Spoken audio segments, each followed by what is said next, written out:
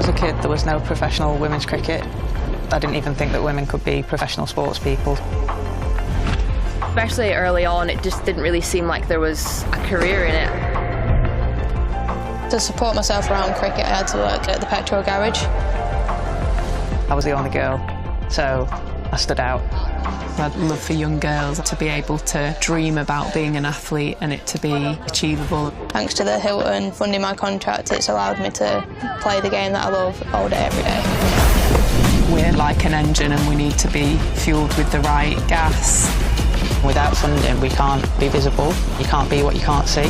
As a team, it feels like we're breaking boundaries.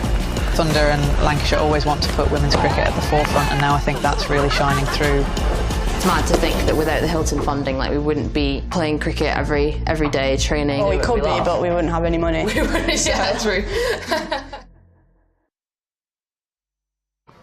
Good morning and a very warm welcome to Emirates Old Trafford. Third home game on the spin for Lancashire, but can they break the sequence of successive draws? They've drawn their first 4 matches this season. They welcome Gloucestershire to Emirates Old Trafford today. David Lloyd alongside me. Morning, Bumble. Yeah, it's a bit cooler than it has been recently. And I've had a look at this pitch, and you mentioned a third home game, isn't it? And the first one, Northants, was devoid of any grass. They've got a little bit more grass on for the Leicestershire game. This one, I don't think has been rolled as much. It's not just as firm, and there's a really good covering of grass on. So that the team selection is interesting. It is 3 draws to start the season. Yeah. Different types of draws in that. Yes. They've been behind in games, they've been in front in certainly the Middlesex game at times, at Lords in the first one. The fact that they've not lost from difficult positions, is that the only positive they can really take from this? Yeah, it is, because as we've spoken before, that each team, all the teams, are striving to get out of Division 2, to get into Division 1. And so it is important that you do that. So how do you do that? You win. And so you get a bit twitchy if you've had 4 draws. You've got to start winning. You've got home advantage. I mentioned they've left more grass on. I'm sure that they've got a potent pace attack. Probably one spinner in Tom Hartley. The batting will take care of itself.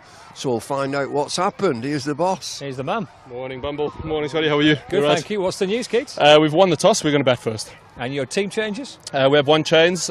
Jonesy misses out. 2 changes. Anderson misses out, and Jonesy misses out.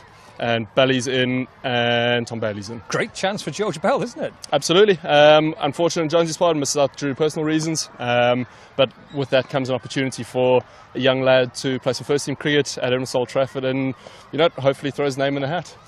Will he open the batting with you? Yes, me and Bailey will open the batting. Okay. He wanted first ball as well, so good luck to him.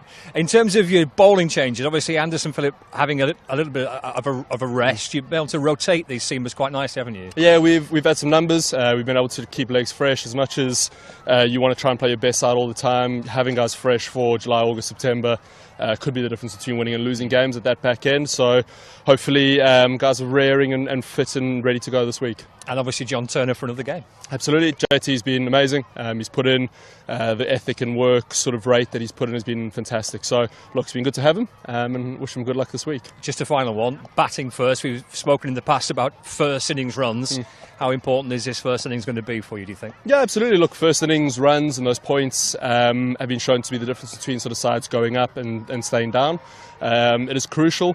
The weather's been really good this week. There's a little bit of grass on it, but it looks like a really hard, good surface. So let's go and bat and do well over the next 4 days. Good luck, Keaton. Cheers, Scotty. Thank you. Thank you very much. Keaton Jennings there. Cheers, the Bumble. news from the middle. So Lancashire win the toss. They bat first as well. George Bell will open the batting, David, alongside Keaton. Unfortunately, Michael Jones missed it out through to personal reasons, but a great opportunity for young George Bell. Yeah, and I think he's coming off 100 for the second 11 as well. So grab your chance. He would probably be thinking, well, I've got to bide my time to get into the team, but there's a real opportunity here at home. Win the toss. I think that's an important toss. And although there's grass on the pitch, I'd always bat first. I'm old-fashioned, I've told you before. If you're thinking about inserting the opposition, think again. And so it's just getting slightly warmer. The sun's peeping through. you know, by and large, I think it's a good day for batting. Fingers crossed it's a good day for batting. Third home game on the spin. 3 draws to start the season for Lancashire. Can they find a winning way this week? We're underway on time at 11 o'clock.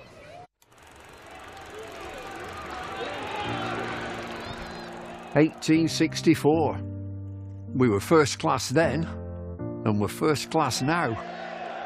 With a dream to spread cricket through Lancashire's towns, where girls and boys, with willow and leather, Become more than a badge, but the red rose together. A club where more than legends are made, but friendships, obsessions, moments replayed on our screens, in our minds, in our hearts forever. 'Cause it's who we are, our DNA, the red rose together. Statham, Briggs, Jimmy, Freddie and Joss, Chappie, Sir Clive Lloyd, Carol Hodges, Kate Cross. What a roll call. It's a hard one to measure, with future names still to be written on the red rose together. We're all about people. It's what the red rose really means. Yeah, the ones signing autographs, but the ones behind the scenes. Our community, grassroots, the ones that feel tethered. Whether you're from here or belong here, we're the red rose together. And what about this place? Talk about world-class venues. Internationals, gigs, events. You can choose from a menu of triumph, of disaster, of pain, or pleasure. We've seen it all at Emirates Old Trafford, with the red rose together. Red ball, white ball, lightning and thunder. Have you ever sat back? Have you ever just wondered how far we've come? The storms we've weathered, Or how far we'll go as the red rose together.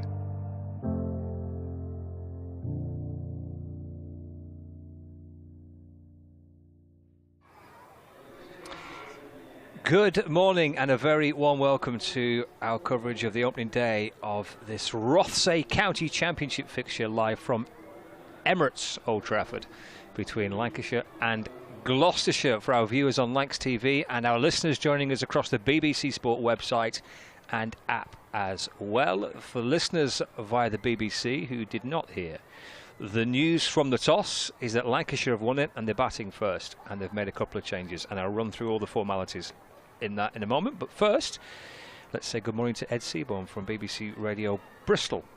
Good morning. Good morning. I think you were going to say good morning to me, and then I said good morning to you. Just good morning to everybody. Yes, morning. Morning. Yeah. Morning. Good morning, Ed. Good morning.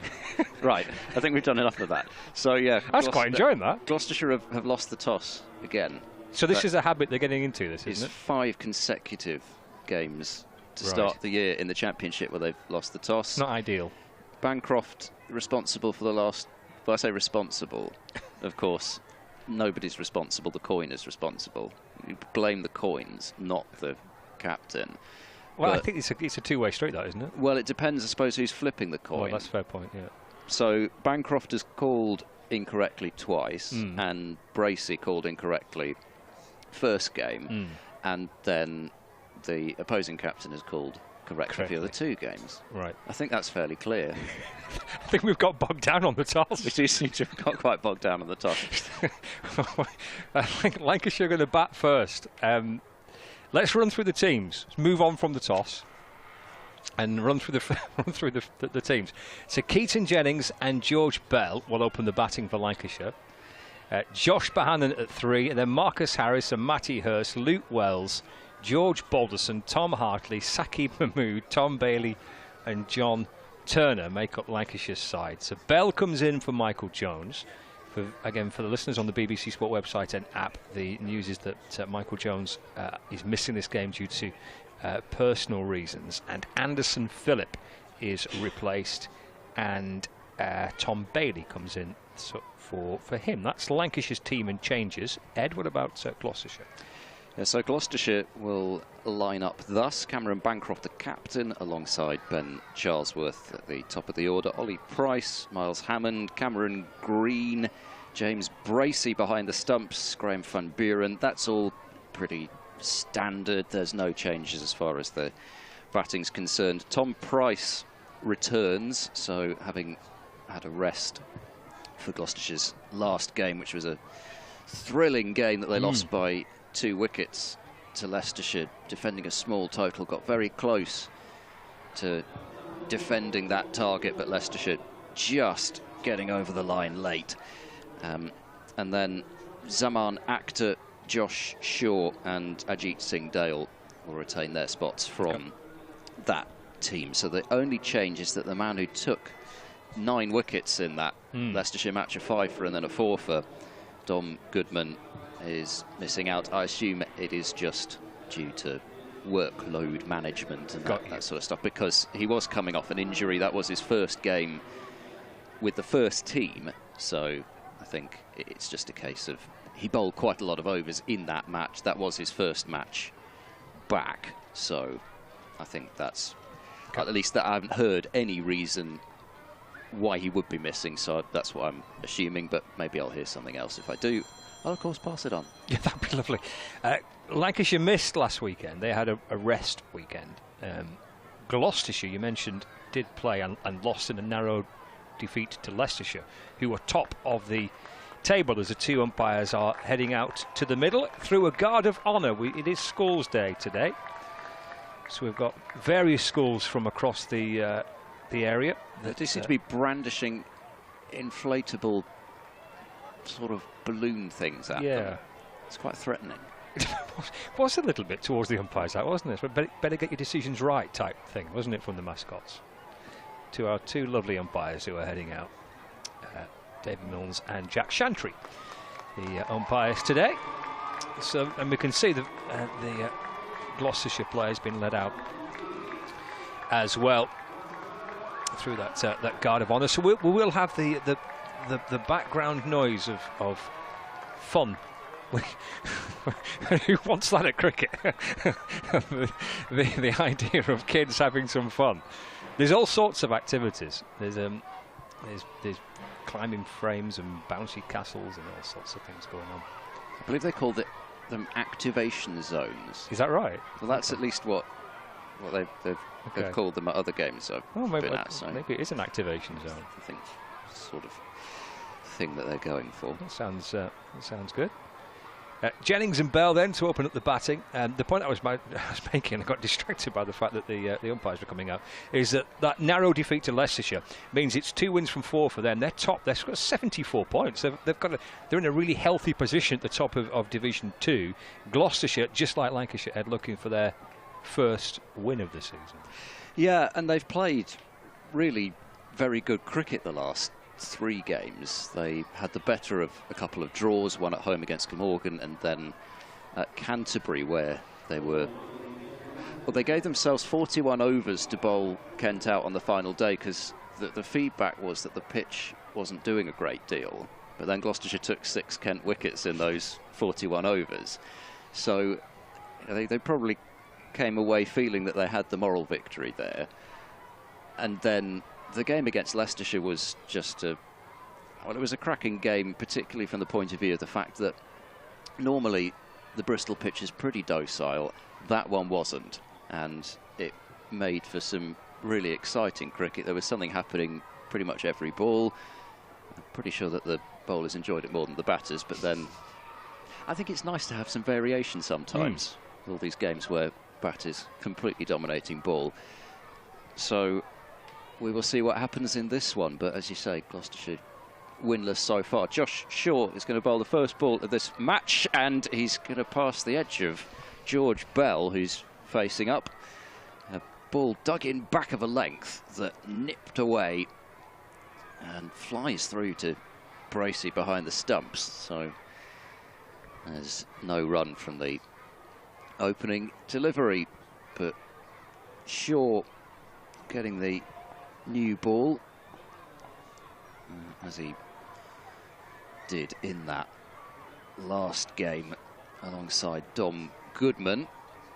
In now to bowl. That's a wider delivery, which is let go again by Bell. There's 3 slips for Gloucestershire, one of whom is Ollie Price, who's just done what a lot of spinners do before starting to bowl, and has run over to a practice pitch to rub his hands in the dirt. So Price at first, Bancroft at second, Cameron Green at third. There's a fielder down at deep third on the boundary who just appears to be having his back inspected. That's Tom Price. There's a backward point, a mid-off, a mid-on, a mid-wicket, and a fine leg. And there's also a man who was standing on the balcony right behind the bowler's arm. He's not part of the field, but he was holding up play. But we're back underway with Bell letting another delivery from Shaw go through to the wicket-keeper. So Shaw took the first over in that Leicestershire game, although it was Singdale. They got the new ball with Goodman in the second innings. Both Singdale and Tom Price would be candidates to take the new one as Shaw bowls. That's very wide, and Bell hasn't had to play at a ball since the first one, which again, I guess arguably he didn't have to play at, but was drawn into playing. So Gloucestershire finally getting the chance to bowl first, which is what they've been hoping to do really for each of the first 4 games. Whilst they've lost this toss, I'd be quite interested to hear what they would have done if they had won it. Shaw bowls, Bell forward, playing it back to the bowler,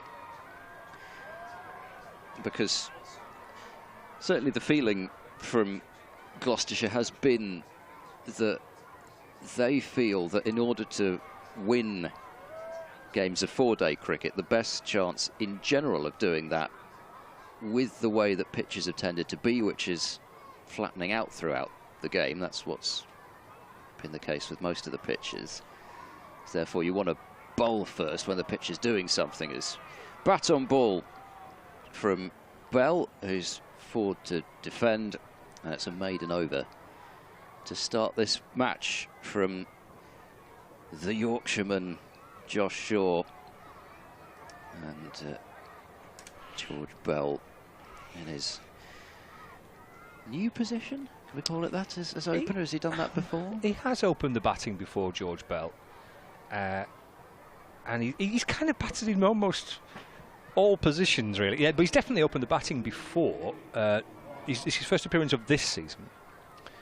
Last season he batted quite a bit at 4 for Lancashire. He's batted at 6, I think, as well in his kind of breakthrough season.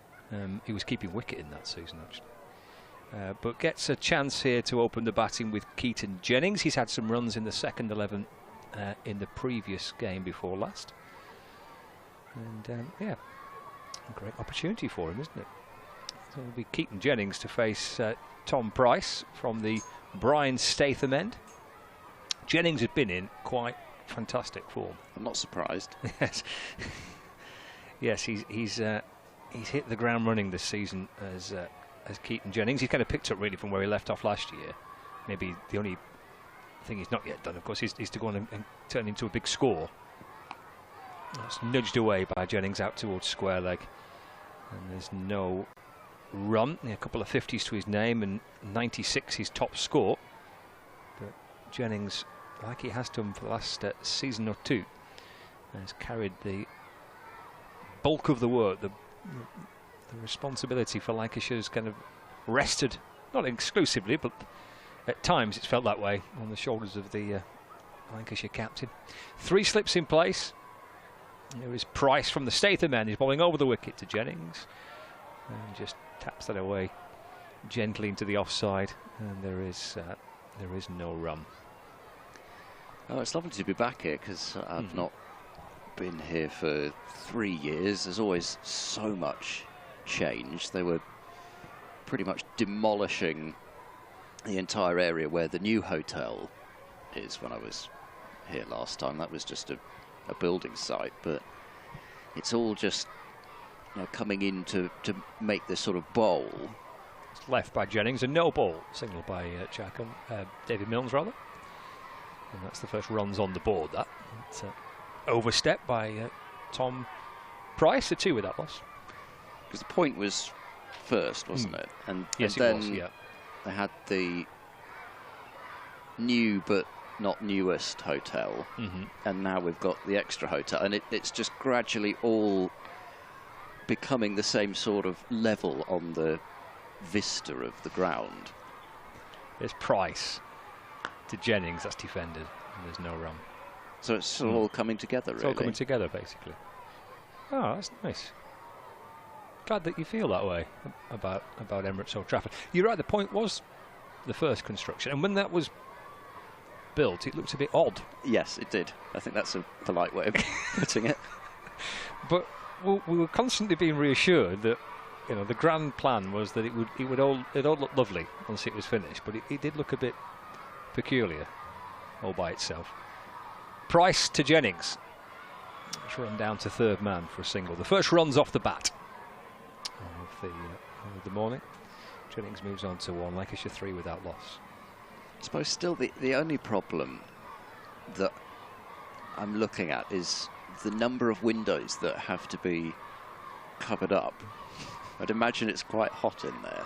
So you would need to be standing out on that balcony area if you were in the point, possibly. You. So if you're there here for like an international fixture and you're in there for some hospitality and stuff, you want to be out on the balcony.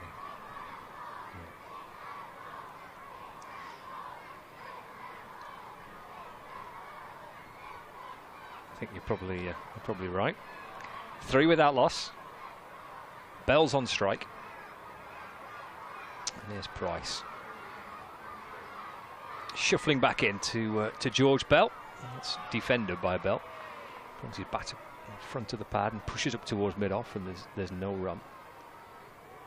But yes, the second hotel, the Grey Hotel, now fully complete and open for business. Viewers on Lancs TV, they will see that the points to the left of the old pavilion, and the Red Hotel to the right, which was the first hotel to be built, and then the Grey Hotel, the latest addition to the ground here. Final ball of the over, Price to Bell, that's defended, and there is no run. 3 without loss, 2 overs gone, live from Emirates Old Trafford and on the BBC Sport website and app for Lancashire against Gloucestershire in the county championship fixture. Myself and Ed Seaborn are here. David Lloyd is with us, and Paul Allott is here as well today, which is excellent. You may have detected a slight surprise in the tone of my voice when I said that. It's always lovely to see Paul. You're expecting him not to make it? Yeah, I was expecting him not to make it, yeah.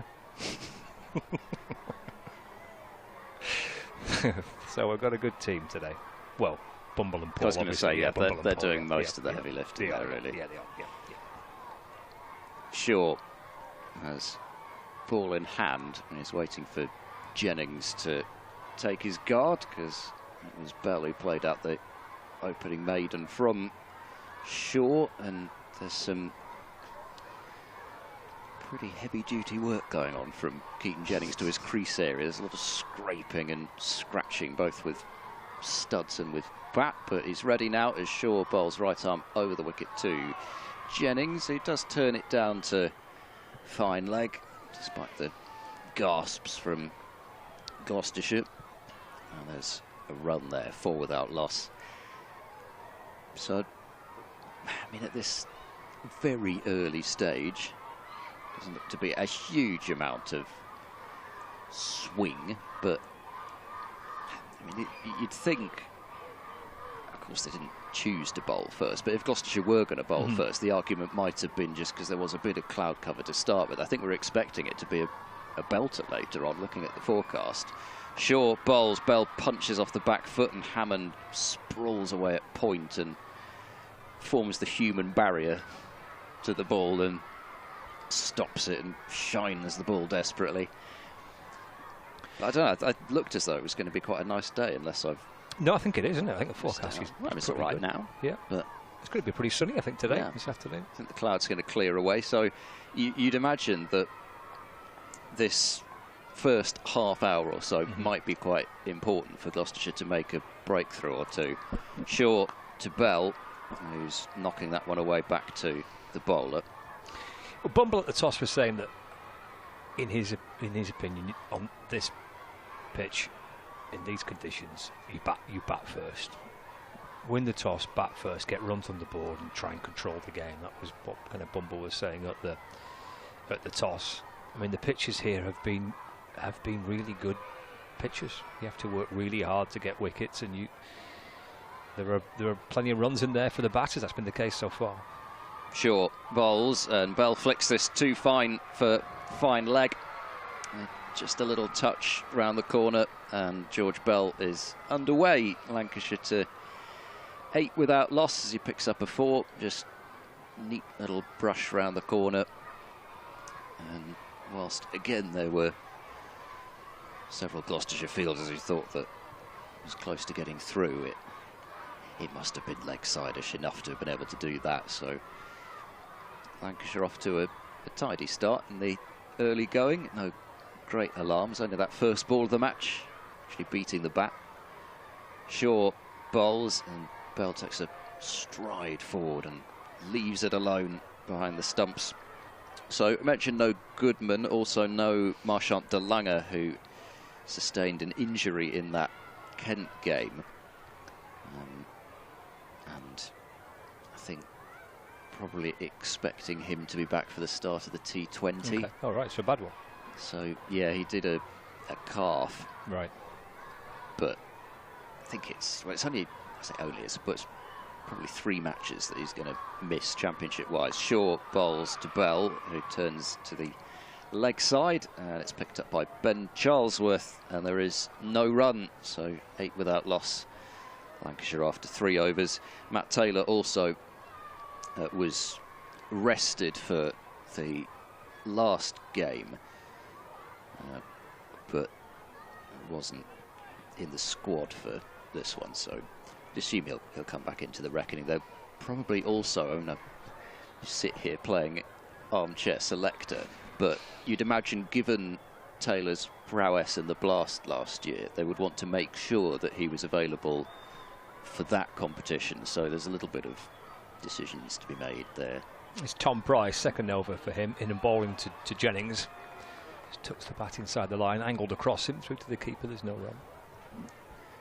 Taylor was, I think, the 3rd leading wicket taker in the country in that Blast last year, and he would have been the leading wicket taker on every other team but one, because David Payne was the country's leading wicket taker last year, and you'd guess they'd want to have that combination going, so it's not a huge surprise to see him sitting out 2 games in a row. Here's Price to Jennings. It's on the walk there, Jennings, just a half step forward and then defends away to cover where Van Buren fields, and there's no run.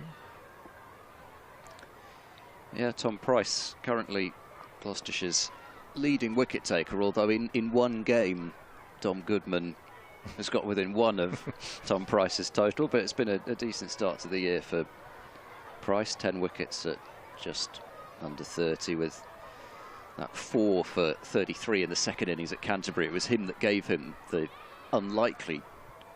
Gloucestershire the unlikely chance of actually winning that game, despite having given themselves that 41 overs to bowl Kent out in.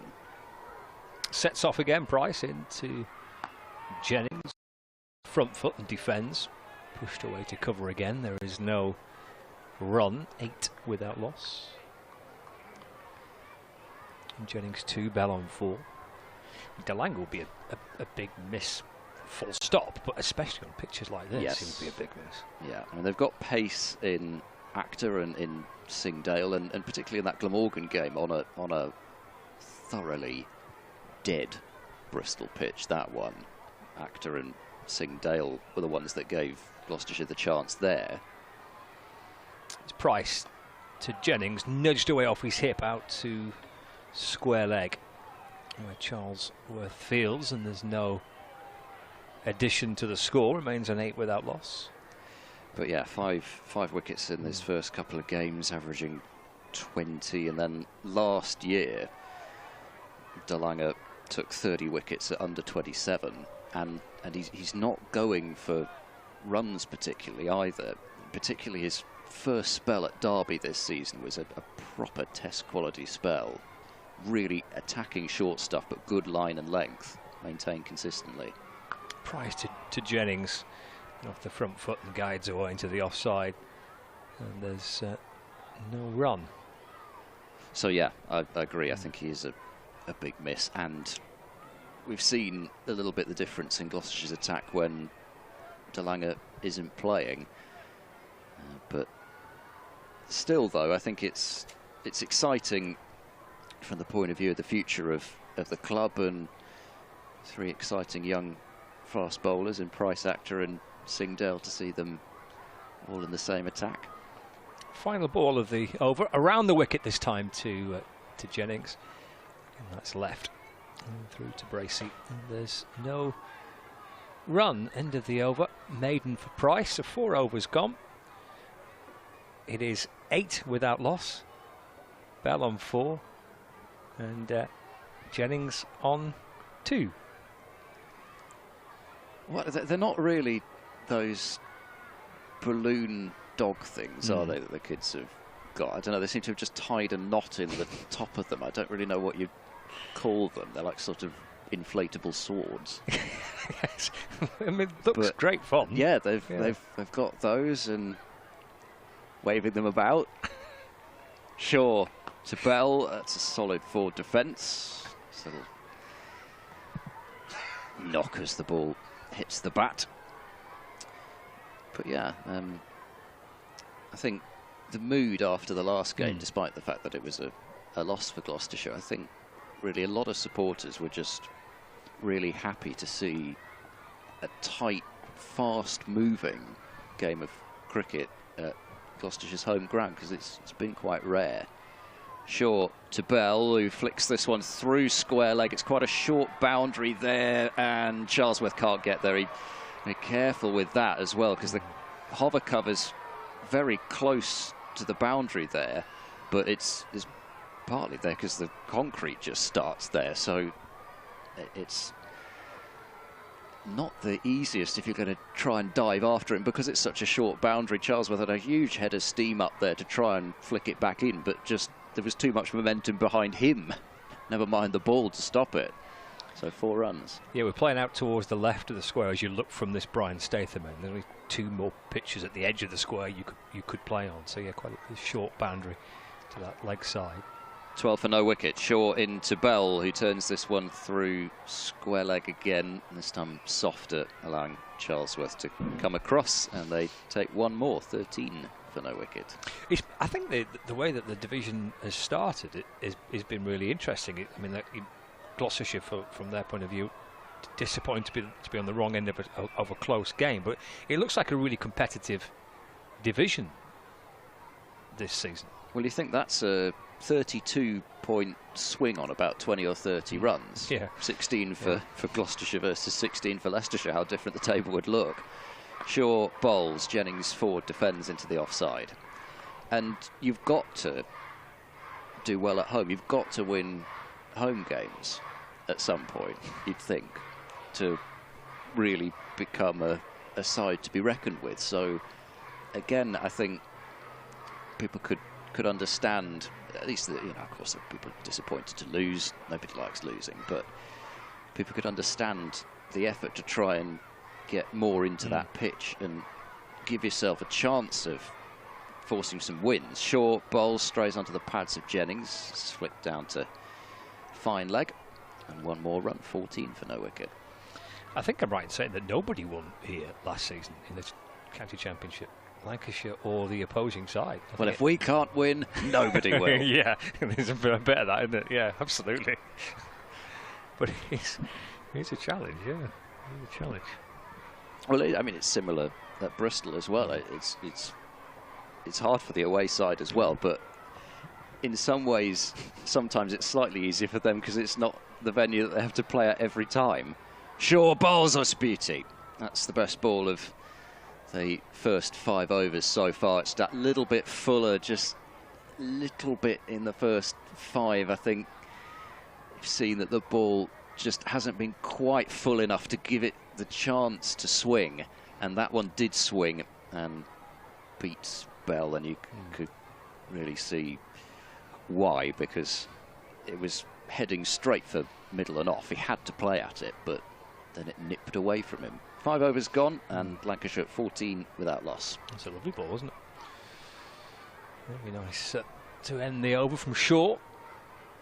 And if we're going to see some movement either through the air or off the pitch, it's likely to be in this morning session, you would think. As the forecast is dry and pretty warm, not as warm as yesterday. Oh, it was warm yesterday. Oof. 27 degrees or something, even in the bleak of Lancashire.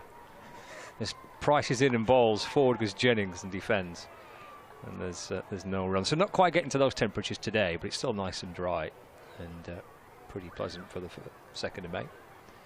Forecast is good for the weekend as well, bank holiday weekend, so if you've not got any plans and you're maybe in the office listening to us or watching the stream and fancy watching a bit of cricket this weekend, Saturday, Sunday, forecast is pretty good. Hopefully for a good game of cricket. Jennings on 3, the Lancashire skipper. 3 slips in place, fine leg. 3rd man. It's Tom Price over the wicket to Jennings. Into the front foot, probably batting out of his crease, Jennings. And that's cushioned away into the offside, and Hammond Fields at cover point. And there's no run. Yeah, it's a good crowd, and even without the school kids, there's a good gathering underneath the point and in front of the pavilion. Yes, there is. There's probably a better crowd for the first day of this game than the last game against Leicestershire.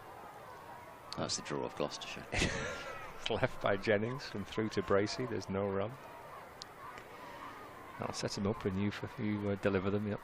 But the first game here against Northamptonshire was excellent. That was a very, very good crowd for the first day of which was obviously the first home day of the season, wasn't it? But yeah, some decent numbers in today. Yeah, I think the crowds at Bristol have been really good so far. There's been a swelling, presumably because of the warm start to the season helps.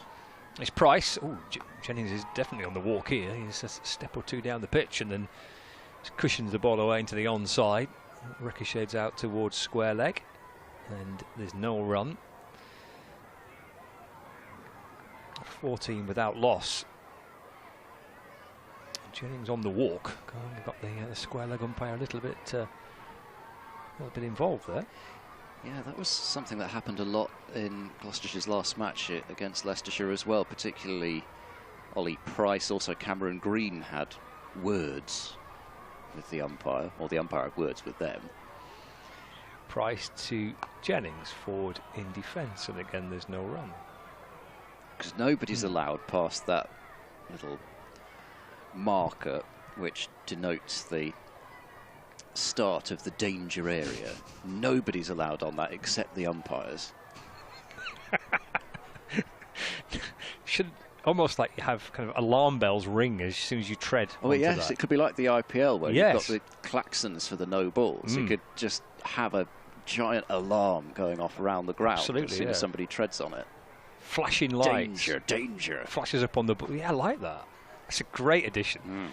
Price to Jennings, forward in defence, and there's no run. End of the over. He was batting out of his crease for most of that over, Jennings. Retreated back into his crease for the final ball of the over.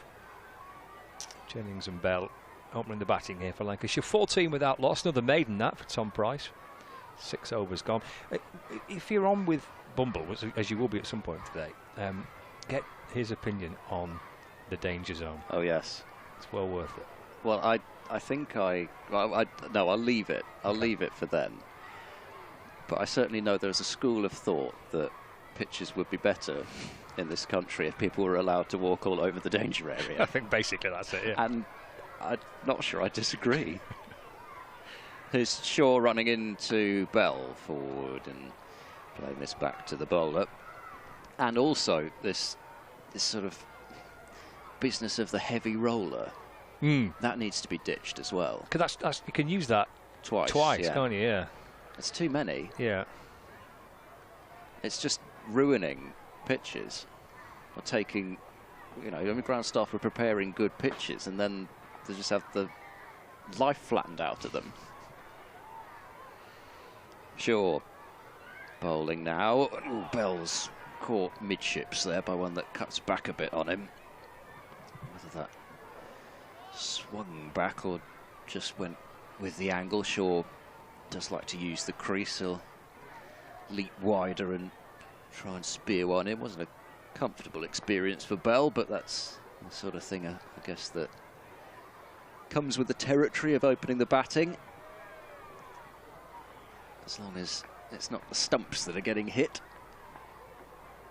Yeah. Just able to move on to the next one. As Shaw bowls, this is edged but softly down in front of Cameron Green at third slip. That must be warm, he's rolled his sleeves up. Either that or he really means business in this one.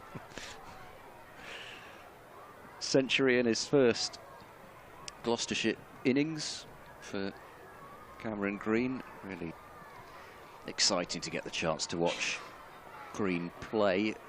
Still hoping they might get to see Green bowl. I'm still just, because they'll keep their cards close to the chest probably. Shaw bowls, Bell taps into the offside, quick single taken, Hammond shies at the stumps at the non-striker's end, misses. It's vaulted by the umpire and then missed by the first fielder backing up Singdale, but there's almost a third line of defence counting the umpire, and eventually the ball's wrestled under control by Ben Charlesworth. So it was an eventful single, and it's 15 without loss. Bell has 10. Sharp single, that wasn't it? I mean, a direct hit, and that might have been quite close. Could have been close, though. Hammond is a really sharp fielder and quick to the ball, athletic, and got the throw away with some of his momentum taking him away from the stumps even. Shaw bowls, Jennings casually almost flicks this down to fine leg. I mean, it wasn't casual in the sense of I don't really care what happens to this. It was just so easy for him to just help it round the corner. He's got 4. And Lancashire 16 without loss. It's a strange 4 off 21 because I think that's the most so far authoritative 4 off 21 that I've seen in a while, because he's barely played a shot in anger, but he's not looked in any trouble at all. Shaw to Bell, fiddles this away to point, and it's picked up by Hammond once again, and Lancashire 16 without loss. 7 overs have been bowled, and there's going to be a change here. Cheers, Ed. Yeah, we'll bring Bumble in, and then Paul can come and replace me in a little while as well. 16 without loss. So Bell on 10, Jennings on 4. And we've had half an hour of play in this morning session. Bell on 10, Jennings on 4, so a steady first half an hour for Lancashire. Good morning, David. Yeah, good morning. Yeah, good start, steady start. Good pitch. Win the toss, back first. There's a little bit of grass on it, but it's a dry pitch. And a third man again. It's the second game that we've seen at Leicestershire straight away, a third man. It disappeared without trace years ago, but last 2 matches here, opposition have started with a third man. 3 slips, and it looks as if wicket keeper, it will be James Bracey, I'm sure it is, he's going to stand up to the stumps, and Jennings does like to stand out of his crease, so he's bringing him back into the crease. Always like to see a wicket keeper stand up. You can almost hear him breathing when you're batting there and the wicket keeper's there, and almost hear him breathing. He's up to the stumps. Tom Price, who started very nicely from this Brian Statham end. 3 overs, 2 maidens for 3. He's into Jennings, that's left. And straight away, Bracey wondering whether he's regretting that decision to stand up, as that rattles in towards his gloves, doesn't take it cleanly, just spills it, rolls back down the pitch. Well, it's an even pace and an even bounce. And it's dragged Jennings back into the crease. He's well back. And there's Price. And again to the Lancashire captain. Jennings off the back foot this time, getting on top of the bounce and just taps it back down the pitch and gathered by Price off his own bowling. And again, there's no run, 16 without loss. It's one thing that we don't see in county championship cricket is a speed gun, where we used to. The speed gun used to be around the boundary edge. So wicket-keeper up to the stumps to what I would say is a medium pacer. Is, I'm guessing, at about 77, 78 miles an hour. Well, you see occasionally on some of the live streams as Price is back into Jennings, he defends again on the bounce back to the bowler and there's no run. You do occasionally on some of the live streams see the speed gun, but I don't think we've had it here at Old Trafford. I've not seen it. I can't see it. I like a speed gun, I do, and just to see if a bowler can sustain pace. He starts his first spell at a certain pace. What's he like in the afternoon and evening session? Is he the same? That's intriguing. So it's not necessarily about what is he hitting at his top speed, it's his consistency. Consistency, right. Yeah. Halfway through the over, Jennings on 4. Change of line again, around the wicket this time to Jennings. Again gets neatly and calmly in behind it and defends with the full face of the bat, and there's no run. I like it at Emirates Old Trafford when a bowler, one of the quicker bowlers, goes around the wicket, because he's then disturbing the surface.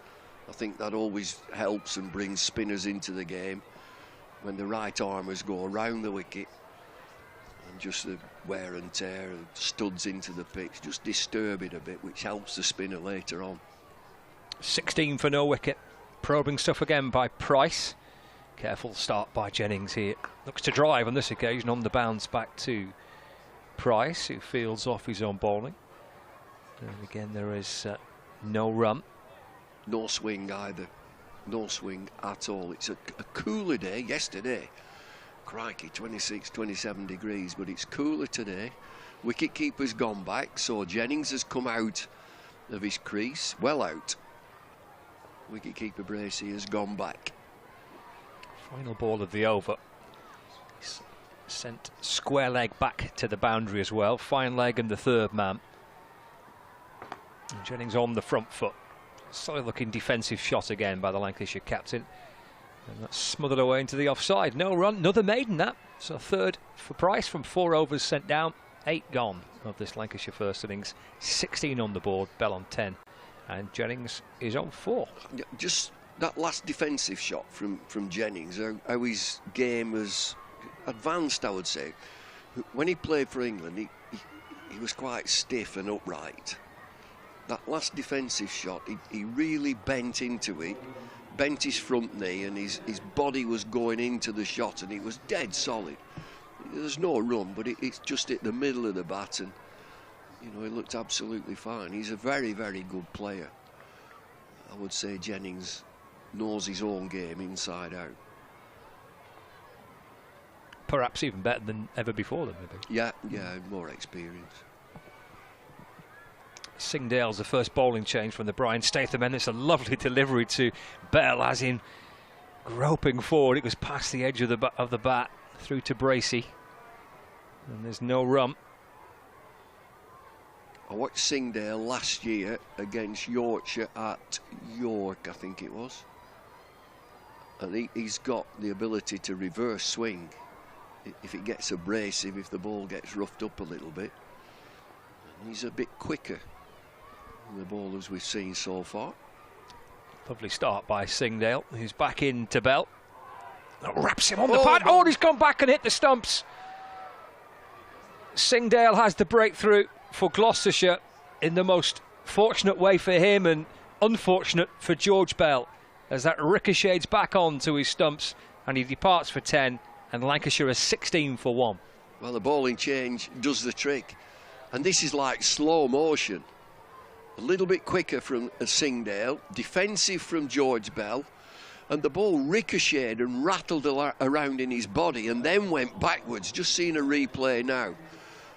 And it hits him on the front pad. There's nothing wrong with that. And he tries to kick the ball away with his right leg, and seeing it side on now, this is great. It's his body. The ball bounces back. He then kicks it onto the stumps, and it dislodges the bails. Kicks it. There he is. He kicks it back into the stumps. The ball's missing the stumps. Yeah. It's missing the stumps, and he kicks it back into them. Very unfortunate. First strike for Gloucestershire. Is that almost an instinctive reaction from Bell then? Because as you're looking back on that replay, the ball looks like it is missing the stumps, but obviously he doesn't know that. Instinct takes over, I guess. Yeah. Try and kick it away. Yeah, I've got to get it away, but it is missing, but he knocks it back into the path of the stumps. The delivery itself is a bit quicker. The ball pitched and it nipped back at him. It hits him on the body, and it's missing the stumps. It's going over the top. It's going leg side. It then bounces into the offside, bounces backwards. I've got to be on the safe side. I've got to kick this away, and he kicked it straight onto the stumps. Yeah, viewers on Lex TV, you'll see it now.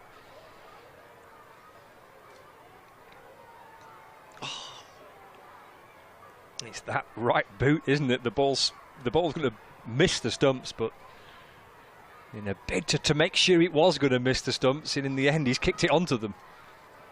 Well, there's something else that we've seen.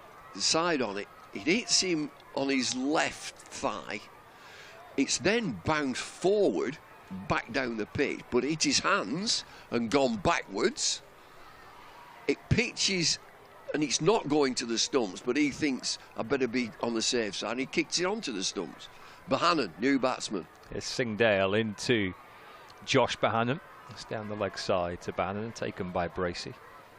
So there's a catalogue of things that have worked against George Bell, unfortunately for him, with a bit of good fortune for the bowler and for Gloucestershire. Well, he'll be back in the changing rooms thinking that is so unlucky, because he also will be watching it backwards and seeing it time and time again. There's so much happens.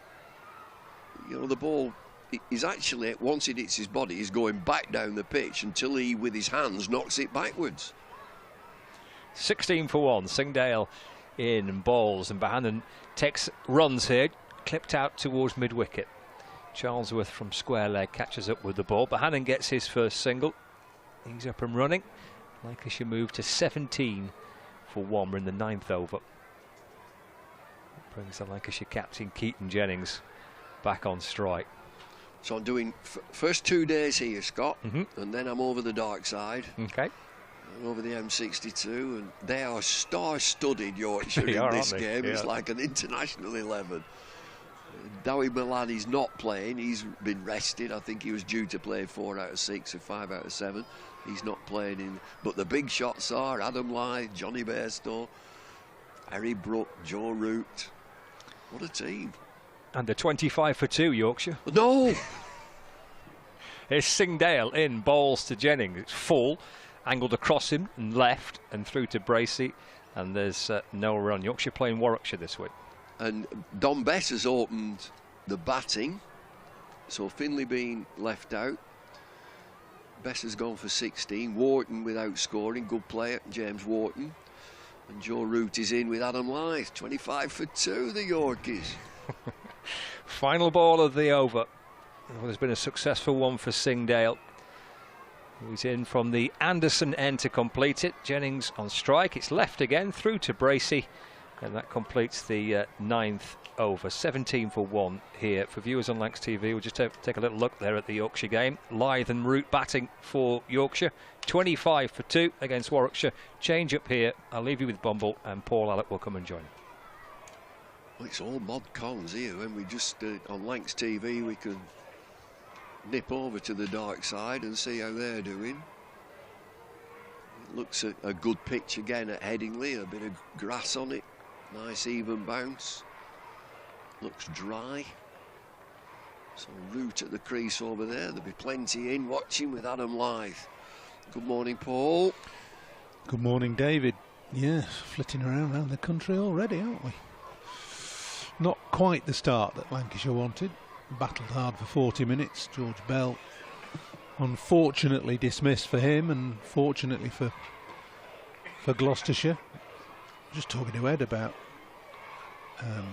Ajit Singh Dale. When I've seen him, I've seen him bowl with pace, and he looks a good bowler. And Ed was saying, oh, he's very unlucky. Well, maybe the luck's changed for him today. It's Price in again, past the umpire. Bahanan meets that with a solid forward defensive as the ball rolls out to mid-on. I'm just looking at the field for Bahanan, and it's 2 slips, a gap and a gully. So the catcher's behind the wicket. Now there's a catcher in front at short mid-wicket, just on that little clip into the leg side. There's a catcher in there as well. There's a square leg in front of the umpire. There's a mid-on and a fine leg. 2 slips and a gully. Price, who's been very accurate this morning, in again past the umpire with a good length delivery. Repeat forward defensive, pushed to mid-on, who busily shines the ball. Looks like he's one of the designated shiners, rubbing the ball on the back of his pants and the front of his jumper. No swing. No, it's not a swingy day, is it? Really, I don't think. Fresh. Graham Van Buren it is at mid-on with the shining duties. Price delivers the same ball. He's been metronomic in his opening spell. He's in his 5th over now. Bahanan just pushes that out onto the offside. I think there are 2,000 children in today. Sounds like it, doesn't it? Yeah, there's all sorts going on, all sorts of activities. There's one of these climbing walls, which is fabulous. What an adventure that is. There's cricket in the nets. There's them little remote cars dodging all over the place round the back, crashing into each other. Great fun. Price repeating the delivery. It's a no ball though. He's bowled a couple of those this morning. Just overstepping on the front foot as Bahanan plays another immaculate forward defensive. Yeah, what else? There's a police car and a fire engine and all that sort of carry on, isn't there? There's some penalty taking as well. Yeah, there's all sorts going on right around the ground, out the back. I'm just looking at the umpires today. The 2 big lads are these, David Milnes and Jack Chantry. And the umpires, standing umpires today. Wayne Noon is the match referee. Price side this time and beautifully flicked away by Bahanan. Just in front of square, it beats the diving fielder at square leg and rolls all the way across this immaculate turf at Emirates Old Trafford for a boundary. You mentioned the turf at Emirates Old Trafford. You're a man of influence at this club. There is, at the boundary there towards the new hotel, there's at least 30 or 40 yards to the boundary. Deck chairs all the way along there. Bring the festival atmosphere to Emirates Old Trafford. Deck chairs, little premium on them, a £5 or a £10. Waiter service from the bar, be fantastic. Bring the festival to Emirates Old Trafford. Totally agree with you, David. Sort it out, get a little some bit of thought. chairs. I remember watching you when I was a whippersnapper and you weren't much more than 21 or 2. You could sit on the grass here at Old Trafford. Price has lost his run. And do you know when that I'll tell you when that changed, when advertising boards came in. Yes. So you can't sit on the grass because you can't see the advertising That's boards. right. Well, they'd probably say the same now, wouldn't they? Although there are areas where there aren't any advertising boards on the leg side at the moment, and you could still see them anyway, couldn't you? Well, it's a good idea. I like it. Deck chairs like Southport, like Cheltenham, like anywhere, Chesterfield. Yeah. I like your idea of the waiter service or waiter or waitress service. Very good. Well bowled, son. That's really good from Price. He's got his run right that time, and the ball has gone through at a decent pace outside the edge of Josh Bahanan's back foot push. I've seen a ball fly through a couple of times today, David. There's a bit more grass on this pitch. There's more grass. It's not just as firm, particularly looking back to the Northants game. I think there's been less rolling. just to give that grass a chance. You would say it's an even covering of grass on this pitch. It's hardly done a thing. Looks a cracking surface. Just the oddball price to finish his over. Forward defensive from Bohannon this time to that man at short mid-wicket. End of the over, 23 for 1, 10 overs bowled. Been going just over 3/4 of an hour. Bohannon needs 5. Jennings becalmed a little, 4 off 29 balls in those 46 minutes. They're the kids, look. They've all got high-vis vests on. Yeah, you have to do that these days, don't you, I think? Yeah, they're in the nets. There's plenty in the nets. There's a bit of sword fighting with, I think, rubber or plastic swords, and teachers are all involved. It's like that film, Kes. Is it? I'm Bobby Charlton. There'll be some shooting in somewhere. They're having a great time. Ajit Singh Dale from the Anderson end. Big appeal, big appeal from the bowler, not so much from the keeper, nothing from the keeper. Hands on heads from the slip cordon, and definite not out from the umpire. Just checked Bohannon's bat. Did you see that? I did. Just checked the bat for size. Yeah. So they have this little contraption that goes, it has to go all the way up and down the bat. So there's a massive appeal for a caught behind, but he's not interested. He's not out, and whilst you're here, let me just test your bat. Jack Chantry, the umpire. Dale scurrying in. Met with a comfortable forward push by Keaton Jennings. He's got a slightly different action, Ajit Singh Dale. There's a bit of a delay, isn't there, as his arm comes over. Wonder if he's difficult to pick up. He can reverse swing it. There's a little bit of a sling into it, yeah. So if it gets roughed up a bit, he did reverse it when I saw that game against Yorkshire.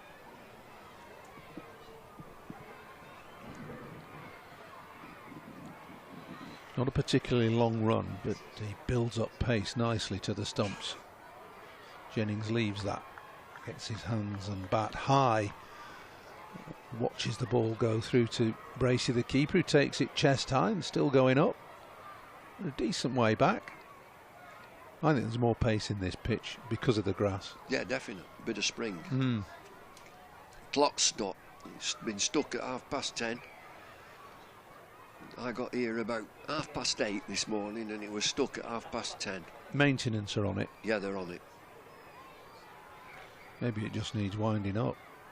Dale again. Oh, gone. Beautifully caught and well bowled by Ajit Dale as Jennings just pushes half forward at that. Gets snapped up at second slip. That's a good catch. Away to his right. Really good piece of bowling and a fine slip catch, and Jennings, Lancashire's captain, has gone. They're in a spot of bother now at 23 for 2. It's Singh Dale, right arm over and across Jennings. He's feeling for the delivery. It flashes off an outside edge to second slip. Cameron Bancroft takes the ball round about waist height. That's a really good wicket. That extra pace from Singh Dale. It's an impressive spell, is this. It's 23 for 2 after 10.4 overs. Marcus Harris is the new batter. Well, he's only bowled 10 balls as Ajit Singh Dale. He's got 2 for 1. I think Keaton Jennings will be a little bit disappointed with that. Pushed at it, didn't he? Outside off stump, bat left his pad. It was wide enough to leave comfortably, I think. It's a good delivery on length. He's sort of feeling for the length. Especially again, as a new bowler. And Jennings has been in, or had been in, for best part of 50 minutes. Never really got going. So Harris, who's been one of the success stories of Lancashire's lineup in the previous 3 games. They've not had much to shout about, but Harris has been a model of consistency. Good player. Yeah, good player. Australian, of course, played Test cricket for Australia. As an opener, and he's very calm at the crease. Very phlegmatic at the crease. Doesn't get phased.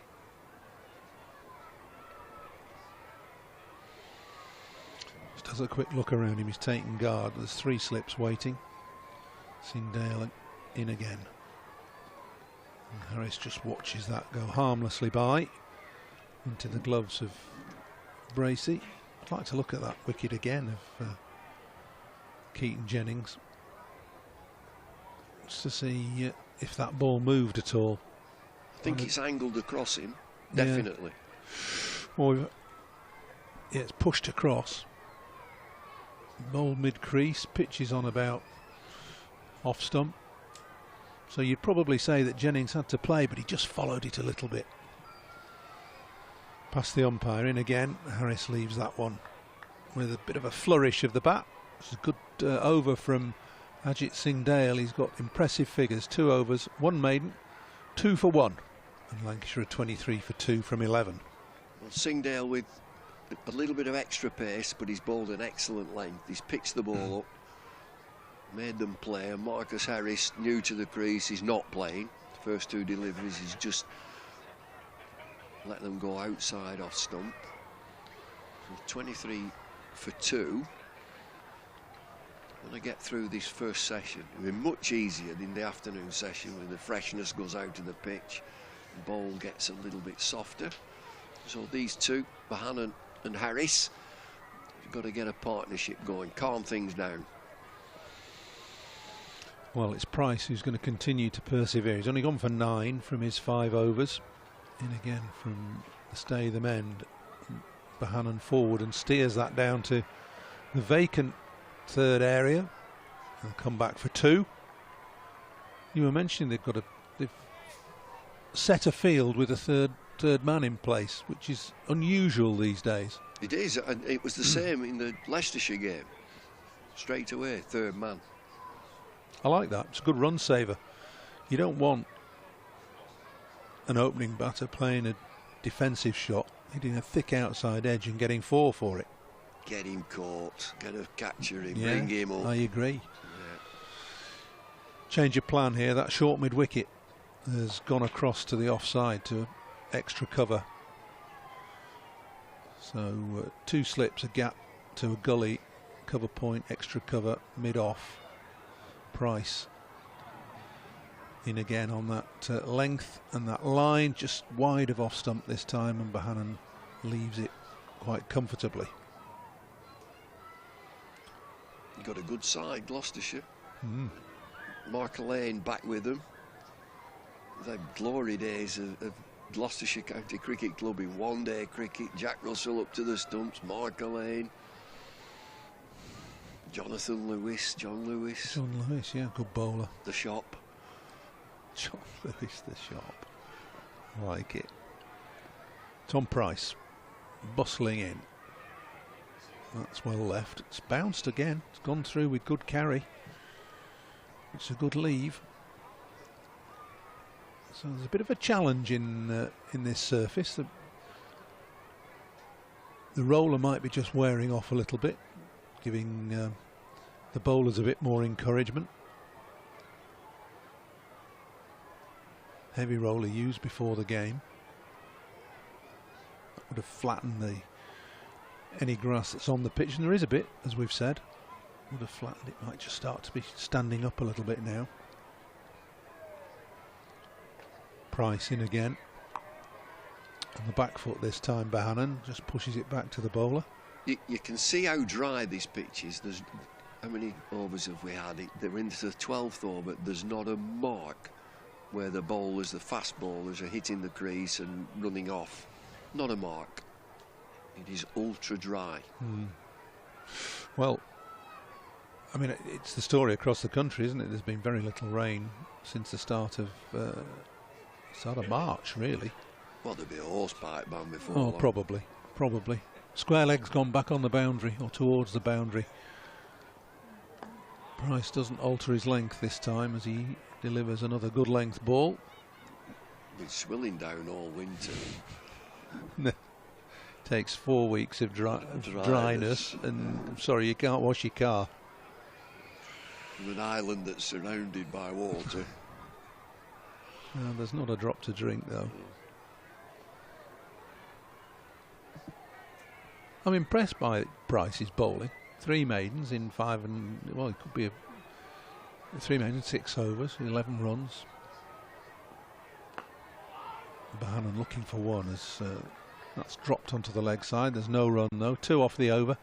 25 for 2. Bohannon 7. Harris just faced 2 balls, yet to get off the mark. Last man out. Keaton Jennings caught by Bancroft at second slip. Waist high catch, diving away to his right. Off the bowling of Ajit Singh Dale, who's come on as first change and taken 2 wickets in 2 overs. The crowd just building.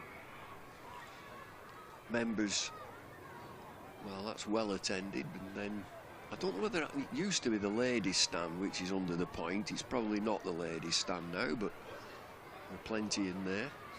Singh Dale a bit fuller this time, and Harris just gently pushes it to mid-off. Yeah, no, it's not the ladies' stand, is it? It's that imaginatively named, was it D or G or something stand? We're going to get them named, David. We're getting them named. You've been saying that for about 12 yeah, well, years. It's moving on now. It's finally got, I wouldn't say it's got approval, but it's been, it has been approved, but there's going to be moves made. Dale in again, past the outside edge this time, and a quick ball taken by Bracey, just still going up. Harris has a good look at the pitch on that good length, a bit of a tap with the bottom of his bat. Comes back, scratches a mark where his guard is, cleans the bottom of his bat, and gets ready to face another delivery from Singh Dale, who is in now. Leaves that one alone. Bowling a good line, angling across the left-hander, pitching on and around off stump. Angle taking it away towards the slips. Yeah, so stands, gates and areas of the pavilion named after prominent Lancashire international cricketers. That's on the cards.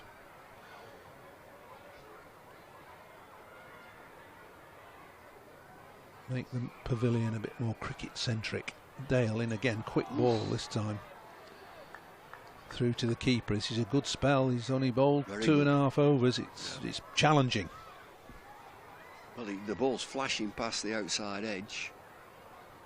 He's into his 3rd over. 25 for 2 in 12.4. Lots of building work on the city side of the ground. I think it's going to be apartments and flats and houses and shops. All sorts going on there. It's a good scene. Dale again past the umpire and past the outside edge. This is consistently good from Dale. Umpire Chantry just checking the front foot. Not a no ball, but remarking the line. It's a fine bit of bowling. 5 balls in this over, and he's caused Marcus Harris some distinct discomfort.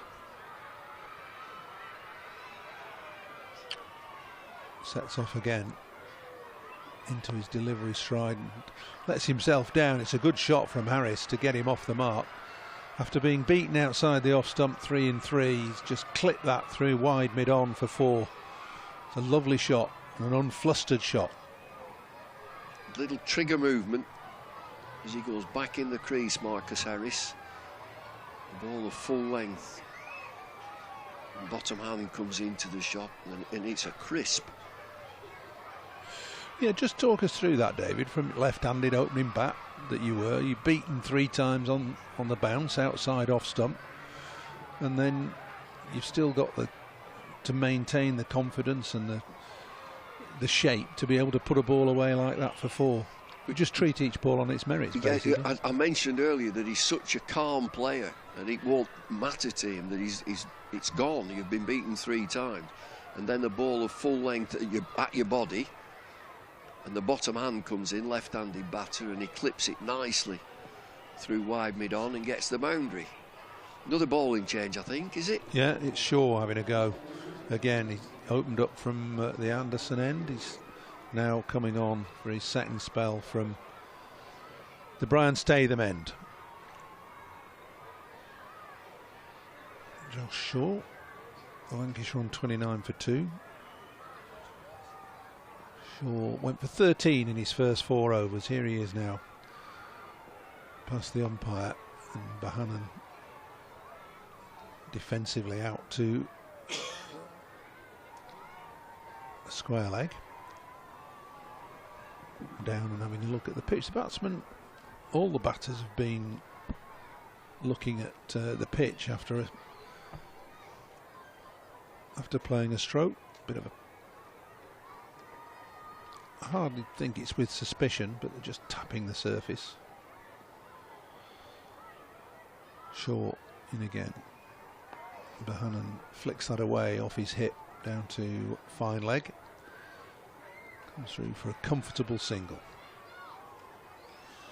Means that Harris will be on strike for the first time at the Anderson end. Bumble's gone, Ed's here. Hello. Yeah, well, it's a difficult act to follow. Oh, well, you wouldn't be the first to say that, but I'm sure you can do it admirably. We were discussing Ajit Singhdale's lack of luck. Yes, weren't we? It was quite prescient, wasn't it? You were saying he's the unluckiest bowler that you've seen. James Bracey said. Oh, is that what Bracey said? Yeah. To be honest, I agree in terms of the Championship cricket that I've watched, but obviously you get to watch a lot more of one team. Well, he's done well, and Shaw is into Harris, who plays well, it's not an involuntary stroke. It's a leave that's caught the inside edge and has flown away to very fine leg for 4 runs. A little bit of extra bounce from Shaw. And that flummoxed Harris. He couldn't get his hands high enough or his bat high enough to get out of the way of the ball. Yes, I obviously watched a lot of Harris because he was with Gloucestershire for a couple of years. He's got that habit, doesn't he, of leaving his bat sometimes at that quite almost parallel to the ground angle. Yeah, he did it second ball that he faced actually, but the ball whizzed through. The Gloucester bowlers will know this as Shaw bowls another one much fuller this time, and Harris just defends. But the Gloucester players will know that if he's got a weakness, and he's not got too many, it may be that ball that he looks to try and leave and doesn't get his bat out of the way of. Yeah, because he's got, well, I mean, you often hear about 2 types of leave, but Harris does have 2 types of leave, doesn't he? He's well, got a good and a bad one. Well, yeah, he's got that one that he leaves the bat there, and the other he really shoulders arms. Yeah, Shaw wide of the off stump this time. Actually, maybe 3 types, because that was more of the flicky leave as well. Yeah, he's got. Yeah. Well, he does do that. Yeah, that is a symptom of a late leave when you're flicking the bat out of the way. There's an easy leave like last delivery, which was wide of off stump and just watched it go past. That's easy. And there's another one basically on length that you can leave easily, and then the third one is a bit of a, well, should I, shouldn't I? Shaw leg side this time and just tucked away, possibly off the thigh pad. Yeah, it's a leg bye. It's the end of the 14th over, 35 for 2 then. Lancashire having won the toss and elected to bat first on a pitch here at Emirates Old Trafford with a little bit more grass on it than we are used to currently. And the Gloucestershire bowlers have done a good job. They've been accurate, and in Ajit Singhdale's case they've also been very successful.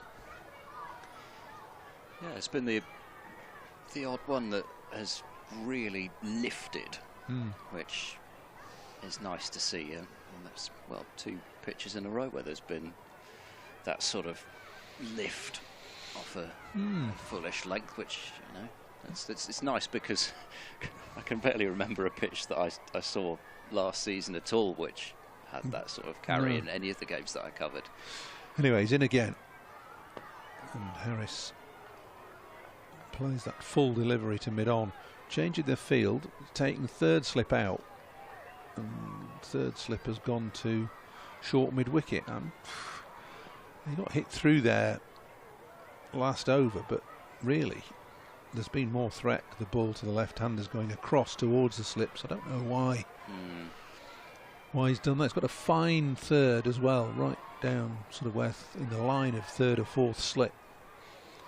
As he comes in again,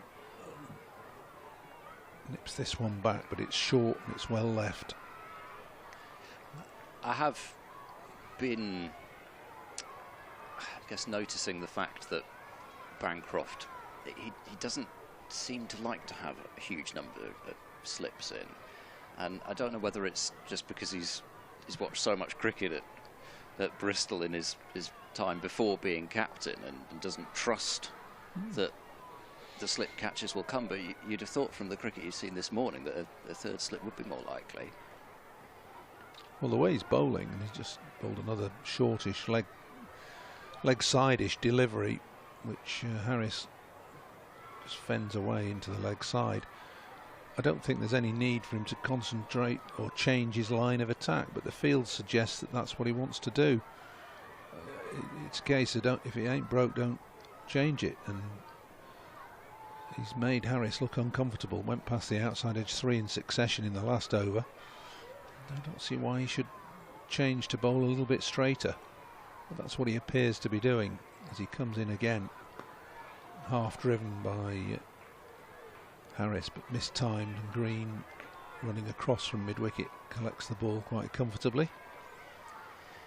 Whether it's one of those things, I mean, I guess you often see it in T20 where there are these definite preconceived ideas of how you're going to get a batter out, and sometimes, I'm not saying this is what's happening here, but sometimes you see teams just ignore what's working on a particular surface and go back to these predetermined plans. It's comfortably left as it was banged in halfway down by Dale. So I don't know whether they've had a discussion. I mean, Bancroft will know Marcus Harris's game inside out, and been duelling it out for Australia Test opening spots over the years, and Bancroft and Harris will have had their duels, and in fact I think will have played together Western Australia wise. Dale sprinting in again, short and left. Bracey takes. That's the end of the 15th over. 35 for 2. Bohannon 8. Harris 8. Clock watch. It's now 11:15 on the pavilion clock, so it's catching up but slowly. As somebody had to wind up this morning. Well, possibly, yeah. For those of you not in the vicinity of a watch or a clock, it is actually 8 minutes past 12. It looks as though it's going round quite quickly. I thought it was 10 past about 2 minutes ago. It's now 20 past, or getting towards 20 past. So maybe Time they're flies winding in the commentary box. Oh, it does. Yeah, it's exciting.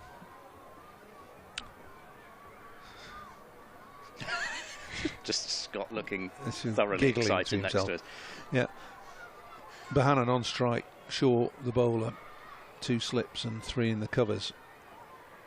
Well left by Bohannon as that goes through to Bracey. Quite wouldn't really bounce much.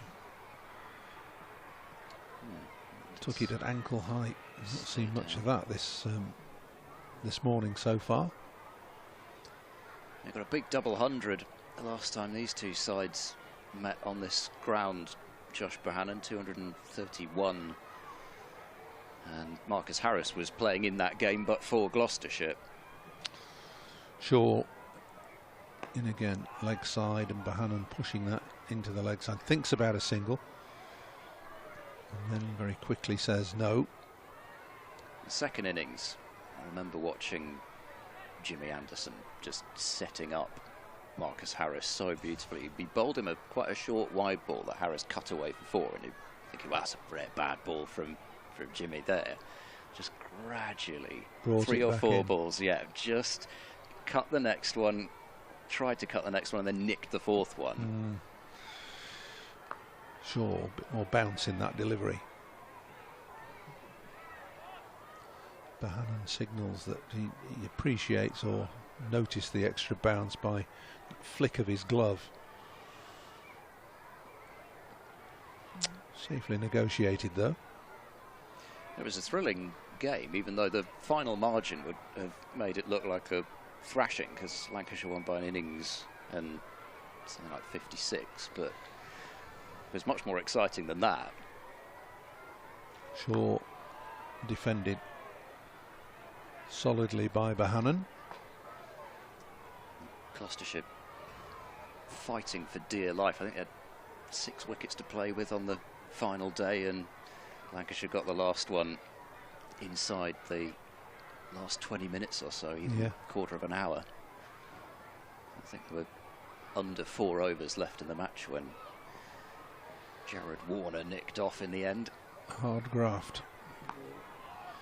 Shaw bowls another on off stump. It's pushed away into the offside by Bohannon. No run. And the other thing about that game was sessions unchanged. Don't see that much these days, do you?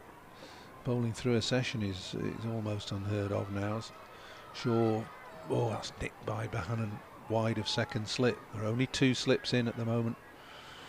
Gets a single down to third, an edgy single, and that finishes the over. It's a good over from Shaw, just the single from it. 36 for 2, Bohannon 9, Harris 8. Yeah, falling short, but then again, because we've seen the odd delivery just take off, it does seem a little surprising that, given the fact that they are bang on top it. They are 16 overs bowled, 36 for 2. It's Gloucester's first hour and a quarter, that is for sure. I'm surprised that Bancroft isn't attacking a little bit more, or keeping, well, he is now that Bohannon is about to face Dale. There's 3 slips waiting. Green has come back in to third slip. It's Dale. That's a good shot from Bohannon. Driving on the up, but well stopped at mid-off. No run. Tom Price up at mid-off, having delivered his opening 6 overs. 6 overs for 11. Time continues to fly. It's gone from 20 past 11 to 20 to 12 now on the pavilion clock in the space of that over. 12:13 it is for those of you who may or may not be concerned about the actual time. The over rate's not going to be good. No. Dale in again. It's well played by Bohannon. Just signals that it's done something. I'm not sure whether that's bounce or seam, but it's Bohannon inspecting the pitch and tapping the pitch down again. Was that about 6 overs an hour? Yeah, something like 6 that. overs a session even. Yeah. Well, this is going to be a big deduction on the cards points-wise. The first 2 balls of Ajit Dale's over have taken, by the pavilion clock, have taken 6 minutes. And he's in again. And Bohannon glides that away down to fine leg. Yep. That's not bad. Not going to get 3 overs as quickly as at other points. And seeing Dale bowling as well with his lengthy run-up. Just wonder whether there's one of the Lancashire's maintenance department busily winding that clock round as Dale bowls a short ball to Harris, who gets up on his toes and drops it onto the leg side. It was a no ball. Signalled by Jack Chantry. For overstepping, that is. It doesn't overstep too much, Singh Dale. That's maybe... He's been looking at the line though, Chantry, almost continually through the 4 overs that he's bowled up to now. He did play in that game we're referencing 3 years ago. I think that might even have been his 2nd or 3rd match for Gloucestershire. It's in again. Clipped through the leg side by Harris. Deep square leg is running round and will pull it up just short of the boundary, and Harris comes back for 3. Nice shot. 2 good shots through the leg side from Marcus Harris so far in his innings. The 4 that got him off the mark, and that 3. It's telling me, and probably or hopefully Gloucester, that you don't bowl leg side to Harris. No, they you'd have thought would know that. Well, you would, but they yeah. do seem to be attacking him in that mid-wicket area, which is surprising. They're so sort of short and quick to the ball, and just punchy shots through mid-wicket you associate Harris with.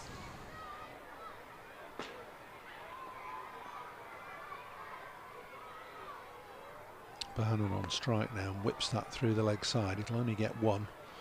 It's a short boundary and deep square leg is quickly in.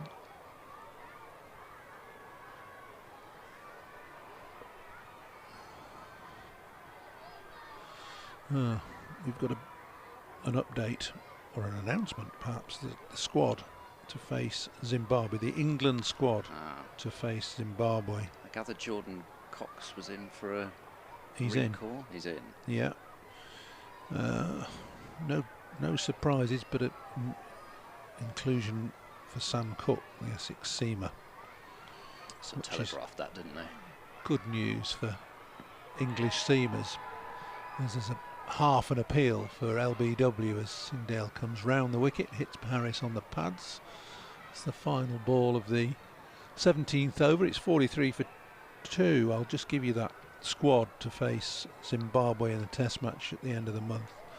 Ben Stokes captain, Gus Atkinson, Shoaib Bashir, Harry Brook, Sam Cook, Jordan Cox, Zach Crawley, Ben Duckett, Ollie Pope, Matthew Potts, Joe Root, Jamie Smith and Josh Tong.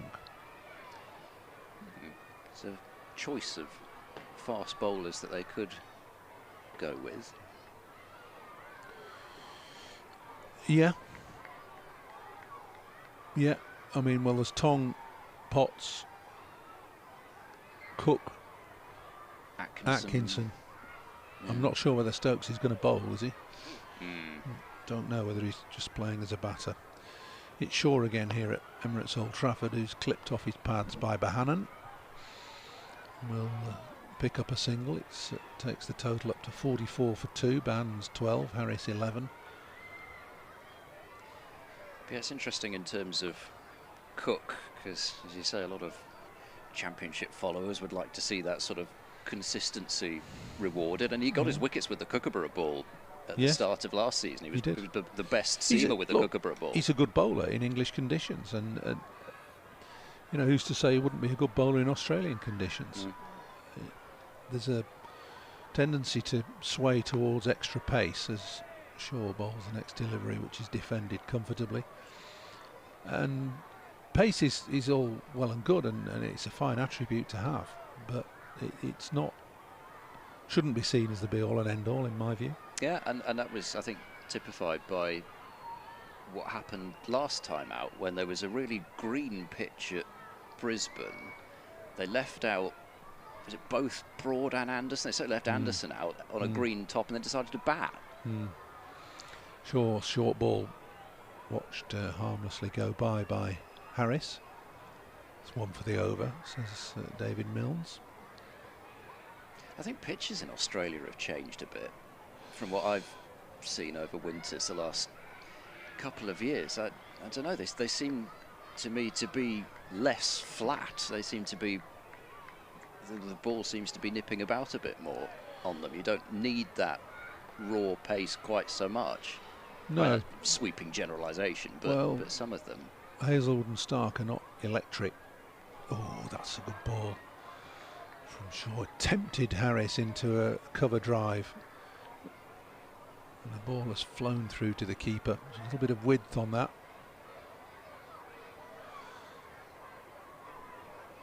Still got that short, straight mid-wicket as well, despite that. And you just think a thick edge on that one, but sort of hedging their bets in terms of what they're looking to do here, Gloucestershire.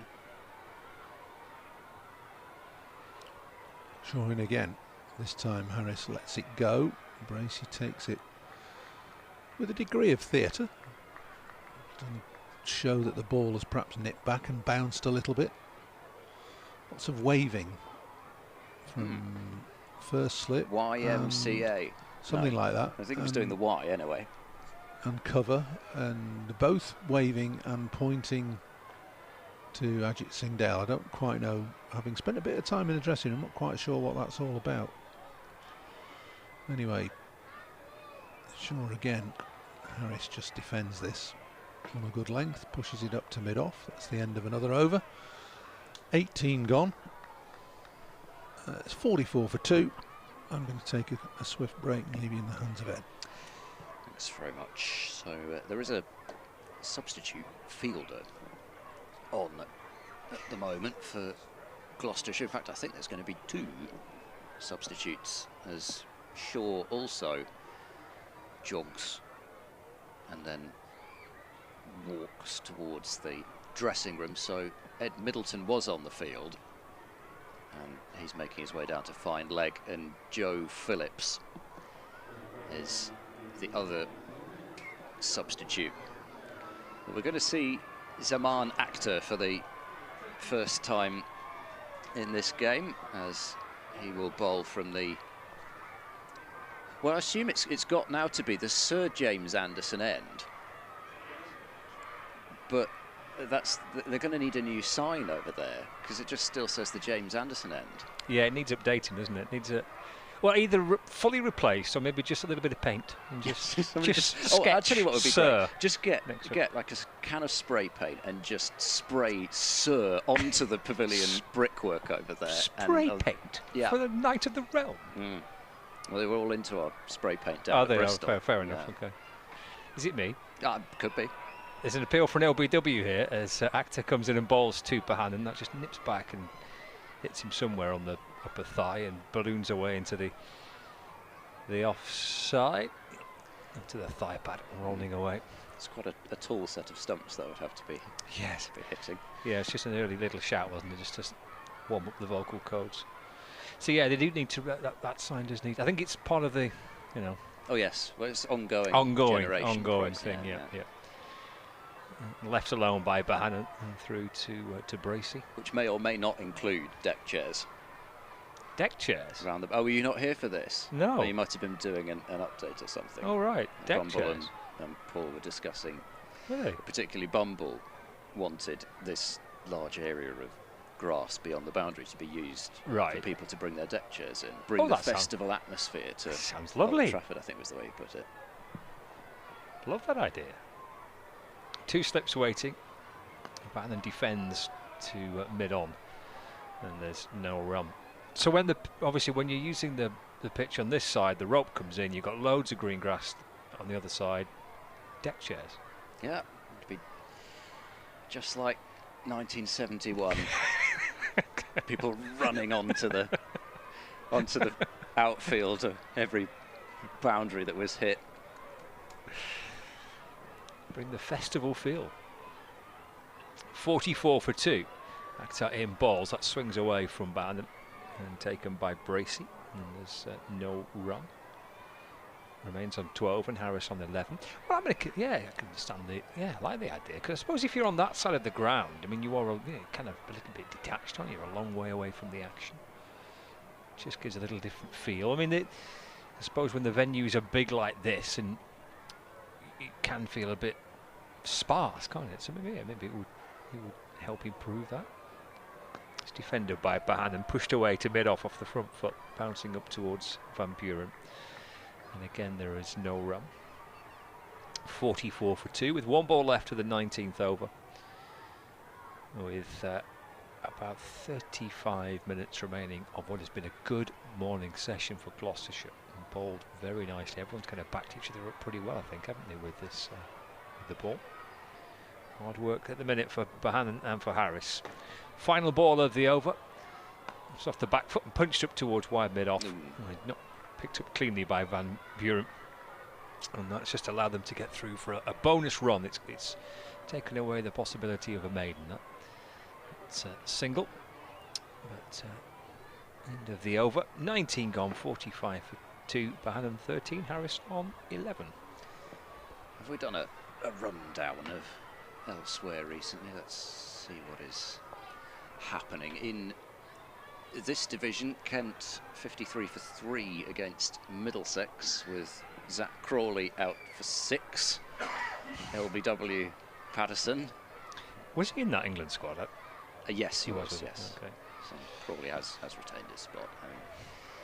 Those who feel that Zach Crawley hasn't been getting enough runs will have more ammunition to use with another single-figure score there. Shaw continues, was just off the field for the 1 over.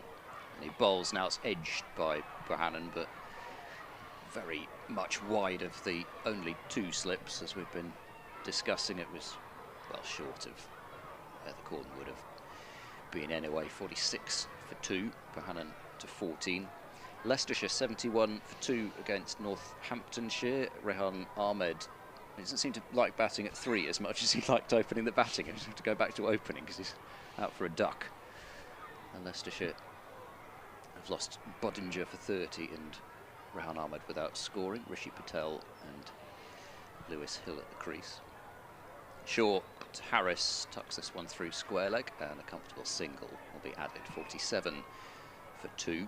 Glamorgan off to a decent start against Derbyshire at Cardiff, and Asa Tribe is 47 not out, and Tribe was responsible for a gigantic double 100 against Gloucestershire's seconds, which has clearly propelled him into the first team. Bats in glasses, which I always like.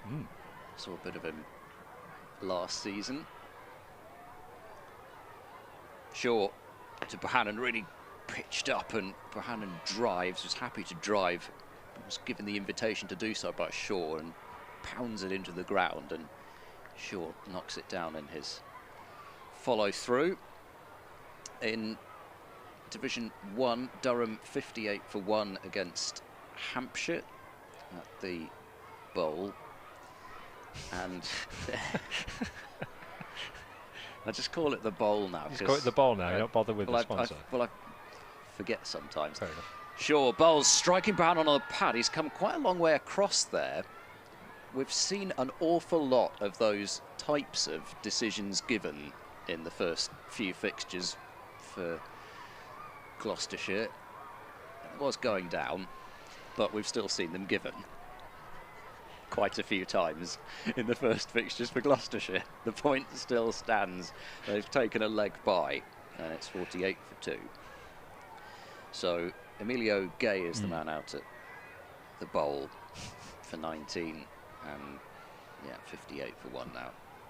At Durham, Shaw bowls, Harris drives sweetly through mid-off, and that will go to the boundary with no disturbance at all from anything, and the 50 is up for Lancashire in fine style. 52 for 2. He's been in fine style all summer. There's Marcus Harris. He's hit the ground running for Lancashire. He's got past 50, I think, in every innings, I think, so far. So yeah, brilliant start for him. Batting at 4, which for Gloucestershire listeners and viewers might look a little unfamiliar, but enjoying clearly batting at 4.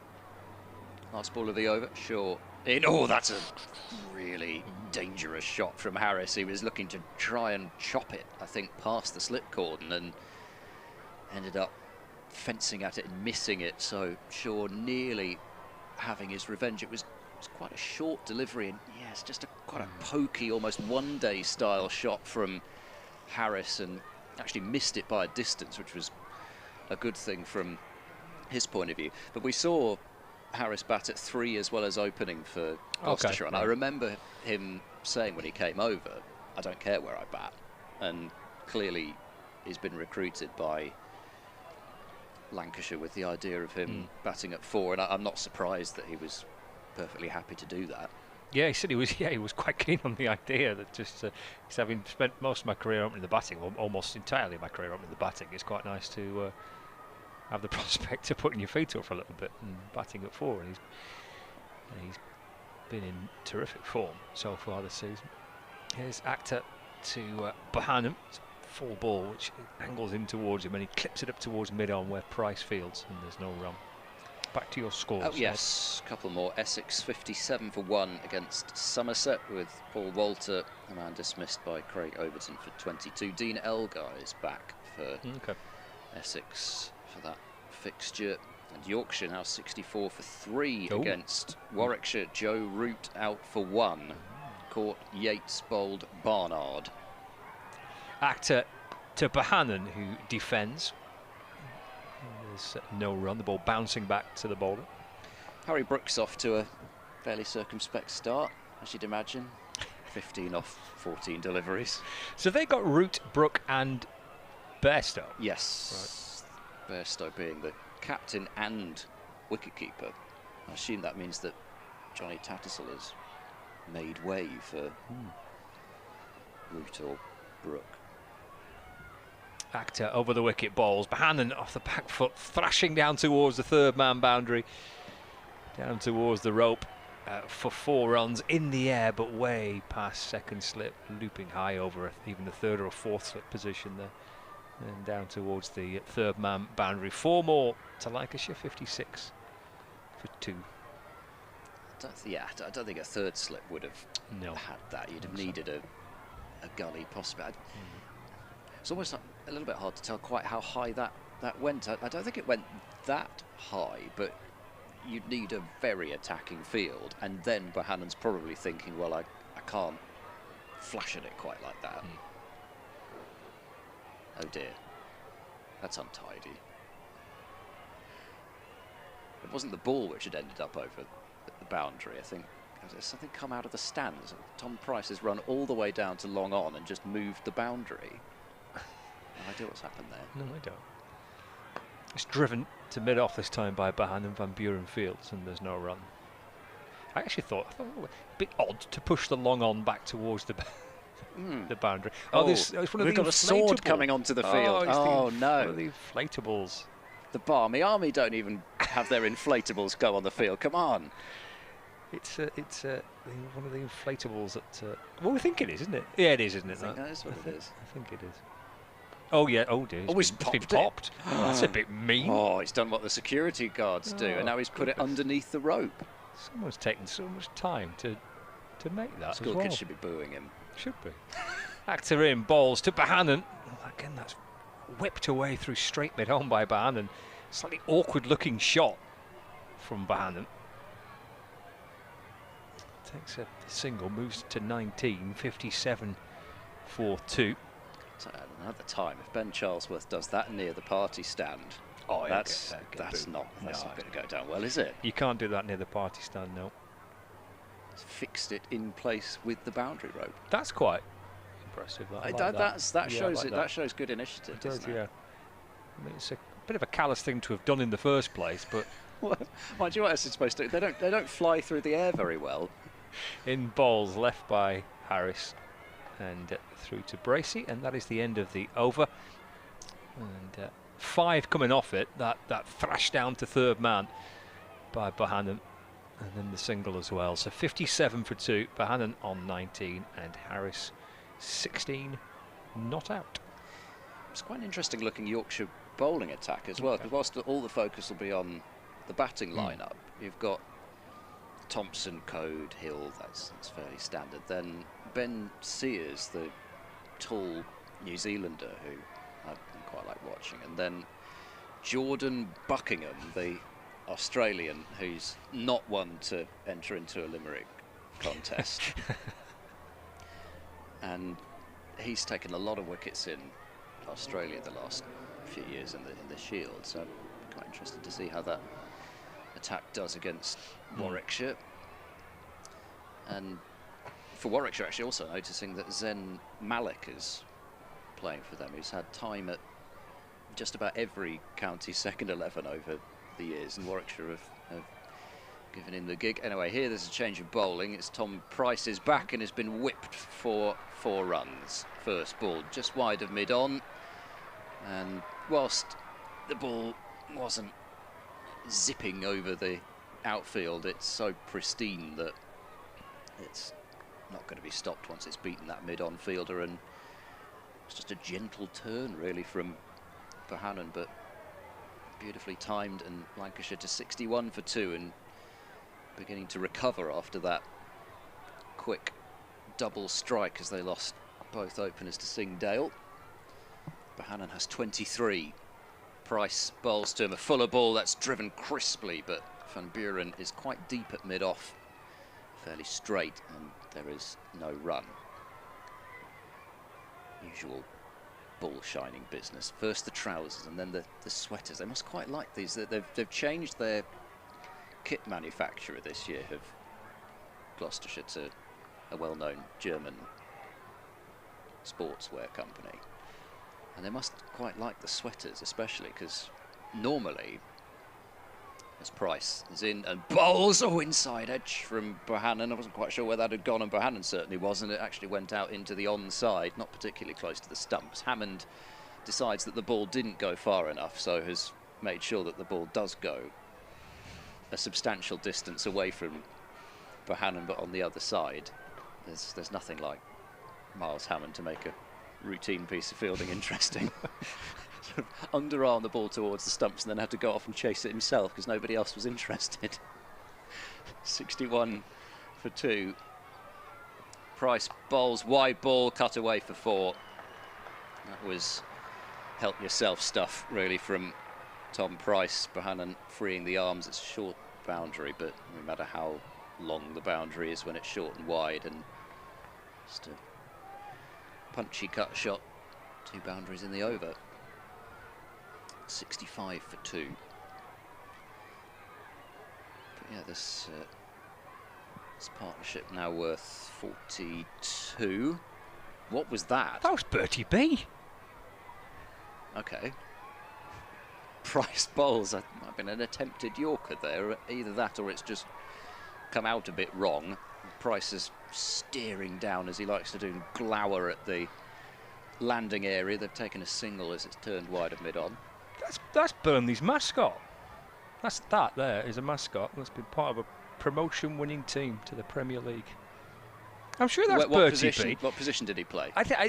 He managed to dance around the edge of the touchline for a bit. Okay. I think that's Bertie B. Well, it says Bertie on the back. There's the clue, isn't it? It must be Bertie B, Burnley's mascot. Price bowls. This is flicked down to fine leg by Harris. It's Bertie B. Productive over for Lancashire. 10 runs from it. 67 for 2. Why is Bertie B here? Well, it's everybody likes that sort of sporting crossover. But there's only one. I can only see one football mascot here. Well, it's obviously cornered the market. We've seen all these school kids, the opportunity to get them to come and follow Burnley. Don't you worry about these Manchester teams. Come and follow the Clarets. Come and follow Burnley. Yeah. Forget United across the road and City on the other side of the city. Get yourself to Turf Moor next season in the Premier League. Burnley's mascot, Bertie B's here. It's made me day, that. 67 for 2. There's Harris waits. And Akhtar's in, that's left. And through to Bracey, there's no run. But I can't see any other mascot here. I wonder why Bertie's just turned up. Just fancy a trip to the cricket, maybe. Yeah. Well, I don't know. No, hang on. Okay. Bertie's not by himself. What mascot's this one? Who's that? Can't quite see the badge there. Harris on 17. Somebody blue. Birmingham City. Left alone by Harris. Through to the keeper. Then again, if we're going for the northwest, maybe it's kind of Stockport or something like that. Could it be? Are they blue? Stockport are blue, yeah. Are they? Yeah. Okay. Couldn't quite work out who that was. Oh, what colour of Bury? They're blue. Yeah. Yeah, could be Bury. Could be Bury. Could be Bury, yeah. The badge is just it's just tantalisingly out of reach. It is. I thought Bertie had come just to kind of sweep up the next generation of supporters and get them signed up to season tickets. Might be Bury. Could be Bury, yeah. Around the wicket this time to Harris, up on his toes, and that's just pushed away into the offside where Hammond fields and there's no run. Could be Bury though, yeah. So what's Bury's mascot called? That's your next challenge, one is. I'm only aware of Bertie B's work, the Burnley mascot, but not. Robbie the Bobby. Robbie the Bobby? Is it? Right. Yeah. Well, it could be. Named after Sir Robert Peel. Could be Robbie the Bobby then, maybe, yeah. Well, certainly they're attracting plenty of attention of the mascots. Halfway through Akhtar's third over. Harris on 17. And that's run down to third man, just played that safely, gently away off an open face with the bat, down towards the third man boundary. Single for Harris, he moves to 18, 68 for 2 with 20 minutes left of the morning session. Brings Josh Bohannon on strike. So the 2 slips are in place.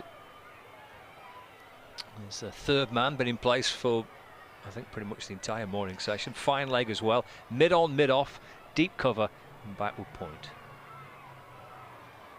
There's Actor from the Anderson end. Comes over the wicket and bowls, but down the leg side to Bohannon, through to the keeper, no run. Is it this one? Is it Vernon Bear? Could be Vernon Bear. Stockport, yeah. Stockport. Right, first time. It looked like a bear, didn't it? Yeah, it looked like a bear, more than well, a robin. Had the cap on as well. That was, yeah, it did have a cap on. I must admit, I was too busy looking at the crest to decipher what the mascot was. So it could be Vernon Bear, the Stockport County mascot. Again, that's down towards third man by Bohannon, flashed away high up to the right of second slip. It'd been way over third slip, or even maybe a gully position, but it's down to the boundary for 4 more. 72 for 2. As Bohannon flashes another down towards the boundary at deep third. End of the over. 20 to go till lunch. 72 for 2. So viewers on Lancs TV, we think that's Stockport County and Vernon the Bear. Lovely. A lot of fun being here today. The Bear has found a few half-time refreshments.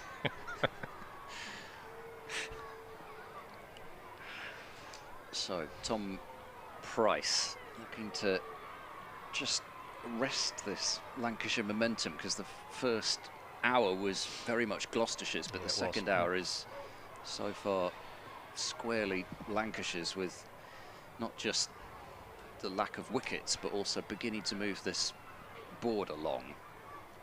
Going at about 2 and over not so long ago. There's up and over 3 as Price is in to Harris, who 50. Turns this away to deep backward square, and yeah, that is the 50-run partnership between these two.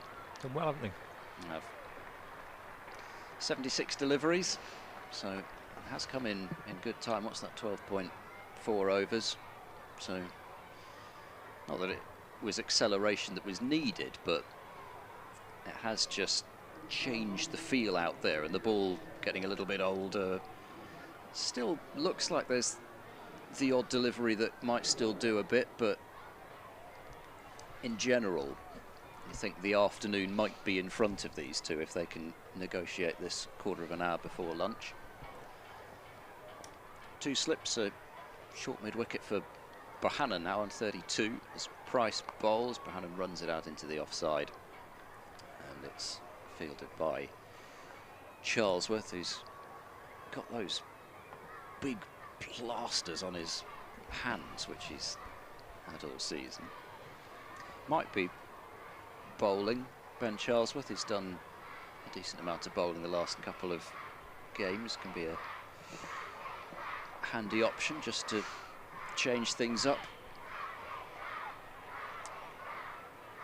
Price in, and Bohannon drives and sets off immediately for a single, knowing that he's hit it to the left of mid-off. Moves on to 33, 74 for 2.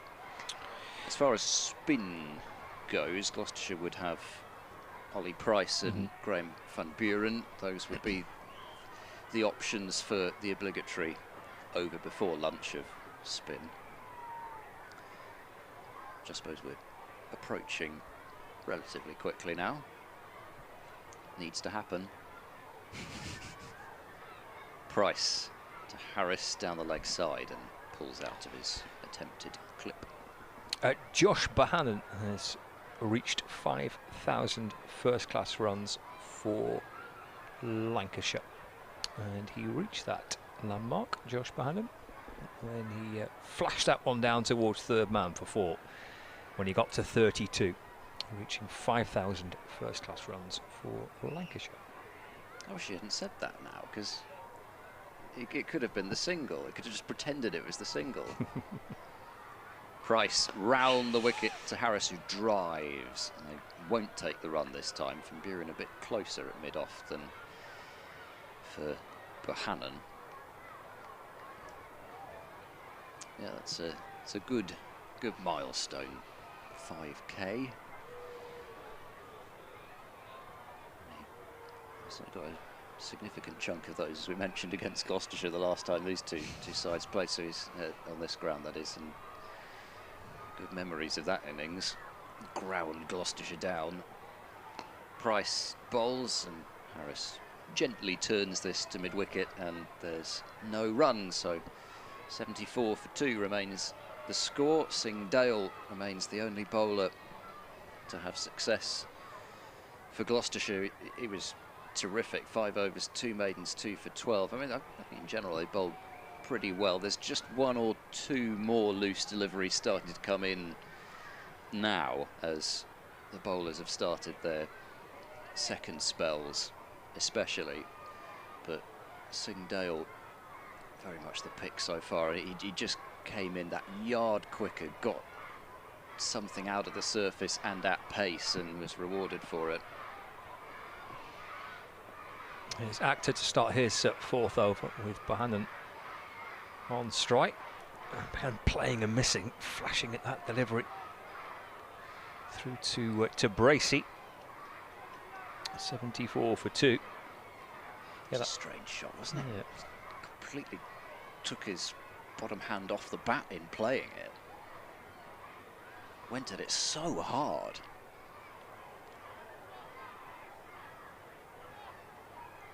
I'll have a look at that in a moment. 74 for 2 is Akhtar sets off again, balls to Bohannon. That's driven to mid-off more firmly, but perhaps more off the toe end of the bat by the looks of things there from Josh Bohannon. Oh, right through him, He yeah. did, on the inside edge. Previous delivery from Akhtar to Bohannon. 74 for 2.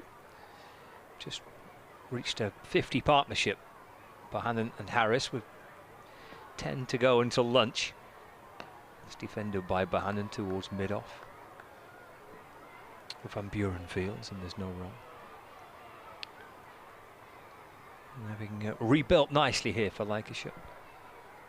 Josh Bohannon, Marcus Harris will be aiming to get to lunch without too much damage done. It'll be a relatively even session if that's the case, having seen Gloucestershire for the first half of it be the more dominant side. Akhtar back into Bohannon, just clipped down towards fine leg for a single. Bohannon moves on to 34. 75 for 2. I'm being told that the mascots are here because at lunch that there will be a mascot race. Oh, yes. There you go. See, that's a rare example of football copying cricket. all these times where we have to follow what the footballers are doing, but no. No, it's the other way around. So presumably Lanky's somewhere, Lancashire's mascot. Oh, is Lanky going to cheat again? What? I beg your pardon. Here comes Akhtar in and balls to Harris. That's just nudged away into the offside. There's no run. You can't make such an outrageous accusation of accusing Lanky of cheating without giving me some actual physical proper evidence to back this up. Well, he asked if he was. The answer was no. No, we've been having all sorts of fun because Alfred the gorilla costume has been in the commentary box for the last couple of home games. Right, so okay. Having all sorts of fun with that. Right. Haven't gone about and mingled in it yet. Short by Akhtar down the leg side to Harris. It's the end of the over. 75 for 2. So you've not kind of put the suit on and... No, danced about in front of the members. No. It has been suggested that it was a significant improvement when the gorilla head went on. Oh, you did put it on then? Oh, yes. And commentate, or tried to commentate with it? Oh, no, commentate. No.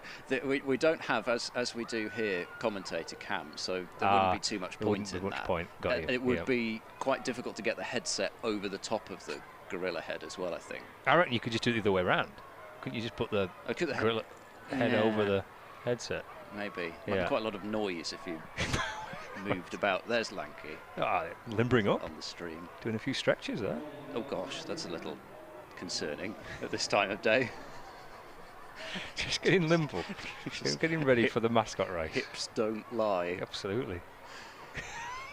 We've got a change of bowling, and in fact it might be more than the one obligatory over a spin, because Ollie Price should get through a couple here. Gloucestershire may be also feeling that they could do with getting through a few over 8-wise anyway, but they're going to have a look at some off spin with Price bowling and Bohannon flicking it to backward square leg for no run.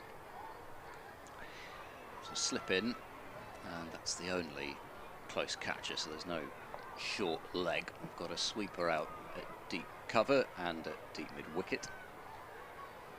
Price bowls, and Bohannon's not taking a single there.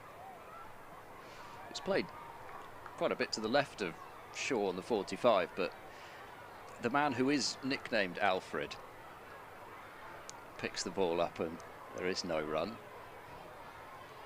Price in back foot defence, Bohannon. It's one of those, I mean, they're cruel cricketers with these nicknames. And most of the time it's unimaginative, but when it's imaginative, it's always some detail that's noticed in your behaviour. Yeah, and it gets magnified. Yes, exactly. That's the thing that's used as the basis of the nickname. Ollie Price bowls, and Bohannon will not get a run there either, as Bancroft ends up almost running alongside the ball from short mid-wicket. But in Josh Shaw's case, it's his walk. I think he walks like a gorilla, hence Alfred. This is clipped by Bohannon to a fielder on the 45. There is no run. I always get a little slightly nervous about nicknames when we discuss them, because we're never quite sure where the genuine origin of them comes from, and whether it's in a safe place or not. Price bowls again. Bohannon can play this off the back foot. He'll take one run out into the offside as Van Buren tidies up from mid-off. And 76 for 2. Bohannon 35. Able to play, I think, every delivery that over off the back foot. There's a 50 over warm-up match a few years ago at Sedbergh School, which we were broadcasting on Lancs TV and on the BBC website as well, and we had a player mic'd up. It was George Bell who was mic'd up, and we got onto the conversations about nicknames with George Bell, and I was fearing the worst. Where is this heading? He started nicknaming some of the players. Quickly had to wrap that up, I think. Here's Akhtar in and balls to Bohannon, that's left, and through to the keeper. There's no run, especially when you've got George Bell you were chatting to about nicknames. Let's not go down this route here at all. Let's move on from this as quickly as we can. Yes, a dead end. Quite. 76 for 2, so we've got one over, probably actually 2, won't we? Yeah, we'll have another one from Price here, won't we? 6 minutes to go before the lunch break, so I think Paul Allett will be thrilled to hear that his clock's up to date on the far side. It's caught up with real time. It's full and wide of off stump and driven away by Bohannon. Good stop by Hammond at backward point.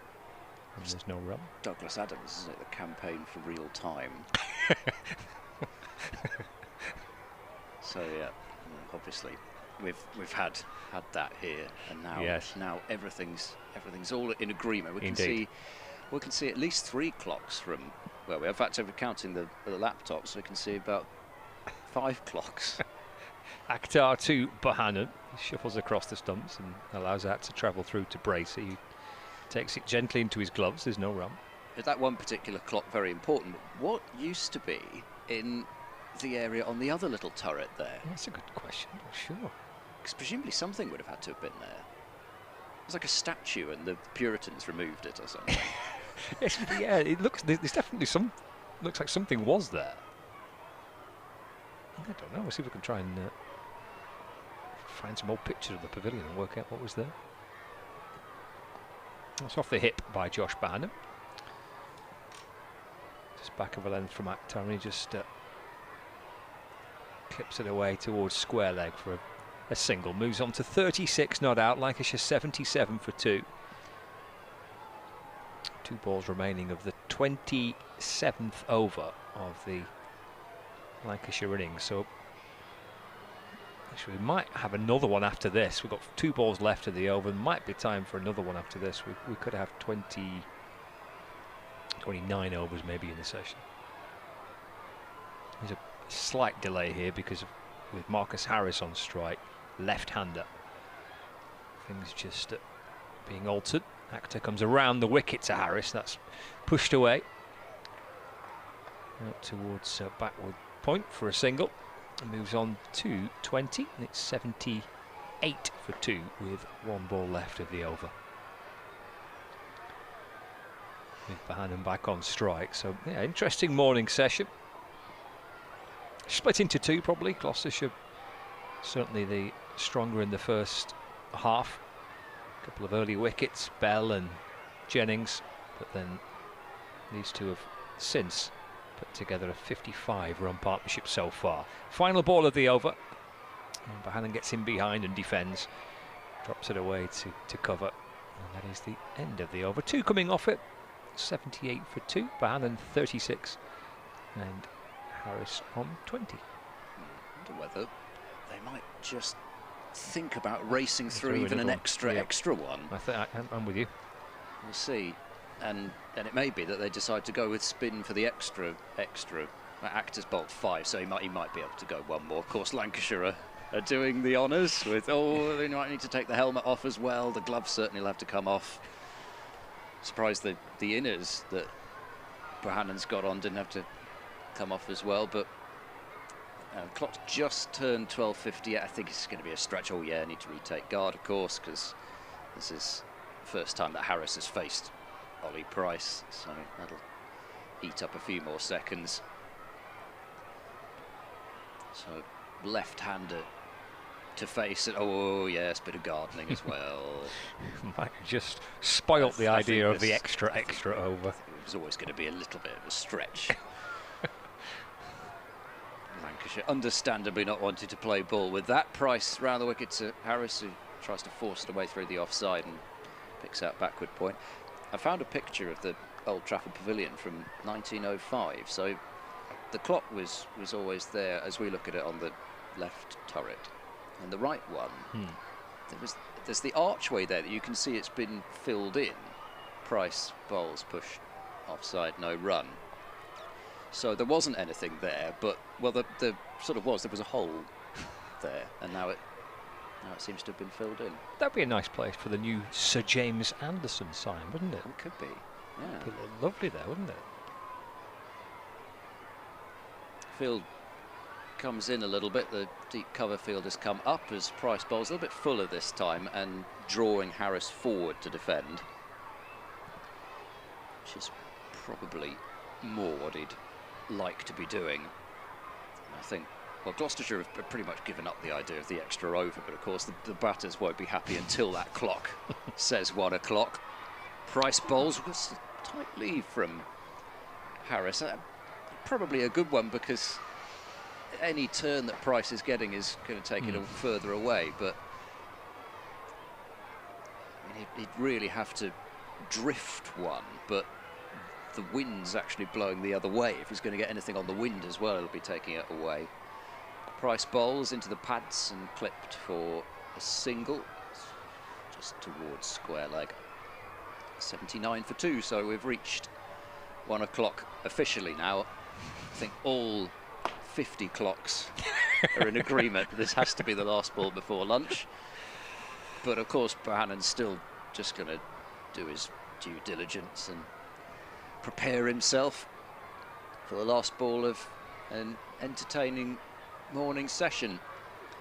Ollie Price in now and bowls, and Bohannon plays quite a full delivery off the back foot, but negotiates it successfully, and that's the morning session complete. 79 for 2, Bohannon 36, Harris has 21, so this partnership has added 56, and Lancashire have recovered well from 23 for 2, Sing Dale 2 for 12, pick of the bowlers, and yeah, exciting cricket this morning. We'll see what the afternoon produces.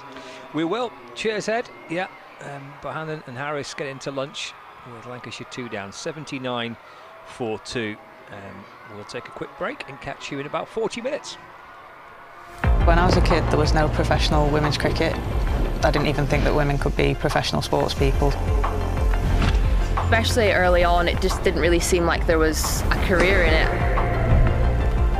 To support myself around cricket, I had to work at the petrol garage.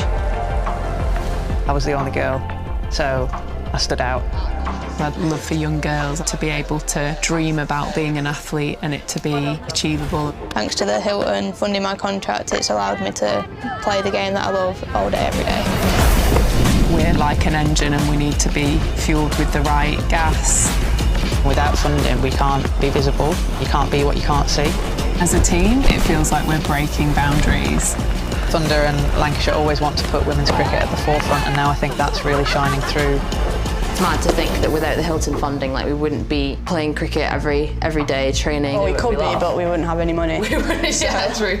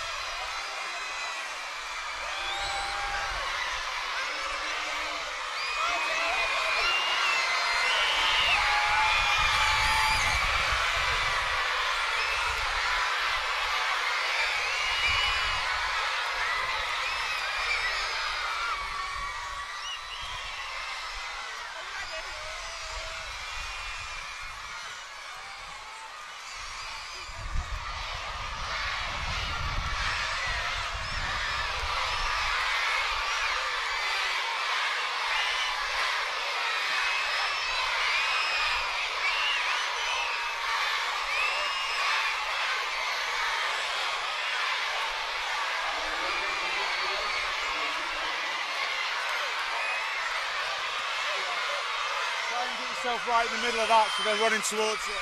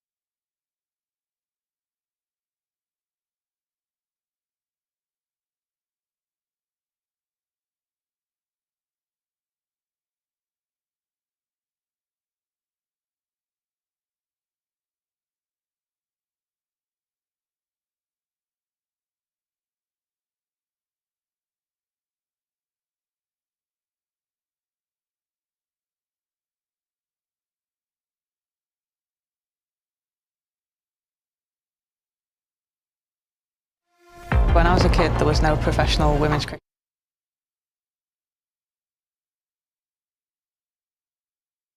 Early on, it just didn't really seem like there was a career in it. To support myself around cricket, I had to work at the petrol garage. I was the only girl, so I stood out. I'd love for young girls to be able to dream about being an athlete and it to be achievable. Thanks to the Hilton funding my contract, it's allowed me to play the game that I love all day, every day. We're like an engine and we need to be fuelled with the right gas. Without funding, we can't be visible. You can't be what you can't see. As a team, it feels like we're breaking boundaries. Thunder and Lancashire always want to put women's cricket at the forefront, and now I think that's really shining through.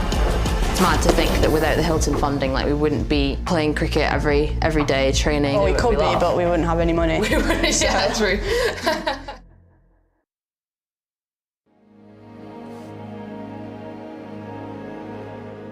Welcome along to another edition of Beyond the Boundary with myself, Paul Allott, and today I'm delighted to have the greatest left-arm quick bowler in the history of the game alongside me. Played for Lancashire for 10 years, has become an adopted Lancastrian and had a wonderful international career with Pakistan. Wasim Akram, welcome along. Thank you, Old. Welcome back to Emirates Old Trafford. Does it still feel a little bit special when you come back Of course it to does. Manchester? When I was parking my car, so a lot of memories came rushing back. The playing days, obviously the ground has changed a lot for better.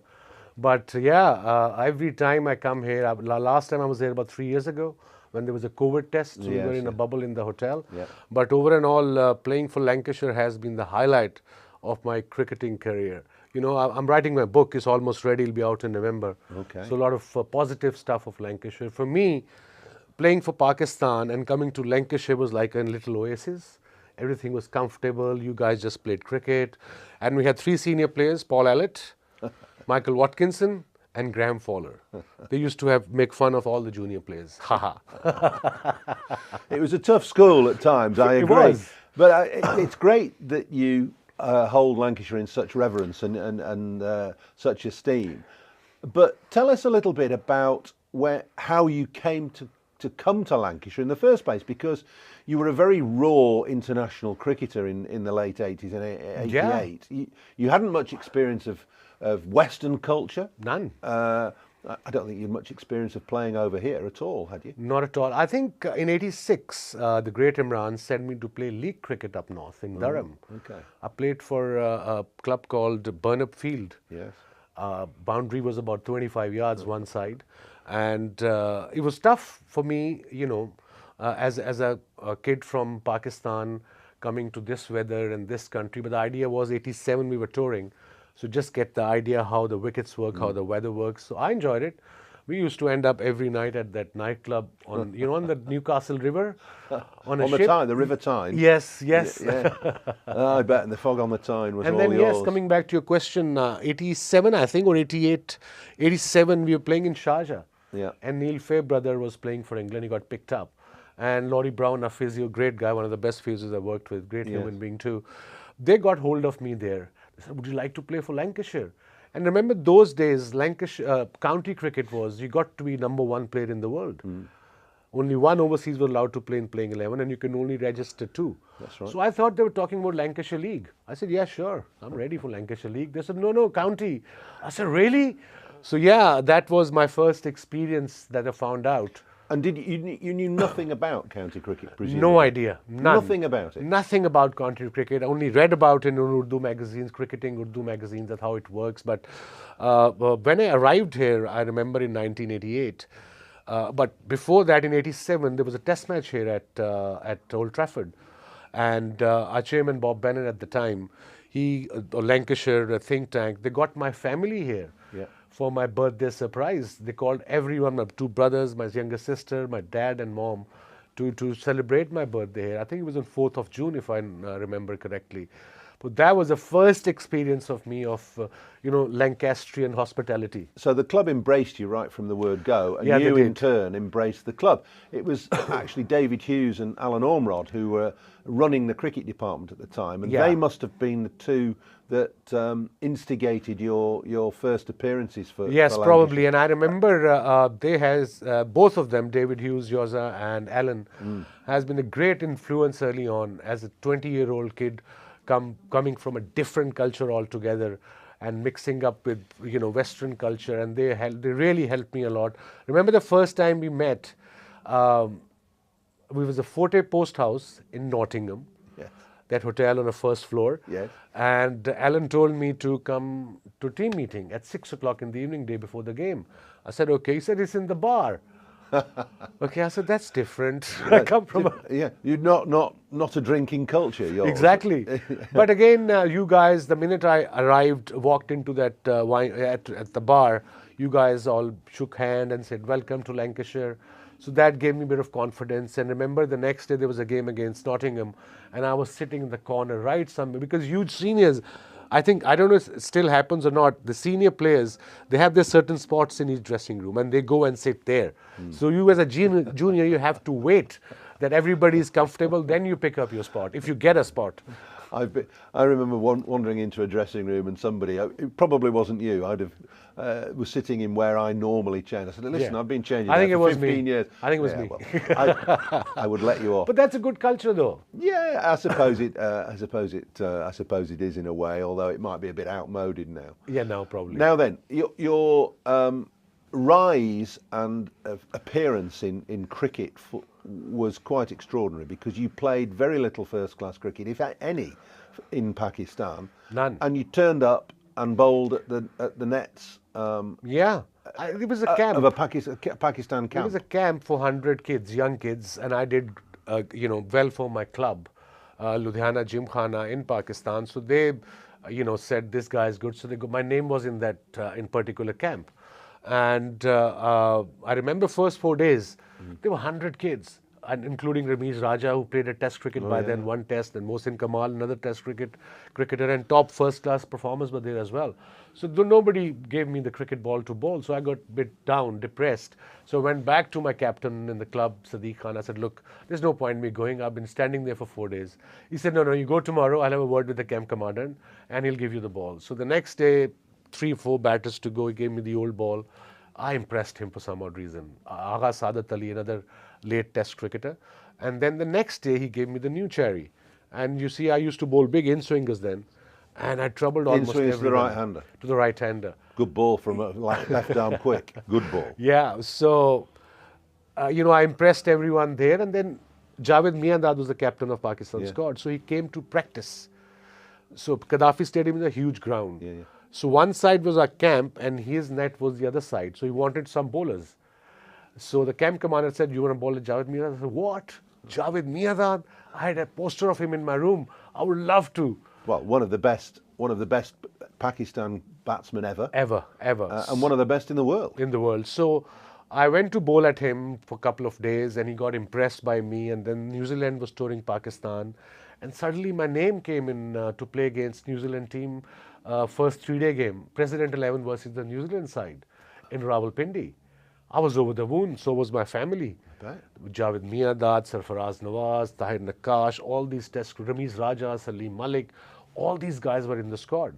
And Javed dropped, I think, Tahir Nakash or Sarfaraz to have me in playing 11. That was my first-class game. How on earth did you feel playing international cricket from straight out of club cricket? How on earth? Because that would it would cause issues for an awful lot of guys when you were 17, 18? I was 17. 17. Yeah, 18. So how did you feel? I think probably too young to even bother about it. I was too young to even bother about it. Absolutely spot on. It was blessing in disguise. I didn't know probably half the team of New Zealand. I knew Martin Crowe, Jeff Crowe, Jeff Harwood, John Reid, Jeremy Coney, the big names there, cricketing. And they were a good team. Great team at the time. Yeah. So I got 7 for 50 in first innings. I don't know how. And second inning, 2 for 50. I was just running in and ball, and I didn't know at the reverse swing at the time. But it was just happening. I know how. How? Because you're a good bowler. I mean, were you quick? And presumably you were raw then, as you say. Raw. You say I don't know how, but you did swing the ball. You swung the new ball, you had this. You had this very quick arm. Pindi wicket was like a road. You know how Pakistani flat, no bounce, no grass, no bounce.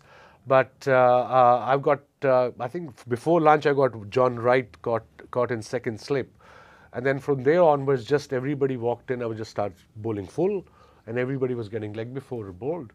So yeah, I think I was too young and naive. It was blessing in disguise that I didn't know who the players were. And yeah, and you didn't have time to worry about it, no. Presumably. So what about your development then? Because you're set into the world stage straight away. Yeah. And you've got this natural raw talent. Were you allowed just to carry on doing that, or was there some pressure on you to change what you were doing? Oh, there was no pressure. I had very good mentors in Javed Miadad, and then Mudassar Nazar, who still lives in Manchester. He does, yeah. Well-travelled person in India. Yeah, well-travelled, who also helped me off the field. And then that was on New Zealand tour. And then Imran was joining us. He was playing for New South Wales. So he was joining us. We were meant to tour to. Go to tour to Australia for Mini World Cup in 1985, where India, I think, won eventually. India, Pakistan went the finals. So I played, I think my first game was against Windies or against Australia. And I got 5 for 21, first top 5 wickets. Again, just bowling full, no control of the swing. That I learned eventually. But in the beginning, just come and bowl and hit the right areas, and that's what I did. And Imran was standing at mid-on, telling me every delivery what to do. So that, as a young kid, was a huge confidence. My hero was telling me what to do, and I listened to everything he wanted me to do. And I think that's how I sort of got into the groove of Test cricket. Was Imran a good teacher, a good mentor? Did he allow you to develop naturally? Yes. Or was he dictatorial? No, he was very easy, whatever I'm comfortable with. But he always wanted me to work hard when I was 17, 18. Those were the trades I've learned from him, Miadad, Mudassar, that, talent can stay for 2-3 years, and the hard work can prolong that talent for another, say, 20 years, 15 years. And I think that's where I have to come back to Lancashire. When I played in 88, I remember getting my first 100 here, first class 100. And in 89, I became the #1 player in the world. That 6 months of county cricket, playing with you guys day in, day out, travelling. And you guys were very helpful. You were helpful as a bowler, our captain, Yoza. I don't know. It's probably the best compliment that anybody's ever paid me, for you to say that I helped you with your bowling. But I'm flattered. I do remember giving you a real kick up the backside once when you came off because you said your nose was running and you didn't feel very well. Yeah, I remember. Tunbridge Wells, do you remember? Yes, I remember. I remember that game as well, Tunbridge Wales. Don't want to play there anymore. No. I never liked it there. So I said, come on, this is hard work. Bowling is hard work. Yeah, I remember. So you have to bowl even though you might not be feeling great, you might not be bowling great. So that might have been a lesson. Probably. I think tough love sometimes works. Yeah. And I'm glad you did that. It helped me. And you see, the whole team was behind me, the captain, the club. Yeah. I remember they would put me in this hotel. It's still there on Old Trafford Hotel. Down the road. Down the road. Well, Bob Bennett the chairman used to stay there. Yeah, didn't so he? they gave me a room I don't there. think it's still there now. Nah. But it was all right at the time. It was okay. So I went. So we went to play away games. We were away for about 2 weeks, 2.5 weeks. I came back. They checked me out. I couldn't find my clothes. I said, "Where are my clothes?" They said, "We checked you out. I thought you were not coming back." So we had some great stories. But again, when I bought my place here at the time, I remember I must give compliment to this Pakistani Sufi Sadiq. He's still around. Accountant. He says, "I'll help you with your accounts and all." I said, ask Lancashire. He said, "You buy a house." I said, "Buy a house? I'm 20 years old. I have no money." "What do you mean buy a house?" He said, "Get a mortgage." I said, "What's mortgage?" Then he explained, "You have 6-year contract." So Lancashire gave me a 6-year contract. First time any overseas player got such a long contract. Yeah. So that shows the shrewdness of the skipper, Yoza, and of course Alan, that they realized this guy can actually... Well, those were the golden days of county cricket being able to sign overseas players long term? Because now, of course, there's so much cricket, you You can't can sign somebody for 2 weeks. But and you were available for us virtually all the time, except when Pakistan were touring England. Yeah, and because there was no, there was cricket was not all year round. It was only Pakistan season from September, October onwards till March. That's right. And then county started from April onwards till August, September. Okay, so county cricket was essential in your formative Instrumental, years. yes. Because you're such a pioneer and because you are one of the best bowlers there's ever been, with the record, you've got over 900 international wickets across one-day internationals and test matches, over 400 in test matches, over 500 in one-day internationals. It wasn't all about just running in and bowling fast. You pioneered the ability to reverse swing the ball, which is now. And if you remember, I wouldn't say it's commonplace, but it's a fundamental part of the modern game. Yeah, it really is. Now it's called reverse swing. It used to be ball tampering then, if you remember. Well, so they said. But you used to throw me the ball when you were bowling at the other end. I couldn't swing it. Yeah. You used to bowl this outswing, then suddenly the ball is going towards leg side. A little bit. And then eventually you got the hang of it. You said, okay, if it's going in, I'm going to just pitch outside off stump. And I remember the first year when there used to be rain, I used to take Gehan Mendes at nets. Yes. And you got me, Paul got me on the side, said, Vaz, listen, I know you're young. There's 6 months to go. So just take it easy. You used to roar in, didn't you? In the Yeah. nets. Nobody wanted to face you in the nets because you were unplayable. But I think nowadays, obviously, mindset has changed. The more you bowl, a lot of youngsters ask me, how should I increase my pace? What to do? It's a very simple answer. The more you bowl, the quicker you'll become. Because your bowling muscle gets strong. And bowling muscle is not just one particular muscle, it's everything in your body. And I think nowadays you bowl 6 deliveries, 8 deliveries, and say 12 deliveries, say, okay, I'm done. Okay, thank you very much. So probably cricket is too much, but mindset has changed over the years, sure. But reverse swing didn't just happen. No, you must have developed this in line with Waqar probably. And Waqar came a little later. Imran was the Mudassar one. and Imran. Yeah. They were the one who actually taught me how to reverse swing. And I remember you being absolutely paranoid about keeping the ball dry when we were out there. The rough side. Just keep it dry. Keep it dry. Don't Do not spit shine. on it. Don't put sweat on it. Especially dry. the rough side. Yeah. And I remember our spinner, very good spinner, Gary Yates. Yes. He used to bowl like this. Yes, he did. And I had to go at him 3-4 times. I said, you better change your habit, buddy. Because the rough side, if it gets soft, then it won't reverse. The rough side has to be rough and shiny side has to be shiny. And we had at Lancashire, we had a wonderful 10 years when you were 88 incredible. to 98. We won all those one-day games. And you were actually constant in that team, but there were actually 2 teams because the old guard, like myself, Graham Fowler, Guillaume Mendes, moved on in about 91, 92. Yes. And then you had another crop of lads with the Athertons and the Fairbrother was there as well. Crawley. Peter Marin came in. Chappell, Peter Martin came in. Chappie came in a little later. Then Bumble, Junior Bumble. Ian Austin, the great man. Yeah. What a performer he had been for Lancashire in shorter format. Who was the guys that stuck out most for you in Lancashire? Who were the guys that you really either admired or got on with or whatever? I mean, you guys were seniors. I had always admired you as a senior players. But of course, Harvey Neil Fairbrother is a very good friend of mine. Still, we are in touch. Ian Austin I was very close to. Yeah. I believe he's got a bar now in wherever he's living. Beautiful wine bar. I think he has. Yeah, and he's a granddad. He is, and he sells beer as well. Oh, on top brilliant. Of that, which he was always destined to do. Destined to do, absolutely. No, but everyone, I mean, it's difficult to name any, but everyone was so helpful. Yeah. And it was fun for me to coming to Lancashire. It was like coming back home, no political thing, no politics in cricket. You come, you play, you go home, you have a good laugh, and the next day you start again. You said earlier on, right at the start of this was your happiest time. Yeah.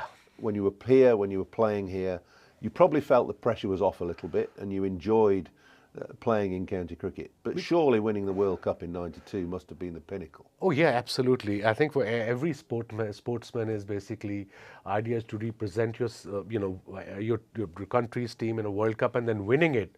And then, of course, being man of the match. And that too against the mighty England side at the time. They were the most experienced team in the world as far as one-day cricket concerned. But yeah, that was one of the best moments, in fact, the best moment of my life. What did it feel like because there was this aura about you. I remember standing next to Warren Hegg at Slip. Warren was I forgot was Chucky's name. Warren keeping wicket to you, and he must have been one of the best keepers you ever bowled. Absolutely. I can't remember him dropping a catch off you. No, and very rare. You bowled 90 miles an hour and swung it and hooped it round. He was corners. one of the best keepers, I think, who kept on my bowling. He was phenomenal and a great guy as well off the field. Yeah, Still, he's very helpful, very easygoing, hard worker. But getting back to you, you had this aura about you, and I know, standing at Slip, 20 yards back, watching you run in, there was a fear and a trepidation in the batsmen facing you because they didn't know whether you were going to hit them on the toe or on the nose. On the nose. I think that's what I've learned in county cricket. That's why the experience matters. Playing under different condition matters, and every ground is different in England. Weather is always nice. It's not, I mean, if it's 26 degrees in England, you say it's a heat wave. No, it's not. Heat wave is in Pakistan. Right now it's 41 degrees. Yeah.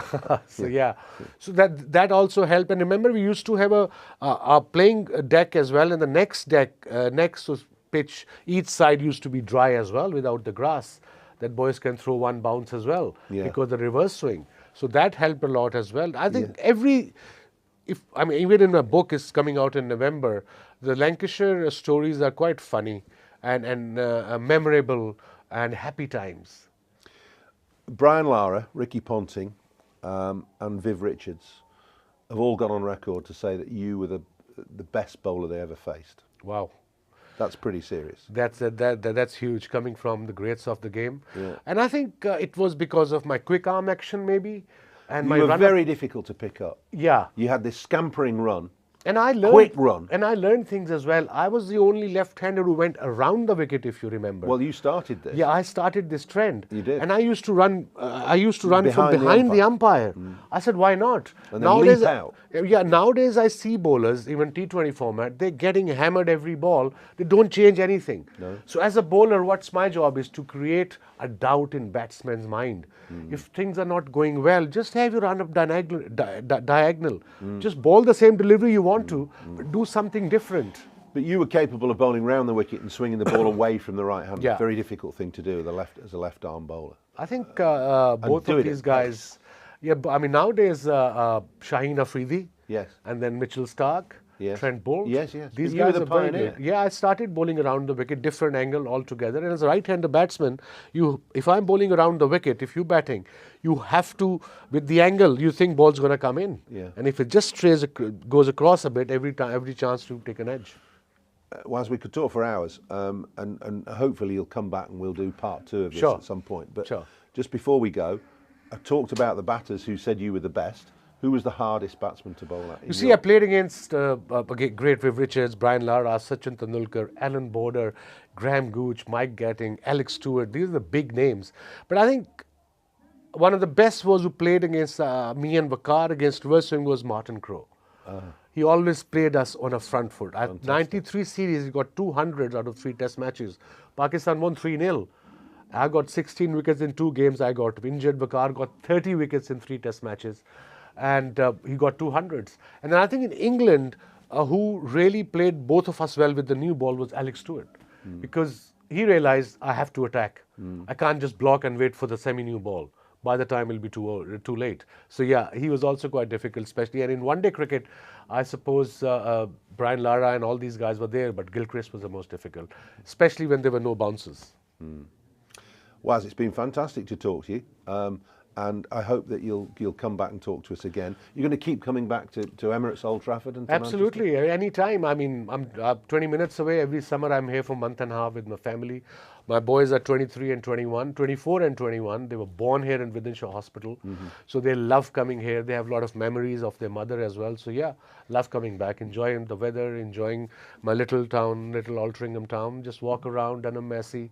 Just love it. Beautiful. Well, we love having you back. Thank you very much. Thank you for everything that you've done for Lancashire and keep coming back. Absolutely. Thanks a lot. Thank you.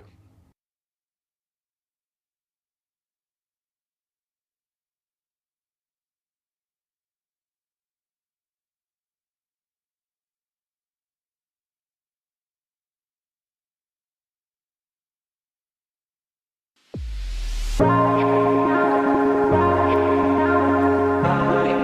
names rich in history. Barton's, our family-run business with over 100 years of experience in drinks distribution, and Lancashire Cricket, a club drenched in tradition, heritage and globally recognised moments. Since 1917, Barton's has been supplying the finest wines, soft drinks and premium beverages across the UK, partnering with world-class brands to bring unforgettable experiences to every occasion. Now, we're excited to announce we will be bringing that same passion to cricket fans at Emirates Old Trafford. As the official wine, spirits and soft drinks partner of Lancashire Cricket, we're elevating matchday experiences, hospitality and celebrations across the next 3 years. From the first ball to the final cheers, Barton's is here to make every moment one to savour. Keep an eye out for some familiar brands such as Guinness, Celavino, VK Hooch and Britvic. Barton's and Lancashire Cricket, partnership built on passion, unforgettable moments and history.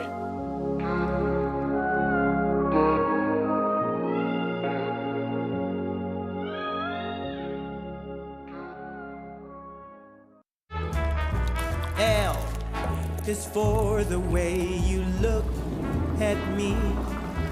O is for the only one I see. V is very, very extraordinary. Welcome to the opening day. Oh, that is a wonderful shot.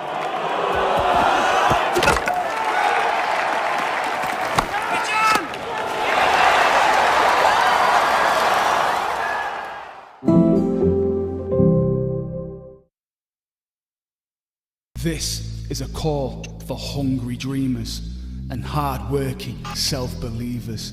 Success is down to more than just luck and talent. It's striving to be the best, breaking the boundaries and never giving up. Are you ready to become your best self? Are you ready to unlock your greatness? So what are you waiting for? This is Education Evolved. This is UA 92. When I was a kid, there was no professional women's cricket. I didn't even think that women could be professional sports people. Especially early on, it just didn't really seem like there was a career in it. To support myself around cricket, I had to work at the petrol garage. I was the only girl, so I stood out. I'd love for young girls to be able to dream about being an athlete and it to be achievable. Thanks to the Hilton funding my contract, it's allowed me to play the game that I love all day, every day. We're like an engine and we need to be fueled with the right gas. Without funding, we can't be visible. You can't be what you can't see. As a team, it feels like we're breaking boundaries. Thunder and Lancashire always want to put women's cricket at the forefront, and now I think that's really shining through. It's mad to think that without the Hilton funding, like, we wouldn't be playing cricket every day, training. Well, we could be, but we wouldn't have any money. We wouldn't, yeah, true.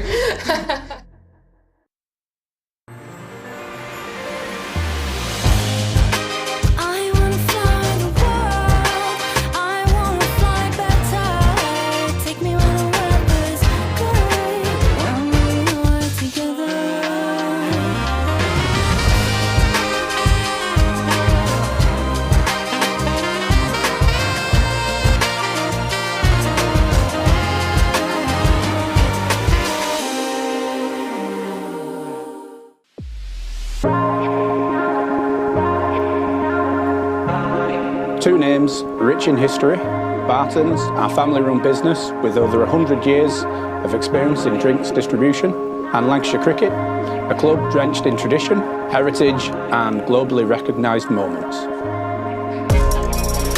Since 1917, Barton's has been supplying the finest wines, soft drinks and premium beverages across the UK, partnering with world-class brands to bring unforgettable experiences to every occasion.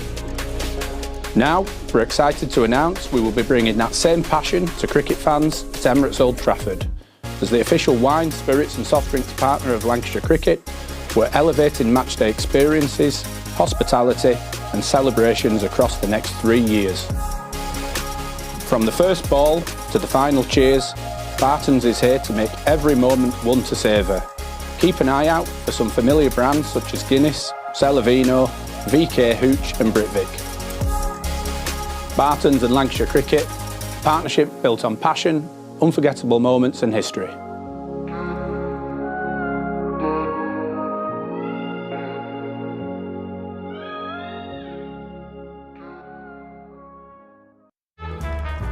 L is for the way you look at me. O is for the only one I see. V is very, very extraordinary. Welcome to the opening day. Oh, that is a wonderful shot.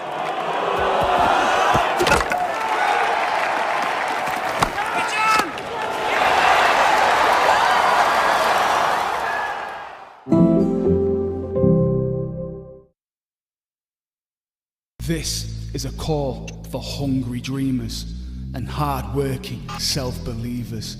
Success is down to more than just luck and talent. It's striving to be the best, breaking the boundaries and never giving up. Are you ready to become your best self? Are you ready to unlock your greatness? So what are you waiting for? This is Education Evolved. This is UA 92. When I was a kid, there was no professional women's cricket. I didn't even think that women could be professional sports people. Especially early on, it just didn't really seem like there was a career in it. To support myself around cricket, I had to work at the petrol garage. I was the only girl, so I stood out. I'd love for young girls to be able to dream about being an athlete and it to be achievable. Thanks to the Hilton funding my contract, it's allowed me to play the game that I love all day, every day. We're like an engine and we need to be fueled with the right gas. Without funding, we can't be visible. You can't be what you can't see. As a team, it feels like we're breaking boundaries. Thunder and Lancashire always want to put women's cricket at the forefront, and now I think that's really shining through. It's mad to think that without the Hilton funding, like, we wouldn't be playing cricket every day, training. Well, we could be, but we wouldn't have any money. We wouldn't, So. yeah, true.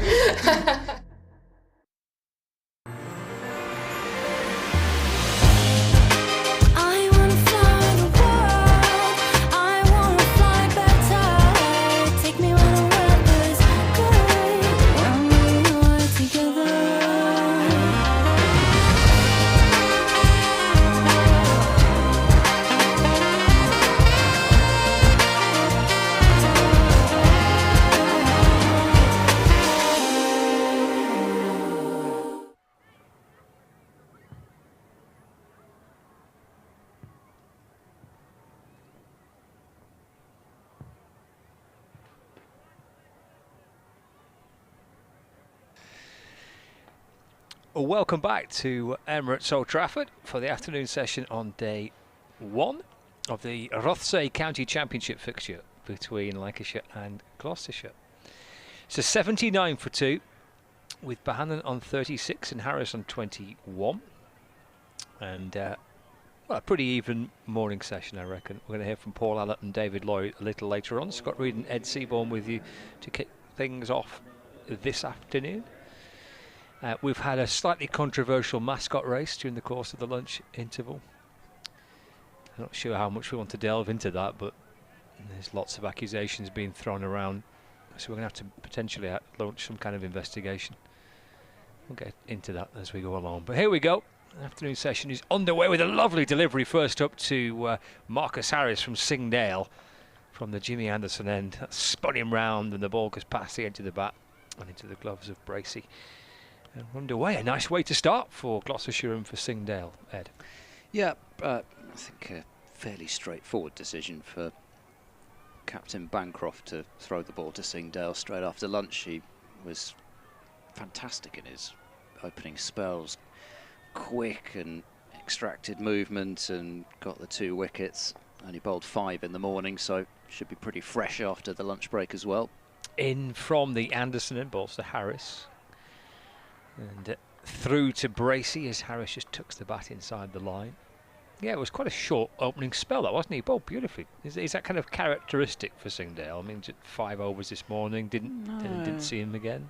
Not really. No, I guess they decided to give Shaw and Price a second spell, and then there just wasn't quite the time really to get Singdale going again. And maybe they could have given him 2 overs before lunch, but also the over rate wasn't great in the morning. Into Harris. Ooh, has a little nibble at that. There's a good bounce and carry through to Bracey. And there's no run. The first wicket that Singdale got was a touch of good fortune with it, having ricocheted off various parts of George Bell's body, and then lastly his foot as he kicked it back onto the ball back onto the stumps. So it's a wee bit unfortunate for Bell. And then dismissing Keaton Jennings, who was caught by Bancroft. And the 2 wickets that Singdale's got, 2 for 12.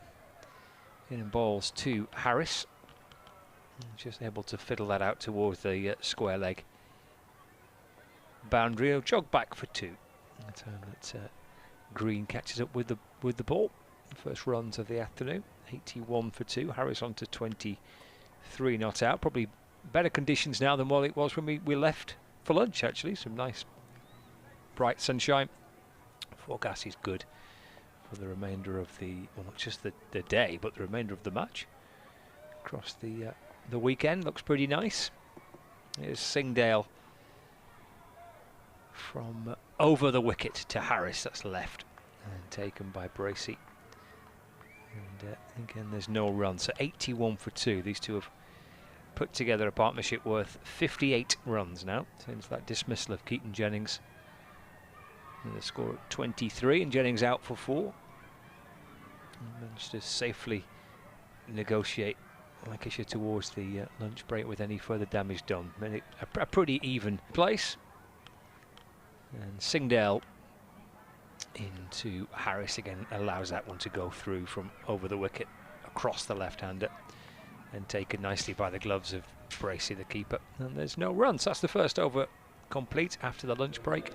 81 for 2, just 2 runs coming off it. And Singdale is opening up from one end, and it looks like Ollie Price from the other, potentially. It looks like Ben Charlesworth. Yeah, so this is something that we've seen a little bit more over the past couple of games. Ben Charlesworth's bowling starting to come back into the reckoning, which is handy really, because I mean, particularly later on in the season, Gloucestershire may or may not, if they're in contention, they may decide to bring in a spinner, something that has been mentioned without any real flesh. No. To the, you know, it's just bone rather than fleshy bone. Yeah. So Charlesworth could be then, you know, if he's fit and firing, could be maybe a 4th seamer to go with that spinner, just balance the side. He bowls now to Bohannon, who stands tall and plays it into the point region for no run. So it's not a quick Charlesworth, but he does get some away swing, and his Yorker can be a surprise delivery.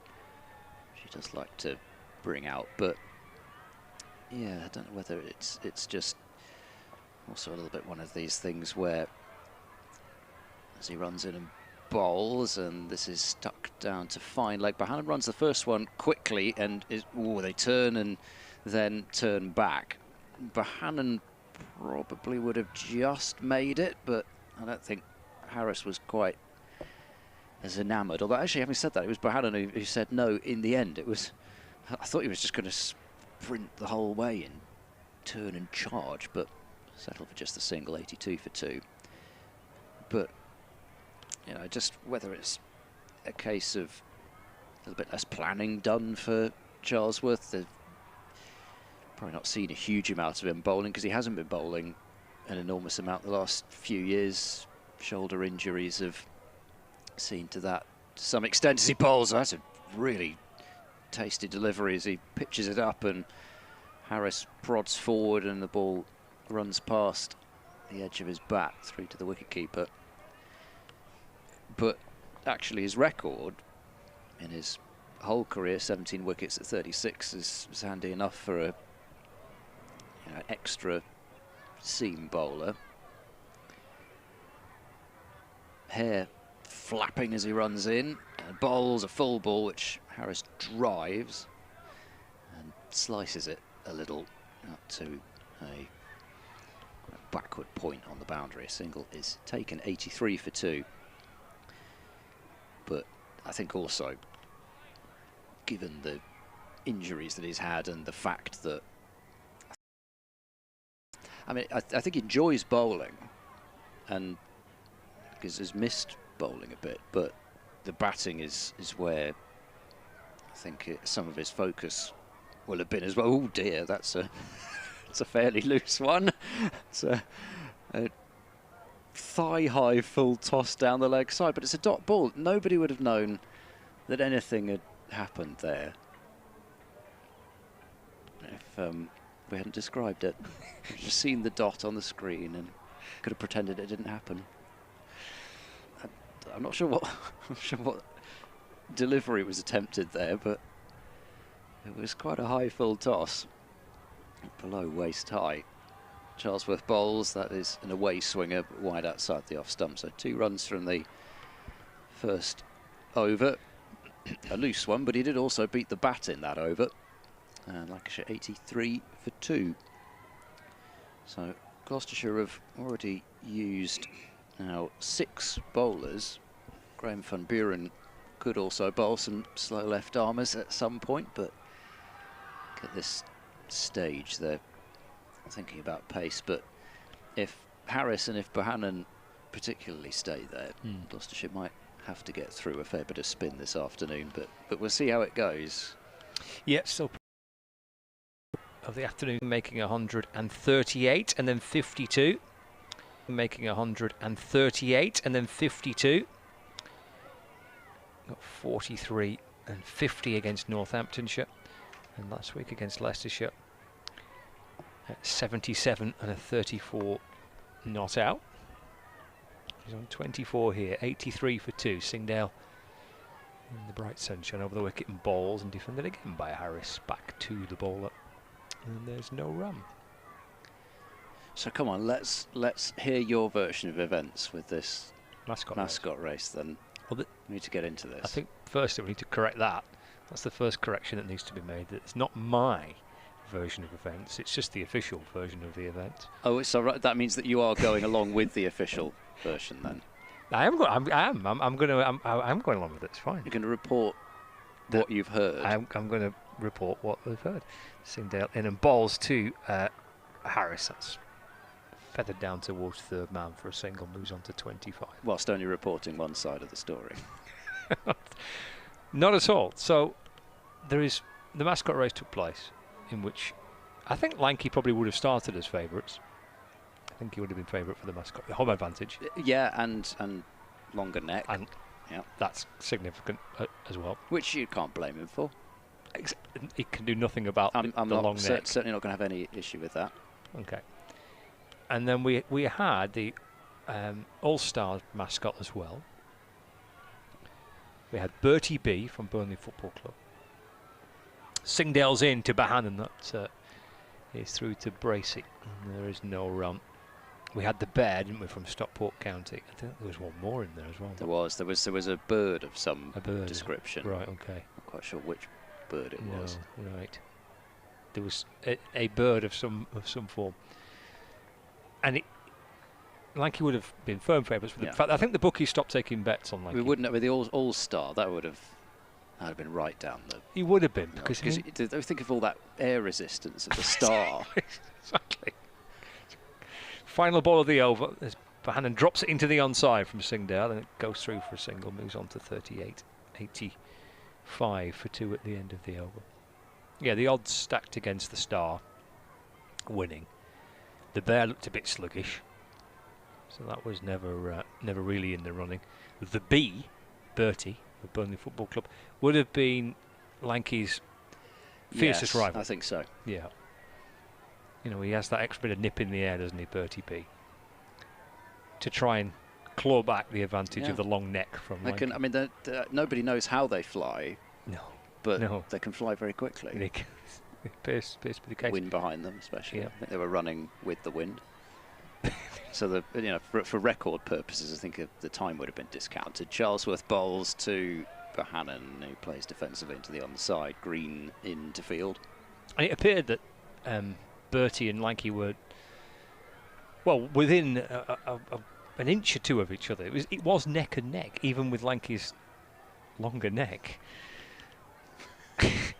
And there's photographic evidence that it looked like the bee. Bertie of Turf Moor just got there, just ahead of Lanky. Charlesworth bowls back of a length, and Bohannon forces a drive, but picks out mid-off. But Lanky claimed victory. I'm sure he did. Lanky was last seen parading the trophy around, taking in the adulation from the school children inside the ground, lapping it up, really. Well, don't say I didn't warn you. Yeah. Charlesworth in past the umpire, and Bohannon from the crease just gets on top of that one, nudges it down into the ground, and there's no run. I'm just hoping that for Bertie B, that the joy and pleasure he's had this season of watching Burnley win promotion to the Premier League has not been tainted by the lunchtime mascot race. Yeah, and it just kind of basically ruined his. Yeah, and there could be serious animosity now between Lancashire and Burnley, which will make your life very difficult. Very awkward, actually. Yeah. He wants to take sides. Charlesworth bowls down the leg side, flicked for 4. Bohannon just able to get a little touch on that, and that's all that was required. And down to the pavilion it goes. Bohannon moves into the 40s, 89 for 2. I do like I've said it before, but I do like a fine little glance like that, because I just think, so often you see it go for a single, but seen a couple. Actually, George Bell, I think, got off the mark with another one just like that. Little touch around the corner. Charlesworth bowls. There's that Yorker that he likes to try. Bohannon wasn't having any of that. Digs it out, fielded up at mid-on by Price, and it gets to work with that sweater again, which we saw Van Buren do as well. He's fielding at mid-off. Now ex-captain Van Buren, with Bancroft taking the championship captaincy at the start of this season. Charlesworth bowls, was played very late by Bohannon, and it was probably only ever going to go away from the stumps. We're getting a look at the photo finish. Bertie's so far in front. Oh, he's celebrated already. They're moving the rope away from Bertie. This is a conspiracy. Oh, the foot of Lanky's there. But did you see the rope being moved further away from Bertie B? Denying him an absolute certain victory there. That's a conspiracy, though. Wow. I mean, you've got to. You can't celebrate too early, though. You've got to. You think he celebrated too early? I think there was a bit of that. Bertie B. Singdale in, bowls a short ball to Harris, who ducks underneath it, and is through to no run. Can we see that again for our viewers on Lancs TV? And we'll describe it for our listeners on the BBC Sport website. I want to keep a close eye on the rope here, because I think this rope is bit. So here we go. We set off. There's two front runners. Bertie to the left, Lanky there, neck and neck. Watch the rope. Watch the rope. We'll move it. We'll keep moving it. We'll move it. We'll move it. Oh, you've won. Bertie B. It's been stitched up. It's Singdale in and balls to Harris. That's pushed away to mid-off, and there's no run. This is going to cause a serious buzz. They'll be all over this on social media. Well, we need to get Bumble. We need to get Bumble on this, because he's the mascot king. I don't know if Bumble will have seen this. Well, it's okay. We'll even live. We'll make sure that we get a chance to replay it, and Bumble can see it. And we'll just get, and whatever Bumble thinks is the right answer, the right outcome, I'm happy to go with that. Singdale's in, left by Harris. And through to Bracey. And there's no run, 89 for 2. Harris on 25, Bohannon on 42. So we're just into the first 20 minutes of the afternoon. Starting again, the two Lancashire batters. Having got Lancashire nicely to lunch, just a couple down. Gloucestershire have enjoyed a couple of breakthroughs in the morning session. Looking for an early breakthrough under nice blue skies and sunshine here in Manchester. Singdale to Harris. Again, that's defended. And played towards mid-off. And there's no run. Speaking of running about, is that Will Williams down there doing some jogging? Anyway, one of the problems, Mitch Stanley, right you are. So one of the problems with the way that this is configured with all this space is that the physios have then said, right, you're going to do some running out there. Singdale in and balls to Harris, who's playing and missing. Through to Bracey, no run. He's bowling well, is Singdale. He's picked up pretty much where he left off in his opening spell, and is particularly causing Harris, the left-hander, some problems, as he did with Jennings whilst he was still out there. But there's all that acreage beyond the boundary, with the pitch being a little over to one side. And the physios start thinking about what they can do with all that space. Make use of it. Yeah. Final ball of the over. Singdale into Harris. And that's just cushioned away into the onside of the back foot. Just drops it out towards mid-wicket and gets through for a single and moves on to 26. 90 for 2 at the end of the over. We've had 20 minutes of the afternoon session. And I've got a 2 o'clock update to do, so I shall leave you with Bumble. So, thank you, Scott. So, Lancashire making a steady start after lunch, but I think there's just 1 or 2 more deliveries which are just beating the bat than in the second hour this morning. So whether that's just Bohannon and Harris just getting themselves going again, or that's just a little bit more happening.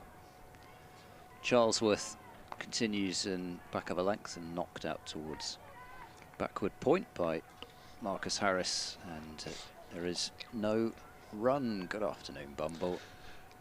Well, the sun's shining now. Batting has got easier. An opening burst, a really good opening burst from Singdale. 2 wickets, but this is a good partnership between Bohannon and Harris. Charlesworth round the wicket, bowls, and Harris just works this one into the onside and fielded at mid-wicket. I mentioned earlier, Ed, that I do like on a pitch like this, which is a lovely pitch. It's got a nice covering of grass and it's dry. When a right-arm bowler bowls round the wicket and it just runs onto the pitch that little bit and disturbs, which later in the game you're going to bring the spinner in, because there's not a mark on this pitch.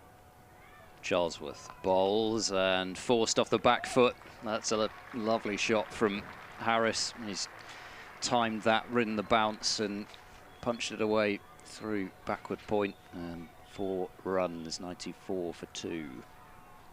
You know, we're seeing 2 very accomplished players in this game, Australians, Bancroft for Gloucestershire and Harris for Lancashire, both Australian openers with a great pedigree. What I like about Harris, and I've seen a fair bit, he's so calm. Just calm at the crease. Bancroft's the same. Yeah, just a real good defence. Knock the bad ball away. Don't get ruffled. Yeah. I mean, Harris, rather stiller than Bancroft. He tends to like to walk about the crease a bit. Harris walks but straight this time down the pitch to defend it, whereas Bancroft's got that sometimes so pronounced walk down and then move across as well. And he was being given such a working over by Ian Holland in Gloucestershire's last game, and Holland was just dragging him further and further across. So much swing on offer in that game. As Charlesworth bowls and Harris forward playing into the offside. You know, the great bowlers have always done that when they can move the batter along the crease. And in particular, like a spin bowler can start an over a set of 6 deliveries and bowl that little bit wider, taking him wider, get the ball outside of his body and then bring him back in. The great bowlers have always done that.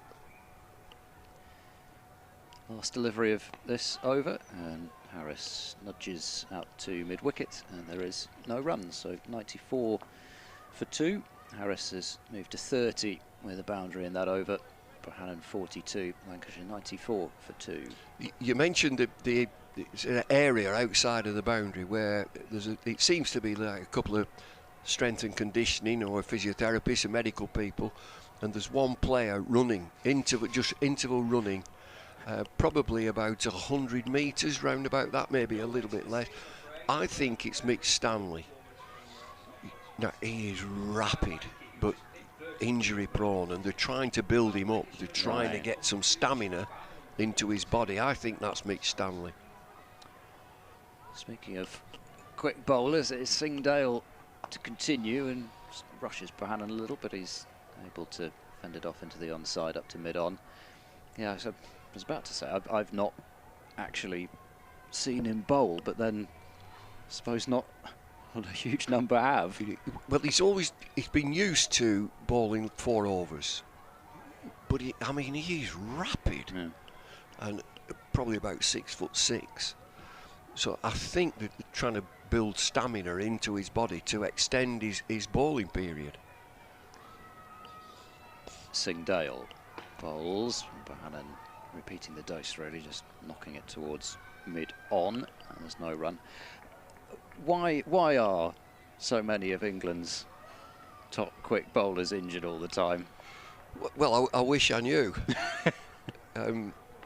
Says firing the difficult question off in another direction. It's, you know, there's lots of schools of thought that there's the medical side of things, but you know, the physical, the cricket side of things, it would say bowl and get bowling fit.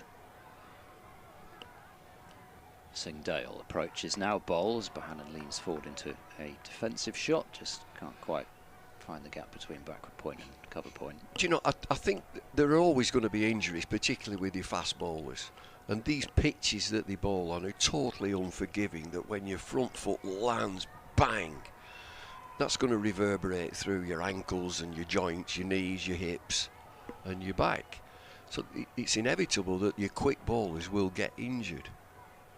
And so you also try and rotate them. But they've got to be bowling fit. Singdale in and bowls, no ball, and clipped away, and Bohannon's furious with himself because he picked out forward square leg, and it's such an inviting short boundary out towards that leg side, and Bohannon hit it firmly but right into the hands of Charlesworth at forward square. So 2 runs onto the total with that no ball. Lancashire to 96 for 2. And well, Singdale certainly got through a decent volume of overs this season, into his 9th now, bowling very short and very wide, and Bohannon looks to the heavens again as he's toe-ended it really out into the covers for no run. The other thing about quick bowling is that it does hurt, I understand that. And so there's got to be a wherewithal from the bowler to get through a bit of pain. You will get a bit of pain. Now, are you positive enough to get through that little bit of pain? Stamina, bowling stamina is so important. Singdale bowls, and Bohannon carefully forward, playing defensively to mid-on. Yeah, because I mean, you know, you look at the numbers of first-class matches now versus even, say, in the 90s, and number of games that, I think from a Gloucestershire point of view, a number of games that a Courtney Walsh or somebody might have got through. There's Courtney.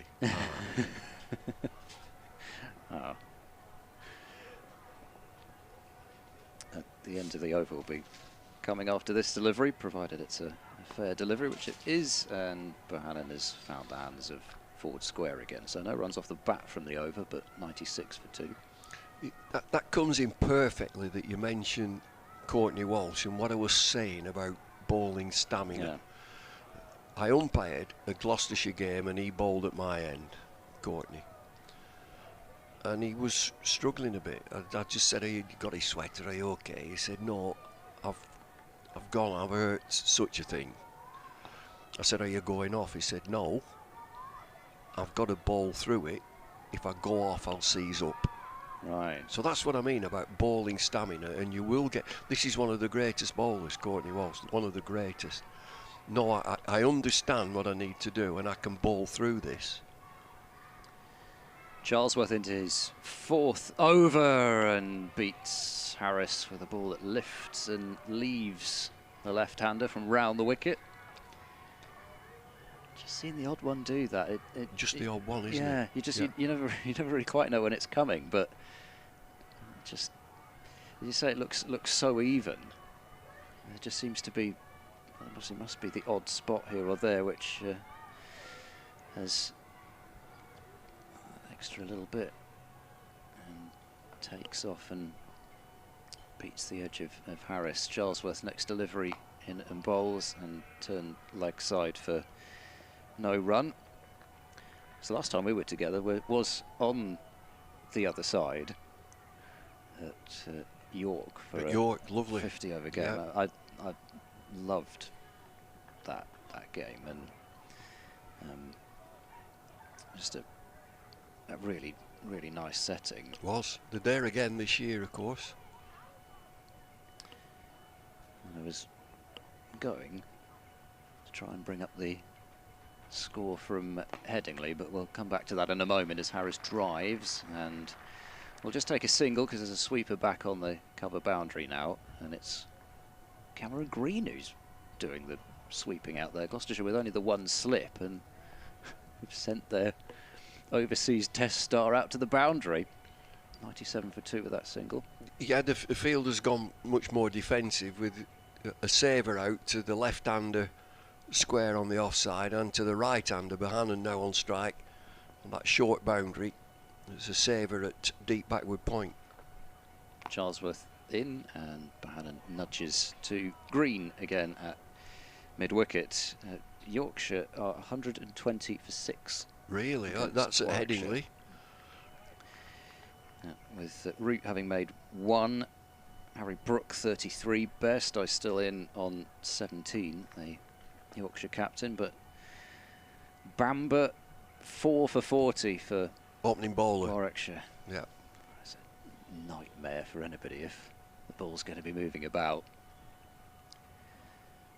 Charlesworth bowls. He's tried that Yorker again. He's missed it though and bowled a low full toss, and that's just seemingly speeding away from Tom Price, and he can't get there. I mean, that only seemed to be a couple of feet away from him, but he just never caught it up. And the 100 is up for Lancashire with that boundary, and this pair continue to move Lancashire back in front. And you do get value for shot. The ball really skates away over this quick outfield, and the boundary's in. I marvel at the boundaries now. I started in 1965. There's no such thing as a boundary. Charlesworth bowls, back of a length delivery, and it's jabbed out to that sweeper on the offside boundary. Ollie Price out there, and Bohannon will keep the strike. It's 102 for 2. Used to play on the whole ground. Run 5s. But this boundary's right in. I mean, it must be 30 metres in from the new hotel. It must be.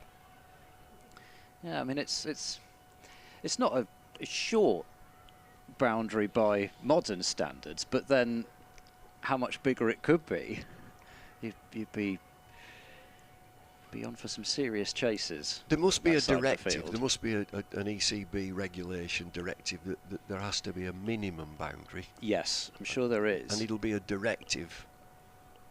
I thought that there was something actually written into the regs that said that the boundary should be as big as possible.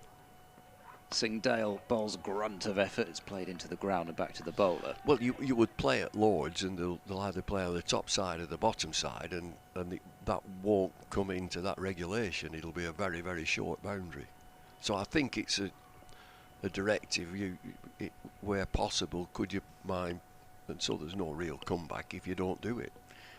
Of course, even at Lords it's changed, because the ball doesn't have to run up the hill to the pavilion anymore. They've got the boundary even inside that. That was almost the last bastion of lack of boundary rope. Singdale to Bohannon, who knocks it into the offside defensively, and there's no run. But by the pavilion, by the Lord's pavilion, there used to be that little, which is still there, the upslope. And if the ball didn't have enough legs to hit the boundary, to go roll up and then roll back down. So it's still in play. Yeah. Oh, there was something so satisfying about that. Well, I played in a test match, and Dennis Amos is a lovely, lovely fella. He wasn't the best fielder, and he ran after one and sort of dived and tried to scoop it back and banged his head on the wall. Sure, that's exactly why they've moved the boundary rope in now. Oh, yes, Health and safety. Anymore. Well, I mean, Charlesworth went sprawling off into the hover cover this morning. Singdale is in and bowls. Bohannon defends onside again. But I don't know, I'm trying to think of anywhere. Oh, here we go. Scott's bringing up all sorts of numbers and directives of boundaries, determining the boundary of the field of play. Am I going to be able to get this in before the delivery? I'm going to guess 60 metres. Singdale. Short mid-wicket in and a slip as he bowls to Bohannon, who drives, gets a thick outer part of the bat on it, and it goes down to deep third for a single, 103 for 2. So yeah, that's the part that the start is the part that I sort of remembered. The ground authority shall aim to provide the largest playing area, subject to no boundary exceeding a distance of 90 yards from the centre of the pitch. Right. In any event, the distance from one square boundary to the other square boundary, oh good lord, what have you given me here? The distance from one square boundary to the other square boundary shall not be less than 120 yards. Hold that thought. Round the wicket, Singdale to Harris, bowls and has beaten him. Bancroft thought there might have been an edge there because there was a deviation, but it was only through the air rather than off the edge.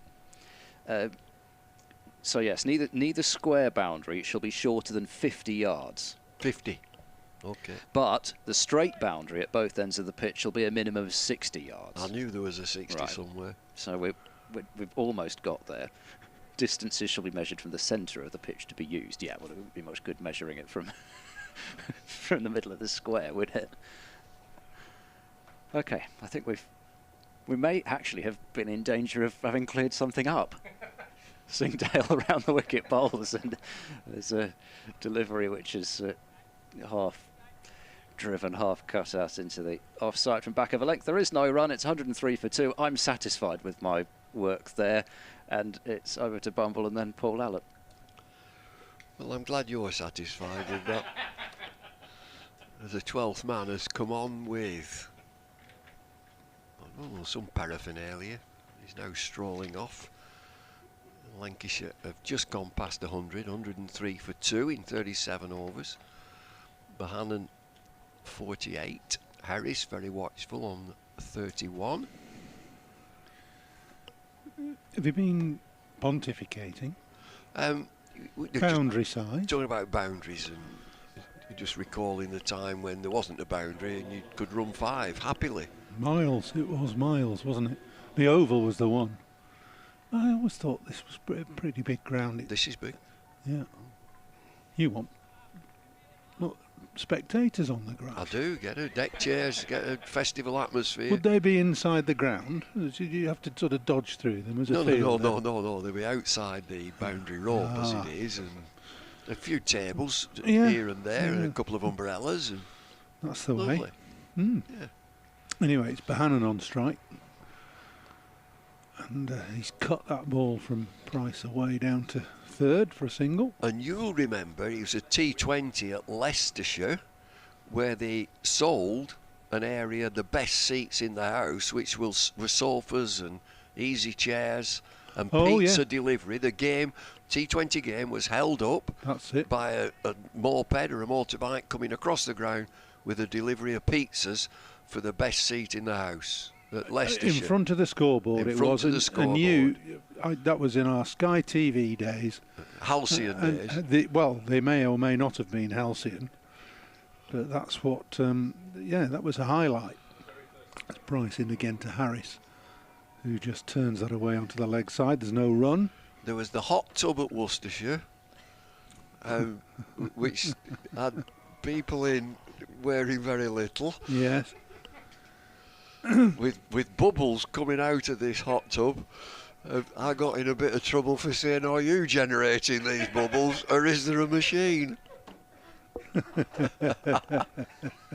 I got in a bit of a You did used to get sent round on those errands, didn't you? Yeah. Yes, Price on a good length and just pushed into the offside by Harris this time. No run. 104 for 2. I remember Dexter Fitton. Now Dexter used to play for Lancashire, off-spin bowler, and he wasn't the most agile of fielders. And we used to play festival days, didn't we, in those days? We used to play games at outgrounds. We were playing at Cheltenham as Price bowls again and gets turned off. Harris's hip for a single.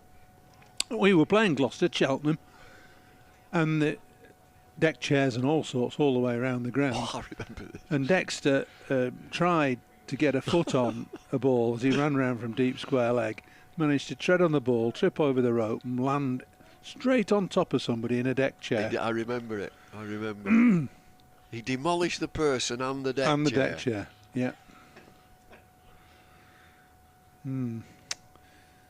As Price bowls again, it's short this time and Bohannon is up on his toes and punching it into the offside, but straight to extra cover. You know, the beauty of a partnership is that you push the field back. So it's just one slip now, where it was 3 slips and a gully and you're hunting wickets, and now this partnership is pushing the field back. There is a slip and a catcher at short mid-wicket. But that's it. I've seen enough bounce and carry to suggest there still should be 2 slips, especially half an hour or so after lunch.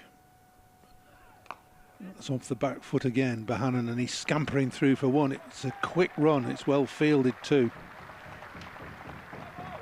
But Bohannon through for that quick single, completing his 50. Signals to the pavilion and to his teammates in the players' pavilion. He's gone through to 50. Lancashire 106 for 2, and the 50 has taken 96 balls and just a shade over 2 hours. He's hit 7 fours. He's in good nick, isn't he, Bohannon? He scored I think he's got a century. Last game. In the last game. Had 3 average innings to start the season, and then the blue touch paper has been lit with 100 against Leicester and runs again here today. And that single enabled him to keep the strike. Singdale coming in from the Anderson end.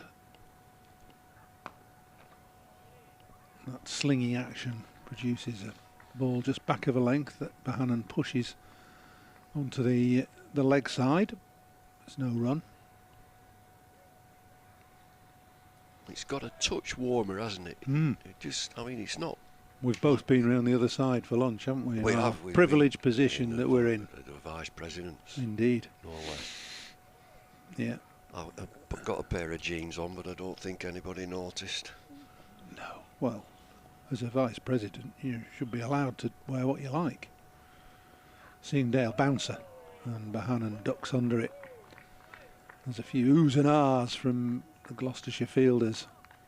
Not seen too many bouncers this. No, you don't. You don't. Have we? No, you don't.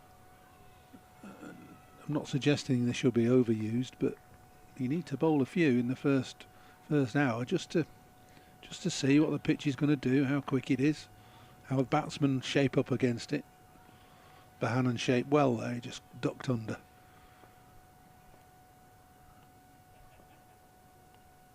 Sprinting in again, Singdale. Full of ball.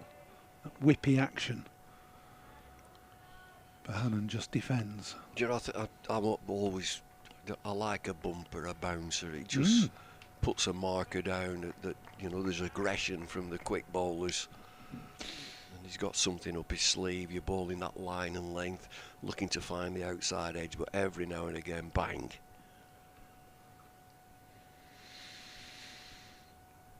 Well, it prevents batsmen premeditating a little bit, pushing forward, getting onto the front foot. As Bohannon does again to Singdale, met with a straight bat. Played straight back down the pitch by Bohannon this time.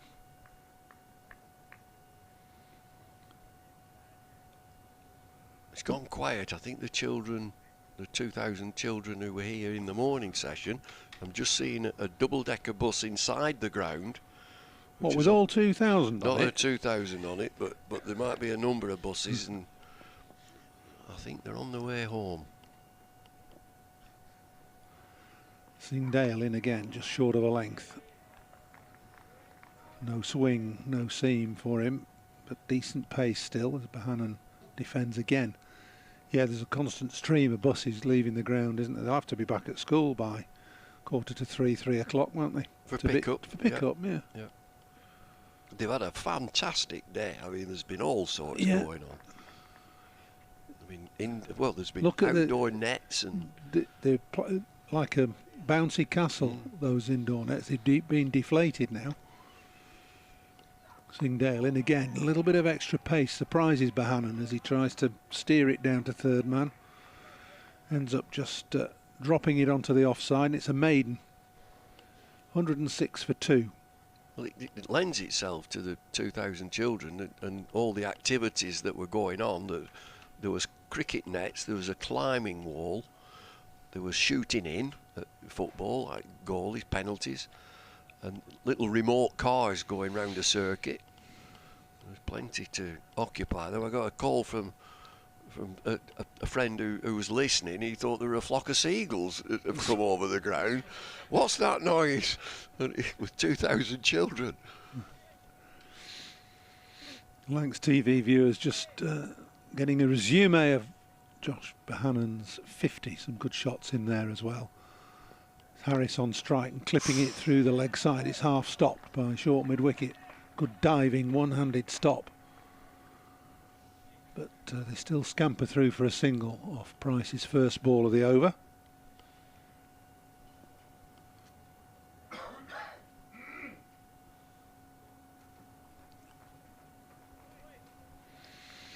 Just that slip and short mid-wicket as the catching fielders. Bohannon just waiting for everything to settle down behind the bowler's arm. It's probably his teammates on the dressing room balcony that are disturbing him. Price in.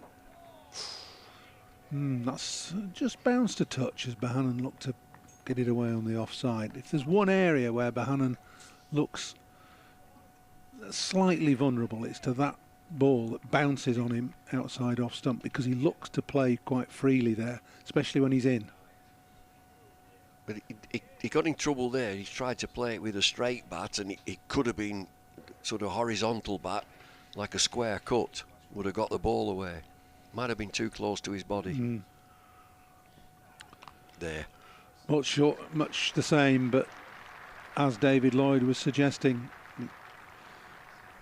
the horizontal bat shot working much better as Bohannon crashes it through square cover for 4. That's a lovely shot. It's one of those shots that you dream of. It's short and wide, and he climbs into it.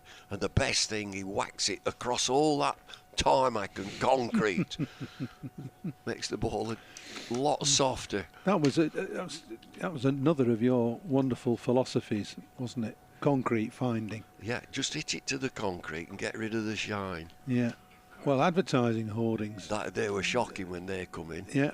Kept the shine on the ball. Used to have concrete railings all the way around the ground as Bohannon pushes this to deep cover now, who's been set back on the boundary for Price. No, it was a concrete wall, not railings, was it? It was a wall all the way around the ground. And there were plenty of areas where you could find it, get the ball running into it, scuff the shine off it.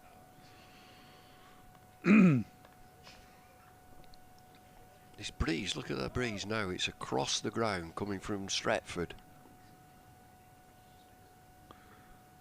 Price round the wicket to Harris. Met with a perfectly straight bat, timed beautifully, nothing more than a defensive push.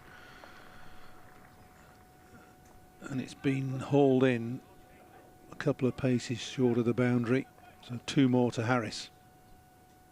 Yeah, that breeze is across the ground from the Stretford to the city. So westerly. It is. This is the prevailing wind. In the last game, it was the other way around, coming from the city. Price, it's been an expensive over. He's looking to finish it off now as he bowls the final ball, which is clipped into the leg side with the trademark Harris stroke. And that completes the over. It's 115 for 2 now. 40 overs bowled. 56 remaining today. Bohannon's 55, Harris 36, and the run rate is just a fraction under 3 and over.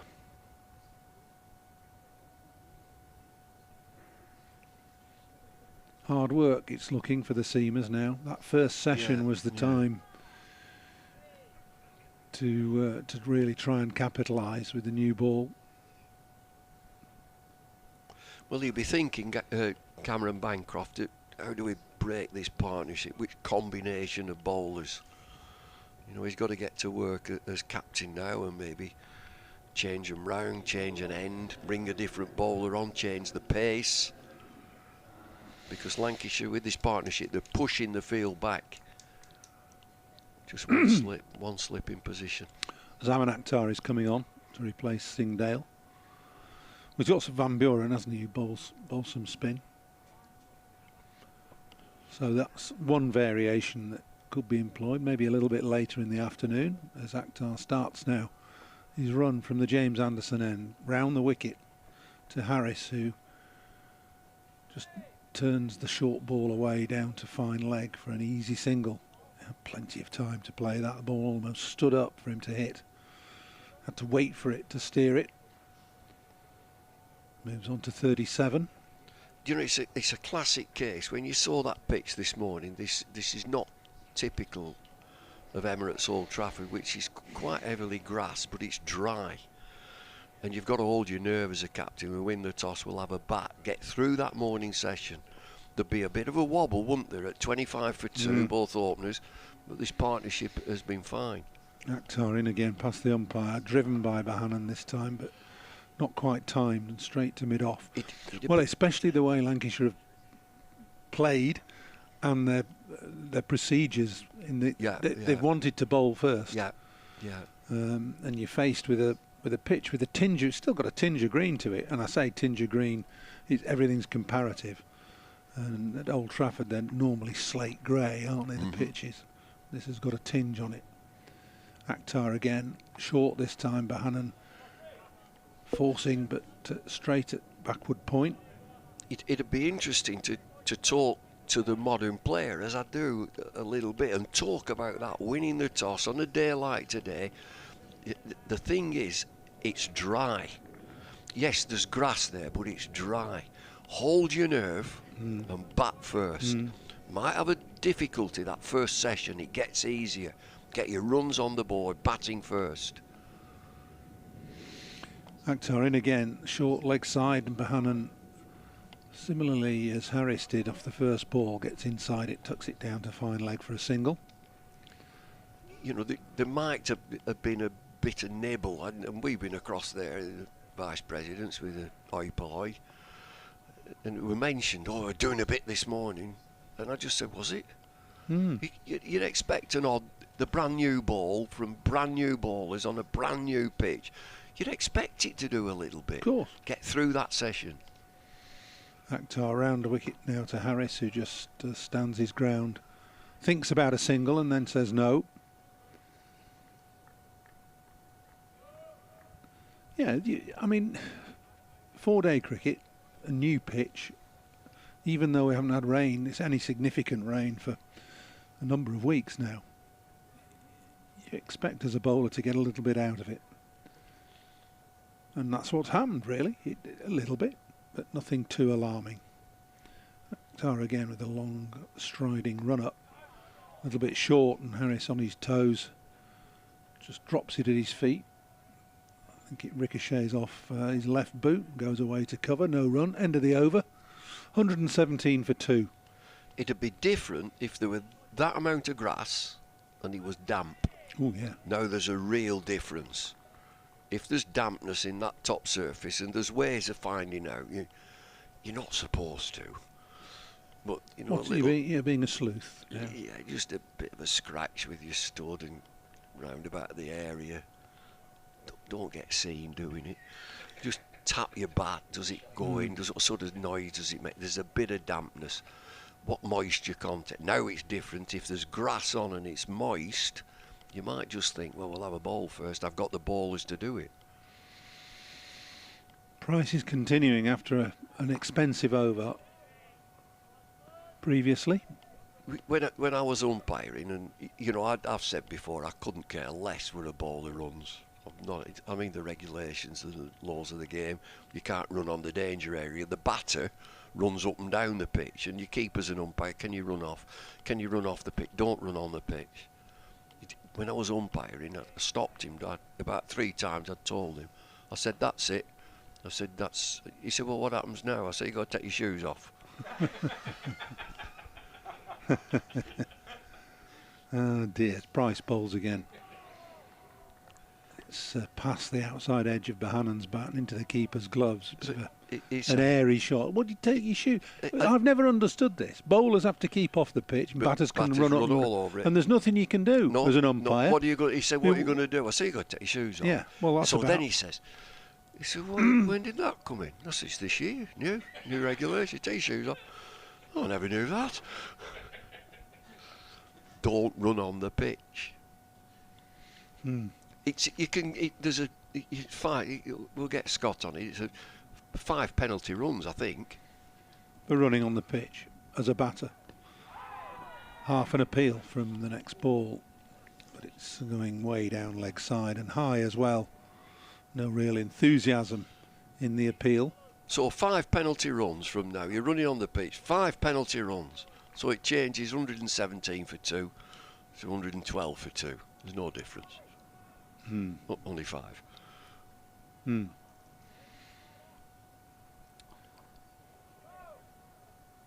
But what happens to the bowler? He gets taken off. Can't bowl again in the innings. That's it. Don't send the batter off, do they? What a good shot that is. Drilled straight back at Price. What if that was in? So the bowler's taken off. Running on the pitch, you're out. Yeah. Why not? Well, you're a bowler, aren't you? Well, yeah, but hang on. You want that wicket, wouldn't you? Yeah, definitely. I was making him run up and down. But why if I, as a bowler, run on the pitch 3 times, that's it. I can't bowl again in the innings. I knew I'd touch a nerve here. And if the batters do it, it can carry on till Kingdom Come. All right, they get 5 runs knocked off. Price again here. Solid defence from Bohannon. But I'm out the game, or out the innings, and the batter just carries on. It's not right. I knew I'd get It's an anomaly. I knew you'd go. I knew it. Anyway, hey-ho.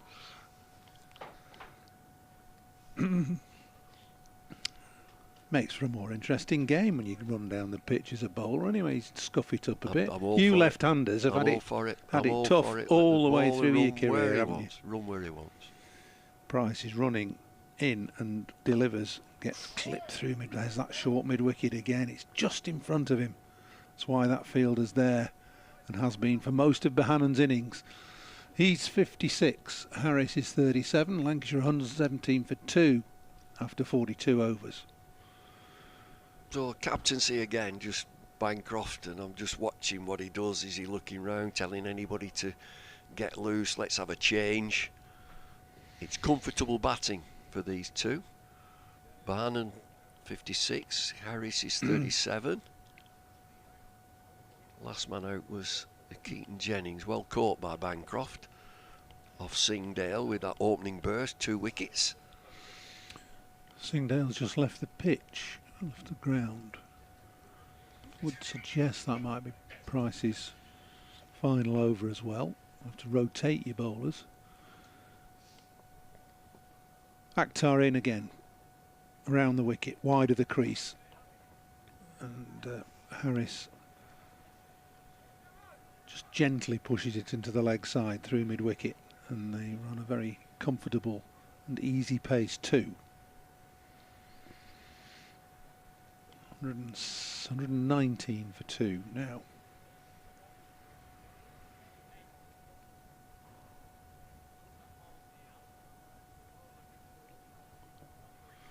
I think it might be time for a bit of spin. Well, Bancroft has just been chatting to Price. I think that might be the end of him. Akhtar again.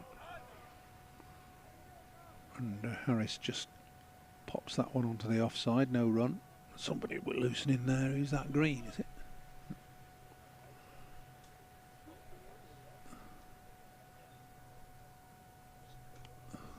Off spin. Number 67. Ollie Price. Ollie Price, sort of half loosening. I wouldn't call it an enthusiastic warm-up. Akhtar bowls. It's edge, thin edge, past first slip. There's a very fine third who's fielded and gets the ball back as Harris comes back quickly for 2. Played that softly, defensively softly. Mike just have opened the face, but it went down. As soon as he played it, it went down. As Harris memows to the changing room, he wants a drink.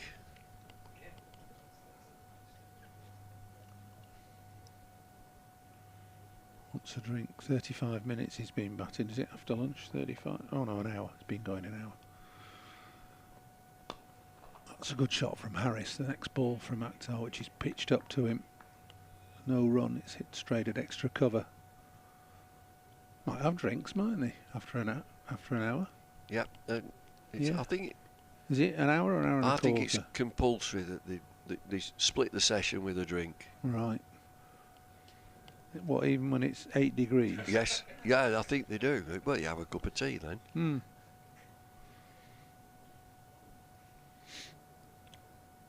It's warm, but nothing like as warm as it was yesterday. 27 it was here yesterday. Stiflingly hot.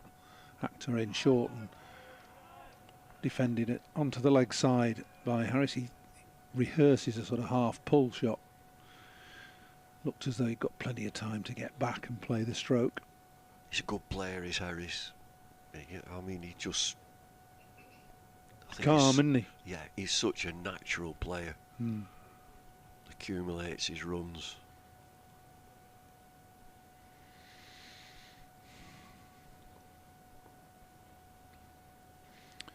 Past the umpire, Akhtar. Short ball.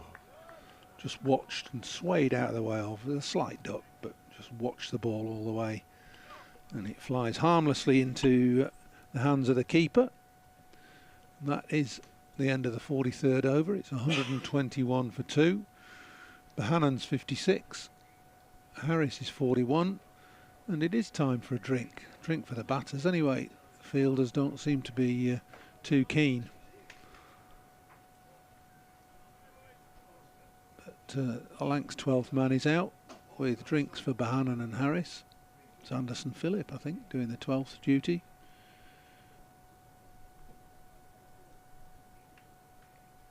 So it's a quick drink, quick pit stop. Bumble's disappeared. Hello again. Hello.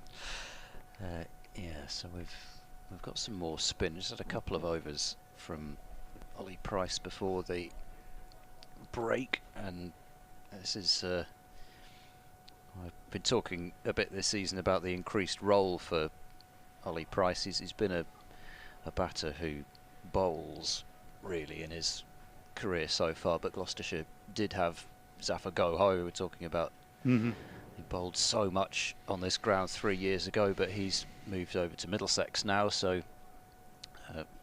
Gloucestershire's spin options consist really of Price and Van Buren, or Ed Middleton is on the ground. At least it was actually out there as a subfielder not so long ago, but he's somebody that if they reckon a pitch is really going to turn, I suspect they'd go to him as a tall leg spinner looking to make his way, but obviously didn't look at this pitch and feel they needed the extra spinner. But Ollie Price, maybe to have his first real extended spell of the match. And bowling now, and there's an attempted pull shot, and he's been given out LBW. That is a pretty horrible way for Bohannon to go. He thought it was short enough to rock onto the back foot and pull away, and Ollie Price has struck first ball. You felt it was time for some spin, but didn't quite foresee it happening that way. We call that a strangle in the game. I think it's a loosener from Price, which is short of a length, but pushed through, and Josh Bohannon gets in a real tangle. I think he decides to try and pull it away on the leg side. It hurries onto him, keeps a little bit low, and was never going anywhere else other than hitting the stumps, I don't think. So it's a sad end for Bohannon, who's played nicely, and will probably decide that he should have been a little bit more watchful facing the first ball from a new bowler. 121 for 3. Yes, because he's not the tallest, is Bohannon, but even just having to get into such a low position to try and pull that one, and it certainly wasn't going over the top. Was the only question in my mind when I saw it first up was it actually going down the leg side? Yeah, but there wasn't any turn, was there? No, not really. Not much. Are they brothers, these Prices? Yes, they are, yeah. Ollie is the younger brother of Tom. And, well, Gloucestershire have not got either Taylor brother playing in this game, Matt or Jack. Ben Charlesworth also has a younger brother, Luke, who's a quicker bowler, so it's quite a family affair. Good stuff. Good. Gloucestershire team, and in fact all sets of, well, I suppose it figures really, but they're all from Oxfordshire as well. So the Oxfordshire pathway has been really productive for Gloucestershire. Miles Hammond was born in Cheltenham, but also came through Oxfordshire. As Ollie Price bowls, this is turned into the ground, into the onside, and there is no run. New batters, Matty Hurst, one of the up-and-coming youngsters here at Emirates Old Trafford. Price to Hurst, to forward and nudging this into the offside. He'll be keeping wicket as well in this game. It's Lancashire's first choice keeper. Been batting high up the order as well. So had a meteoric rise really through the first team. Price bowls, Hurst just knocks that one on its head really out towards Bancroft at short mid-wicket. Productive first year in red and white ball cricket. Played in the 100, went into playing the Big Bash in Australia as well, in Perth. Perth Scorchers. Perth Scorchers. Price to Hurst, who's forward and running this one back up the pitch. Yeah, and in fact I think he probably played in that game where Gloucestershire's captain Cameron Bancroft suffered a really horrible collision with Daniel Sams. In the field. Yeah. Price in a quicker delivery is played back to the bowler, so that's a wicket maiden to start with from Ollie Price, and he took the wicket with the worst ball of it, 121 for 3. It was a real loosener, wasn't it? It really was. But yeah, it was a horrible collision, that it looked one. awful. Bancroft actually was the one that got up and walked away from it, so he thought that he was better off than Sams, who I think had to be stretchered off. But Sams got a concussion, but Bancroft also had a bit of a concussion, broke his nose, broke his collarbone, I think it was, and you were a little concerned at one stage whether Bancroft would make his Gloucestershire stint, but he's arrived and is playing. Zaman Akhtar bowling to Harris, who's flicking this one away towards short mid-wicket, and diving stop from Hammond there. And there's no run. It's the other, younger keeper that Lancashire had, George Lavelle, also was on trial at the start of this year with Gloucestershire. He played early on. How did he get on? A match. He batted well, yeah. I think he top scored for Gloucestershire in their warm-up match against Leeds Bradford MCCU. Yes. As Harris plays this one towards mid-wicket, and there is no run. So there was a thought, because at this point, with the squad that Gloucestershire have got, Bracey being undoubted first choice keeper and played in every match last year, didn't miss a single one across all formats. Of course, you need somebody as a backup, but the problem is, as the backup, you're not going to play very much. No, not barring injury, of course, and he's always likely to do a bit of damage to his fingers or whatever. He's pushed into the offside for no run, but yeah, and I guess at this point, Bancroft is the man who would take over the gloves in an emergency, but you wouldn't want, ideally, to have Bancroft as your captain, wicketkeeper and an opening bat. That probably certainly too not much. going to work. No.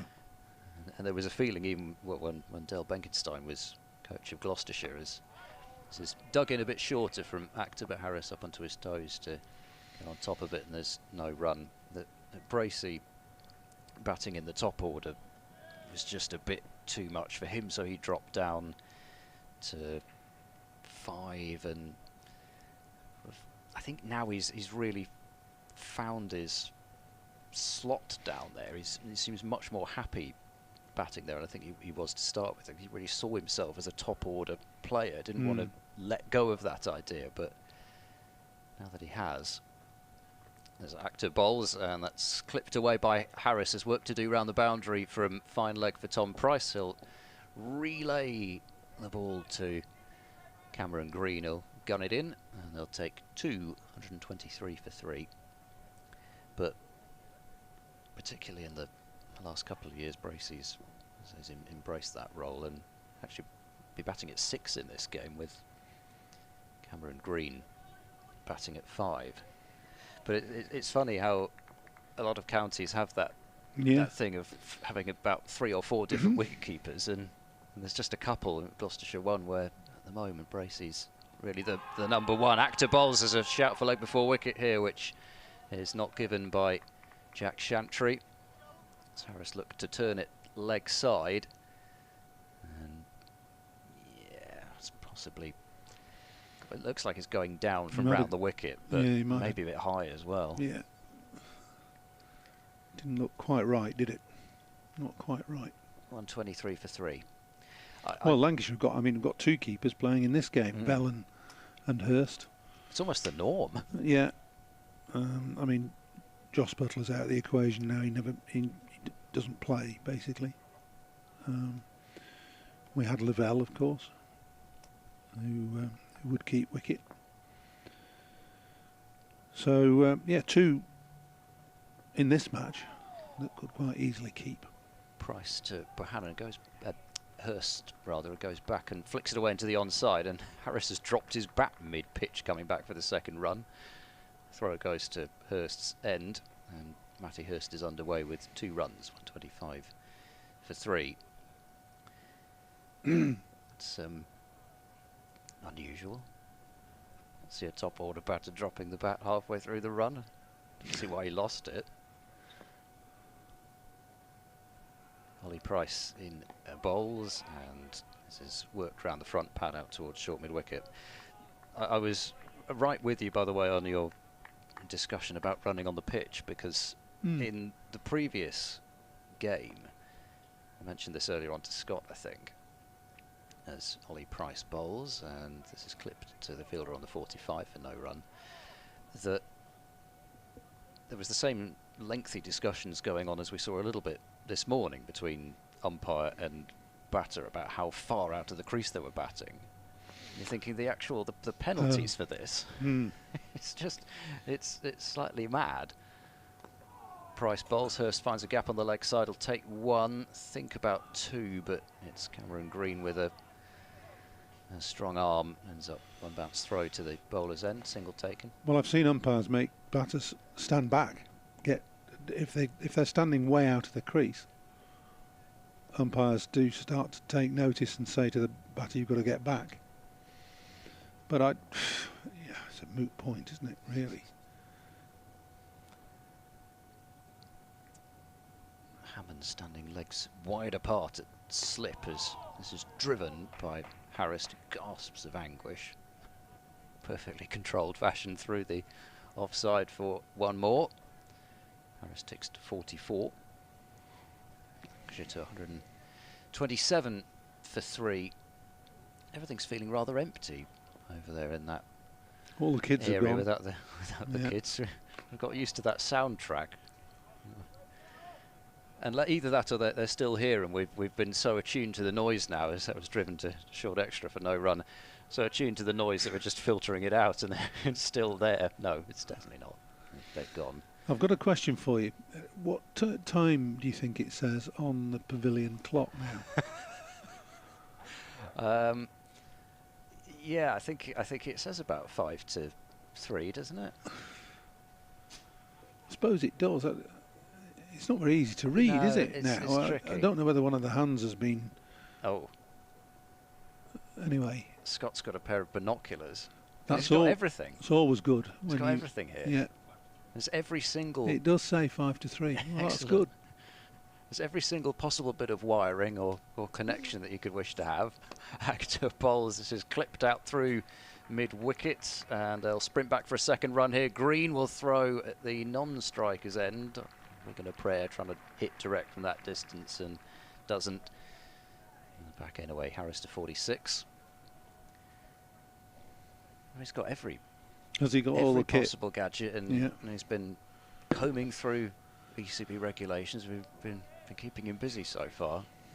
Strolling around casually with his hands in his pockets now, looking like it's all in a day's work. Actor into Harris, who's forward and defending into the offside. Van Buren does the honours at mid-off. Fairly gentle breeze, I assume, which is making things, I suspect, a little more pleasant in the full-on sunshine. It's quite warm, that sun now. As I say, nothing like yesterday, but probably 20 degrees, I would say. Actor bowls, and Harris has jammed that one down into the ground to backward point for no run. Was in danger of burning in the shade yesterday. Thinking, burning in the shade at the start of May. I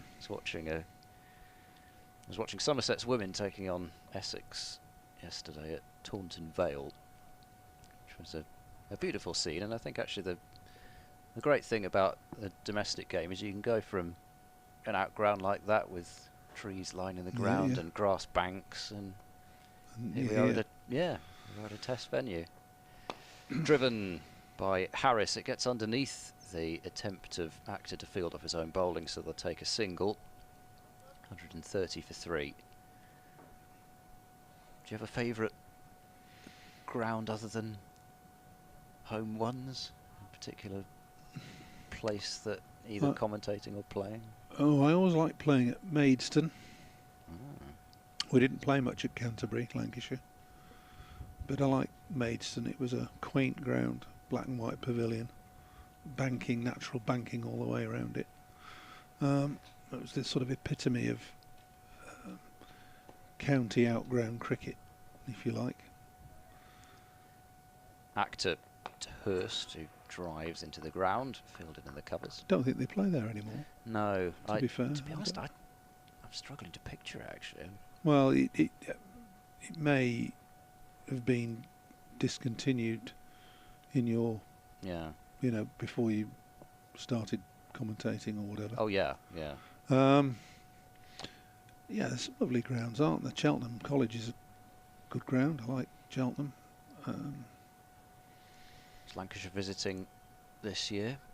Yeah, that's right. At the time of the Test match here. Lancashire and End of Middlesex. End of July, I think, isn't it?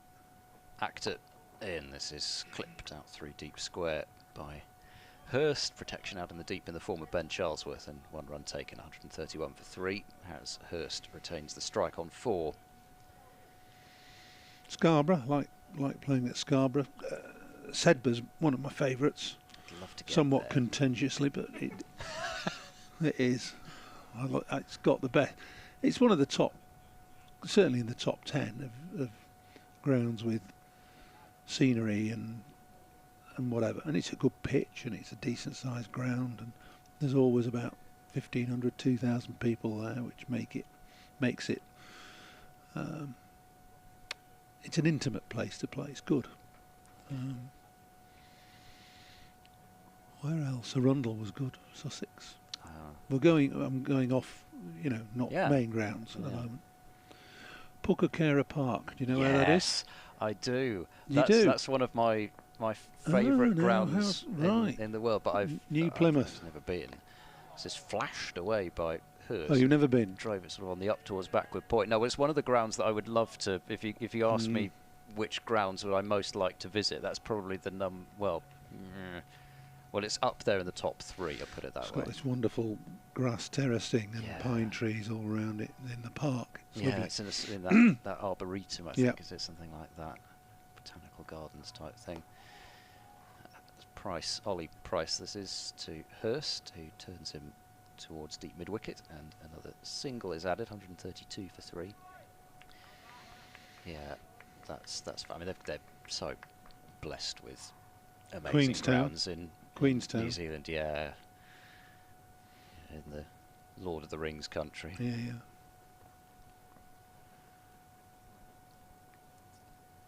Price round the wicket. Bowls a little bit shorter, and Harris doesn't go for the cross-batted option and just clips it through mid-wicket for 1 more run, 133 for 3. I mean, the Basin Reserve is lovely as well. I was fortunate enough to play for Wellington for 2 seasons as their overseas player, so I played there a few times. Price in. This is driven with more force behind it, out through the covers by Hurst. That will be cut off by Short round that shorter side of the boundary, and 2 more runs, 135 for 3. It's what I call a proper cricket ground. It's right. It's in the middle of Wellington, but you could be anywhere really. You've got the mountain in the background and trees all around the ground, and it was a bowler's paradise when I played, which made it even better. Price bowls, and this is turned past short mid-wicket, and they'll take 1 more. So was there a favourite place to bowl as opposed to just setting? Well, I do like. I mean, Wellington. 2 years at Wellington and bowling there. The Basin was great. I like bowling here. It wasn't not always the easiest place to bowl. Price in bottom-handed whip, but it struck too firmly in the end up to mid-on to come through for a single. They've milked the bowling well in that over. Lancashire 136 for 3. Trent Bridge, good place to bowl as well. Certainly when I was playing in the 80s, it was helpful for seamers to a degree. Enjoyed Headingley. The contest, the place, beating the Yorkies. And we did have we ruled the roost over them in my time, which was very gratifying. It's turned into an absolute. Well, I say that. We're going around the world, aren't we? Into a gazetteer. Well, yeah, but so that's all right. We can. I was about to suggest that it's turned into a bit of a road at Headingley, but not looking at the score there, is Yorkshire 169 for 7. Oh, with all that batting. Actor balls is driven straight into the ground. It spins away as it hits the pitch. Well, Root didn't get many. Did any of the other superstars? Brooke got any? Brooke 33. Bairstow's on 40. It's the deadly duo of Ethan Bamber and Ed Barnard for Warwickshire who are doing the damage. Who won the toss there? It was won by Warwickshire, decided to field, yeah. Well, paying dividends so far. Actor long strides, leaps in, he bowls, and Hurst is forward defending into the wide mid-off area, Shaw Fields. But you know, you get, I don't know, you get the ball swinging about a bit. Bamber, Barnard nibbling it both ways. Yeah. It's tricky. I saw the first couple of wickets. There was a bit in it, wasn't there? Nip backer that got the inside edge caught behind, and then another one that went the other way. Root caught a second slip. Actor in, oh, it's a good Yorker, but it's well kept out by Matty Hurst. Squeezed out for a single, even towards fine leg. In fact, going back, was it only last year? It feels like longer ago than that, but it was only last year.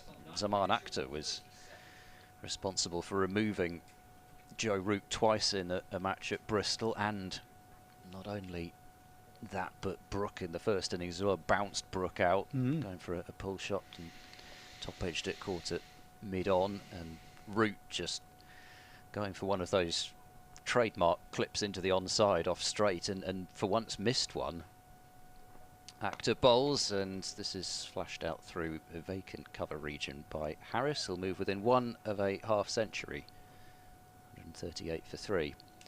But Actor has played England Lions. He took a 5-wicket haul against Sri Lanka at New Road last year in that game, and also played for the Lions in the winter in South Africa. You have to imagine that getting Joe Root out a couple of times would have piqued their interest. Bowls now, and Hurst is playing this one hopefully into the offside, thinking about a single, but none there this time. He's not the quickest, is he? But he's tall and hits the deck. We've not seen much movement from any of the bowlers really, either through the air or off the seam. So a hard place to bowl is Old Trafford. Here comes Zaman Akhtar to complete his over, and this is driven sumptuously through mid-off, and that will be 4 runs from the moment that left the bat. Just had that sound. Glorious shot, wasn't it, from Hurst? Really good. Like to see that again, because it was a full ball. It was the balance and the timing and the stroke that was so impressive. Big innings this for Matty Hurst. He's not had the best of starts to the summer, and he'll be keen to, having got in now, faced 20 balls or so and been in for half an hour, to have to be able to cement this good start. Well, 20 minutes he's been in, but he's got through the initial stages anyway. Still got 15 overs remaining until the tea break, and Gloucestershire, the over rate is on the board as -3. It might be starting to get a bit better with Ollie Price bowling, but especially having taken the wicket, then there's no real reason to take him off. But he's doing a dual task for Gloucestershire here, but dropping short and being cut for 4, and that is the 50 for Marcus Harris. 106 deliveries. That's there with his 5th 4.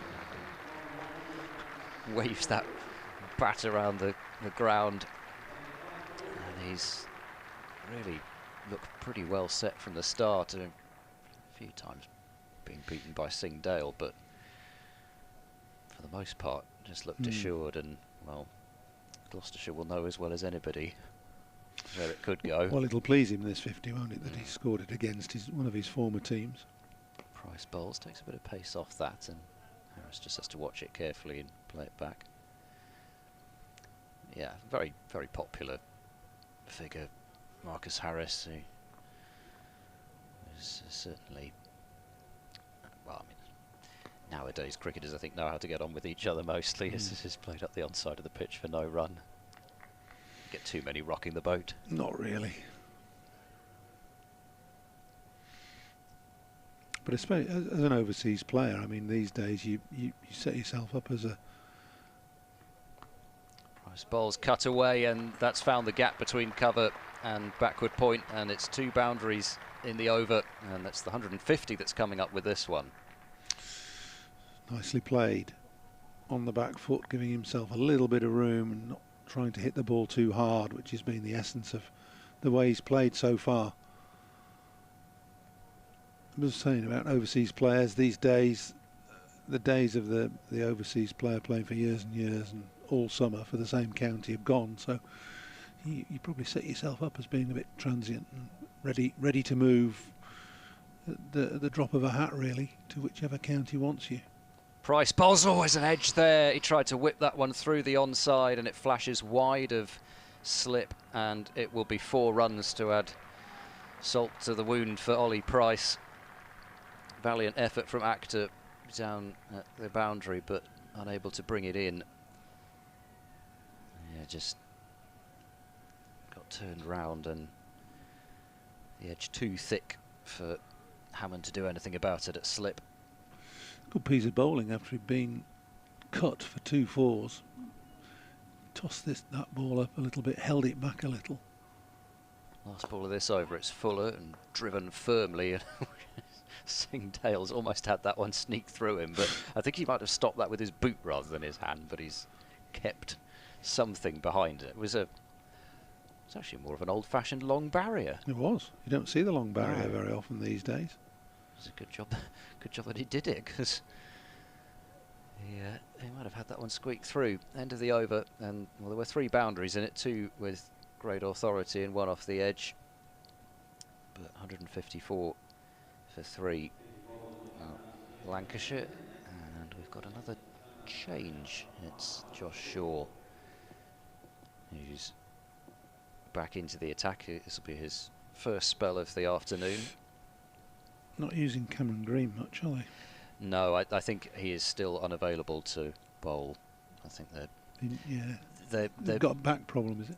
Yeah, he's recovering from stress. From that. Yeah, a stress fracture that he sustained actually playing in this country for Australia at the end of last year in that ODI series. But they're hoping that he's going to be ready to play for them in that World Test Championship final that they've got against South Africa later in the summer.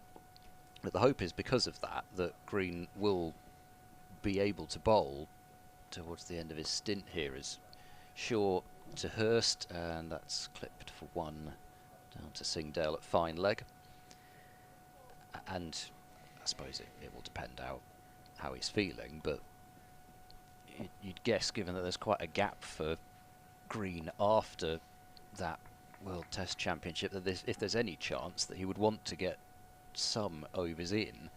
I mean, when he was first signed, I think it seemed very much as though it was now just as a batter. But yeah, I think since then there's certainly been the hope that Gloucestershire might get some overs out of him. Shaw round the wicket, bowls edged, and that would have been a catch for second slip, but there isn't one. And it's down to the boundary for 4. And Bancroft on his haunches. He had to watch that one go past him. And they've always run that risk, Gloucestershire, today. You mentioned before that Bancroft wasn't very keen, or didn't appear keen, to keep those slips in place for too long, and paid the price there. It would have been a chance to the left hand of second slip.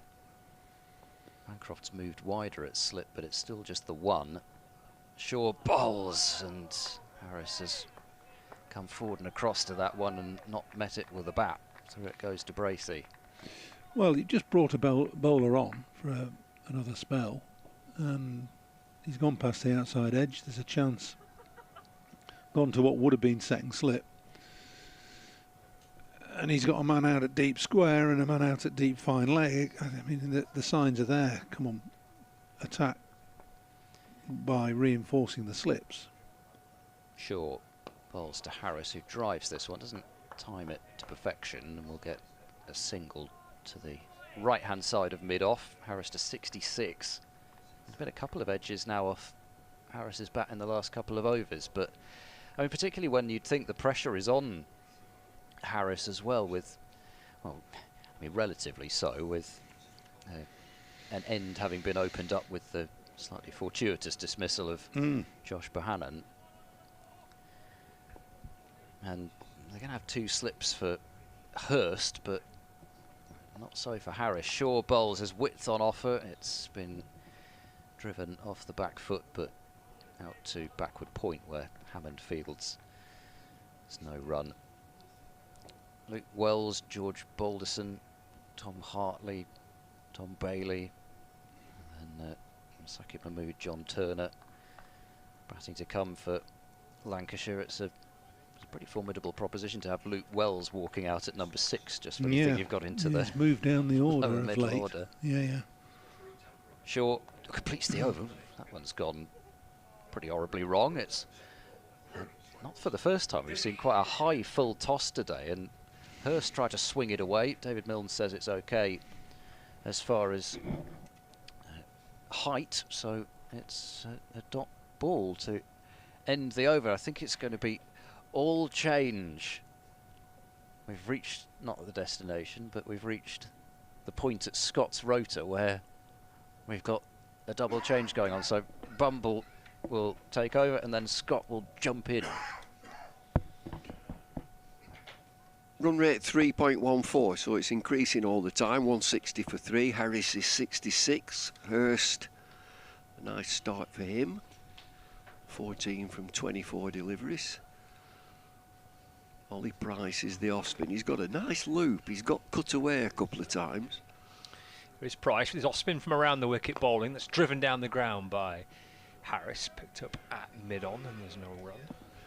He's a number 3 batter, Price, who's bowling off-spin. He's got a nice loop. He's got a good action. He's bowled a few pies, but I think there's a bit of potential there. I like the action. In again to Harris. That's drilled along the ground again to mid-on, and there's no run. His step, as he gets into his bowling action, his step is very reminiscent of Nathan Lyon. In bowls again. Going back this time, Harris just nudges the ball out towards square leg for a single. Moves on to 67, 161 for 3. But he's got cut away a couple of times.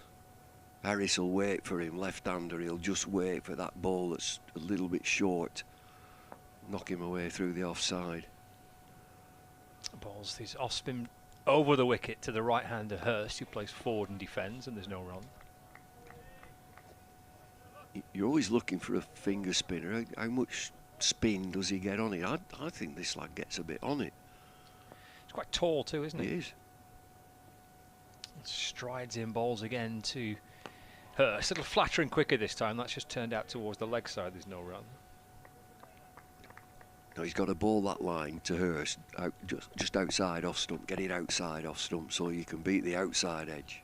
Slip in place, final ball of the over, in and balls, driven by Hurst and scooped up at cover, and there's no run, but again tidy stuff by Ollie Price. Just a single coming off it. 52 overs gone, 161 for 3 Lancashire. Hurst on 14, Harris on 67 with still plenty to go today. 44 overs remaining in the day, and it's approaching 20 past 3 in the afternoon, so a bit to go until the tea break, but we do have spin at one end, and Shaw continuing from the James Anderson end. He's been doing a fair amount of bowling this morning, James Anderson. We saw him out on the square, and then when the game started he was in the nets. I think that interview with Benkenstein said that he's ready to play, but they're going to be cautious. The medical people want him to be cautious. Shaw into Harris, that's defended to mid-off, and there's no run. Yeah, I think this game originally was kind of earmarked as a comeback game for him, I think. But you know, it looks as if he's going to miss the next one. Looks that way, doesn't it? Yeah, I think he's looking at maybe the Derbyshire game here. Season's going to be finished.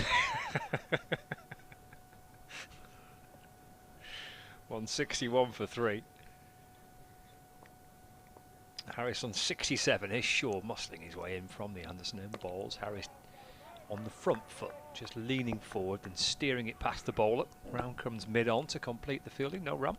What colour do you think that sight screen is at the old pavilion end? What colour is it? It's kind of a dirty grey. It is, isn't it? Yeah.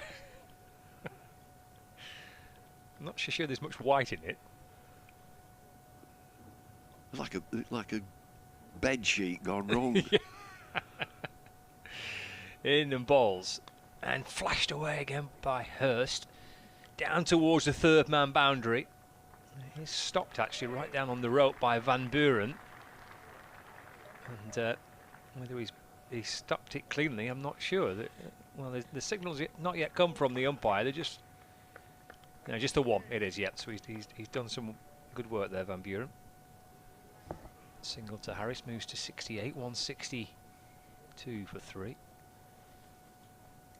We're playing out towards the left of the square as we look from the Brian Statham and the media centre end. So it's kind of the temporary sight screens that are being used, the additional ones, as they cover a good block of seating actually to the left of the pavilion as we look. So, and they're flapping in the breeze as Shaw comes in and bowls to Hurst. There's an appeal for LBW there as Hurst tries to flick it out towards mid-wicket. Ball just trickles just beyond the edge of the square. And there's no run. 162 for 3. So yeah, Anderson originally kind of earmarked this as being maybe a game he could be back for, but as you mentioned, Dale Benkenstein this week saying he's not quite ready, and maybe not ready for Northamptonshire next week, so it could be Derbyshire the week after. Shaw into Hurst, playing a miss, expansive looking shot. Ball goes through to Bracey, the keeper, and there's no run. Good from Shaw, just drag him really wide. Full and wide, go on, have a drive at that. He did and missed it. 2 slips in position. Yeah. 2 slips, third man, fine leg. It's been third man and fine leg all through the course of the game so far, of the day. There's a deep square, and then backward point cover, mid off and mid on. Shaw comes over the wicket and bowls. Forward goes Matty Hurst in defence. It's pushed up towards mid on. And there is no addition to the score. It's the end of the over. Just a single coming off it. 162 for 3 now. England have picked the squad for the Zimbabwe Test match. 2 debutants. I think Jordan Cox is one, and Sam Cook. Sam Cook has been knocking the door down with wonderful performances for Essex. He's the type of bowler that you'd think they would be earmarking for the Ashes. That type of bowler, you don't have to be rapid now in Australia. It's nice if you've got a bit of pace. Josh Tong, Jofra Archer, Bryden Cars, but you need that steady, accurate bowler as well. Price to continue with his off spin into Harris, who plays forward and defends, and there's no run. He's 27 now as well. Sam Cook, I think he'll know his game and be absolutely. Yeah, I mean, it's a super age. Is that he should be over his injuries. His body should be strong enough. And it's Price to Harris. Whipped away through the leg side. Lovely shot by Harris. That should, and probably will and does, beat the chase from Shaw out through the mid-wicket boundary. Forced away for 4. Harris moves to 72, 166 for 3. Yeah, 2 straight at him. He wants it there. That's exactly where he wants it. Very full, angled in towards leg stump. Yeah, the pitches now in Australia, you speak to him, speak to Harris and the other Australians who are here. You need steady bowlers who just round about. The ball has changed slightly, Kookaburra. Forward goes Harris and defends, no run. Kookaburra is now a harder ball, harder, doesn't lose its shape as it used to. And so you look at the bowlers who are doing really well in Australia, round about 80 miles an hour, they're the ones. Price in, balls forward again, goes Harris and defends, no run. It always helps if you've got that extra pace. You've got Pat Cummins and you've got Stark. So you look at that from an England perspective, Tong, Archer, Cars, but you still need that Sam Cook type of bowler. Price in to Harris, forward again, defending, no run. Potts, Matthew Potts, that sort of bowler. Another lad who I've seen a fair bit of, and he's so accurate and stays fit, is Ben Code. Gets people out, gets early wickets. Final ball of the over for Price into Harris, again clipped to mid-wicket, or through mid-wicket for a single. Keeps the strike as well. 73 to Marcus Harris, 167 for 3 Lancashire here. Played so well. We talked about his calmness at the crease, Harris. He's just helped himself to 73 here. He's played and missed a number of times this morning. Didn't faze him at all, just plays it, walk away, play it, walk away. And then it comes easier in this afternoon session. Knocking the bad ball away, square cut 2 or 3 times. You're getting a rock solid number 4. Get your number 4. Churn them out, hundreds. Set your stall out for the season. I'm going to get so many hundreds.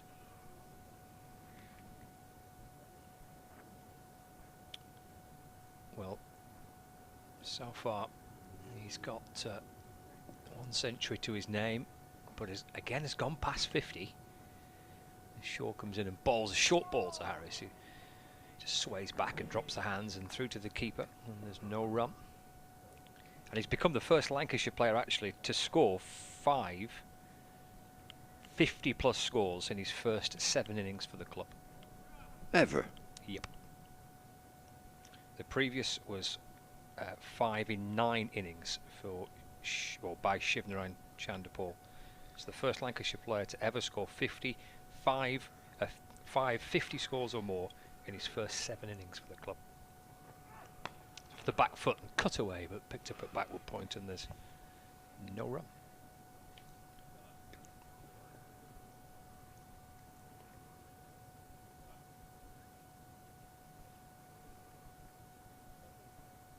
So he's filled that position pretty nicely, hasn't he, so far, at number 4? Well, tactically, I mean, he's an opening batter. We want you to bat 4. Yeah. And like George Bell opens the batting in this game, who's not opened the batting, I don't think ever. Short into Harris, drilled away, but picked up at point, and there's no run. So he batted 3, George Bell, and I think he got 90 something for the 2s.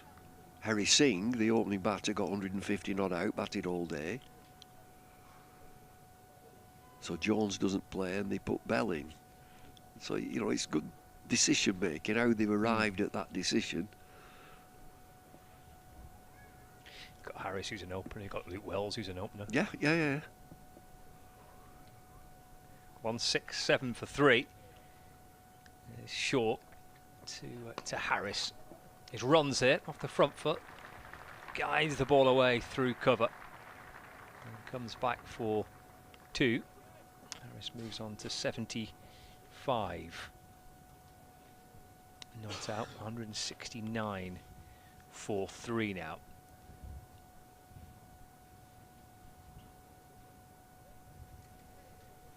Top score of 138 this season for Marcus Harris, but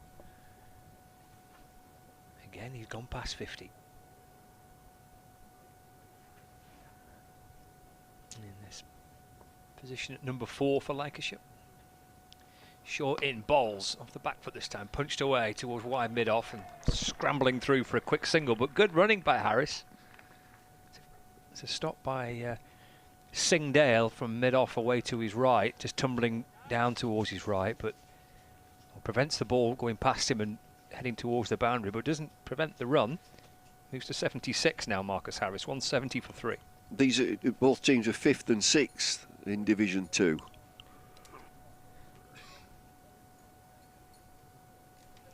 Yeah, both looking for their first You've got to win in this. You've got to win in this division. Get some wins. And Shaw comes into Hurst. Off the back foot, trying to punch the ball away. Comes off the inner half of the bat, up to mid-on, no run. End of the over, 170 for 3. So somewhere along that, you've got to take a risk, because you'll need to win competitive to get out of this division. And so you need to know when that moment to push to get your victories, because you will need them. Draws, Lancashire have played 4, drawn 4. You've got to start winning. And so the 6th in the league, which is being polite, the 3rd from bottom, Lancs. Gloucester are 5th. Lancs have played a game less, and as have the bottom 2, Northamptonshire and Glamorgan. Yeah, Lancashire missed out last weekend, that round of fixtures. As Price comes in and bowls to Harris. It's worked through mid-wicket for a single, 171 for 3. But Leicestershire beating Gloucestershire last week, pushing Leicestershire to 74 points at the top of the division. That single for Harris, by the way, brings up the 50 partnership between Harris and Hurst.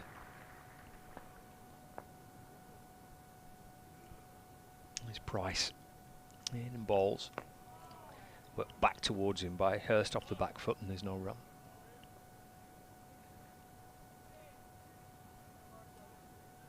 .14 not out. Matthew Hurst, slip in place, deep point.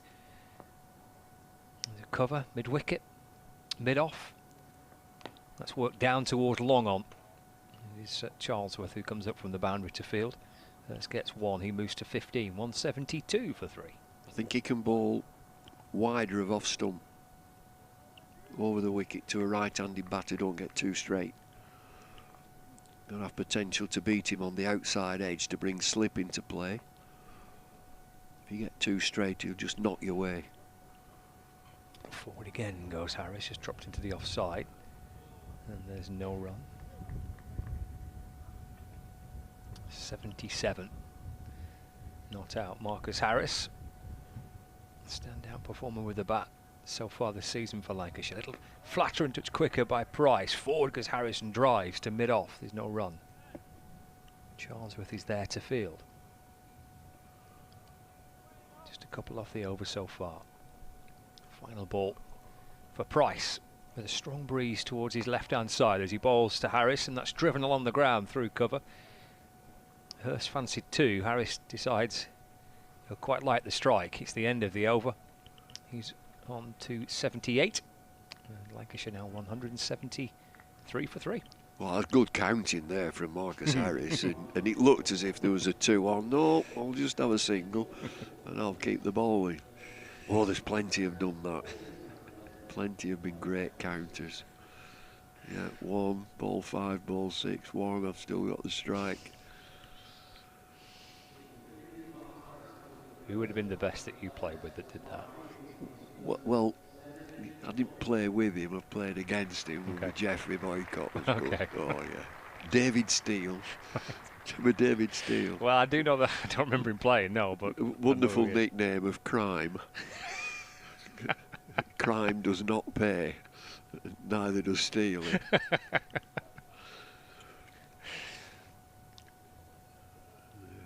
You just kind of have to accept it, I suppose you do, don't you? Don't get wound up and frustrated as the batting partner. Just accept it and allow it to go on. 173 for 3. Just going back to that England squad, if you missed that news earlier on, Shaw comes in from the Anderson end, starts a fresh over, bowls to Harris off the back foot, who punches to mid-off, and there's no run. So as David was saying, there's a place for Sam Cook, reward for kind of outstanding work in county cricket for season after season after season, gets his chance in the England squad. So Cook's in there. And what is actually quite an inexperienced bowling attack. Shaw sets off, bowls again to Harris, that's defended. And there's no run. So with no Chris Wokes and no Mark Wood and Bryden Carse and Ollie Stone all missing, Jofra Archers with and in the IPL. So Cook alongside Josh Tong, Gus Atkinson and Matthew Potts. There's Shaw in again to Harris, just nudged away off his hip. He wants 2 this time. He comes hurrying back for 2 more. Harris moves on to 80. And he's thirsty for runs. Here is Marcus Harris, 175 for 3. Harris on 80. So that's squad in full: Ben Stokes, Gus Atkinson, Shoaib Bashir, Harry Brook, Sam Cook, Jordan Cox, Zach Crawley, Ben Duckett, Ollie Pope, Matthew Potts, Joe Root, Jamie Smith, and Josh Tong. Short to Harris. That's defender back down the pitch, and there's no run. Bumble's having a bit of a sneezing fit here, so he's going to get himself sorted. Yeah, a burst of hay fever, maybe. I don't know. I'm not sure. 175 for 3. Battling there was his Bumble. Give himself a minute. There's Shaw. He's in to Harris. That's drilled away, but straight to cover, and there's no run. Have you got pepper spray in that box of yours? With everything else in it that you brought out today. Well, the last person to use those headphones was Paul Allett, so I don't know. It's whatever. I'm blaming. Oh gosh, yeah. You blame the headset. I mean, I've been all right with them. So well, far. yeah, maybe. But then I've just already beyond help. So perhaps that's why. 175 for 3. 1 ball left of the over.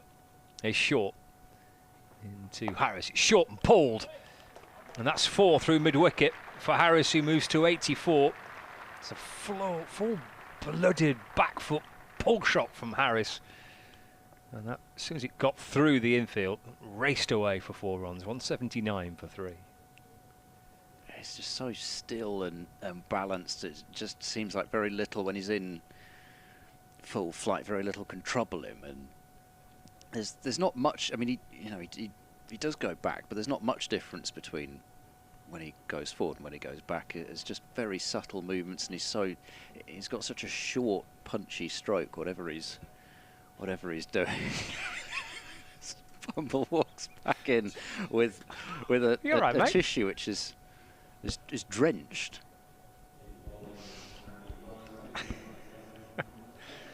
Has he got enough tissues? He's got another one. I was going to say the other one wasn't looking in great shape. Check the pollen count. It did seem like a bit of a bout of hay fever. That I took a tablet this morning myself. I was struggling when I woke up. I could sense it coming on. Tablet. Yeah, but yes, hasten to add. Yeah. Van Buren into the attack, so we are going to see some left arm spin, and this is played off the back foot out into the covers, and a single for Hurst. He'll move to 16. It's 180 for 3. So this is the 7th bowler used by Gloucestershire. Shaw, Tom Price, Singdale, Actor, Ollie Price, Ben Charlesworth, and now Graham Van Buren, who slings one into Harris. He'll defend it away.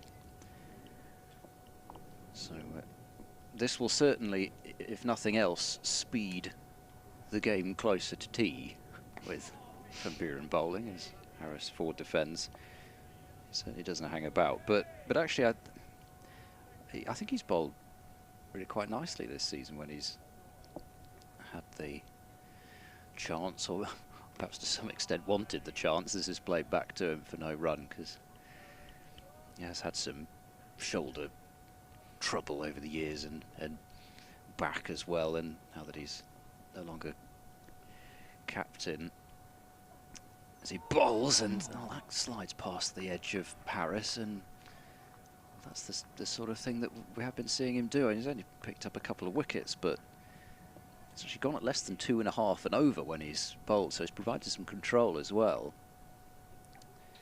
Bowls another one and doesn't quite slide this one the same way past the edge, but Harris may be slightly wiser to things after that last one. But that's a quick over, but it's a good over that's only gone for a single.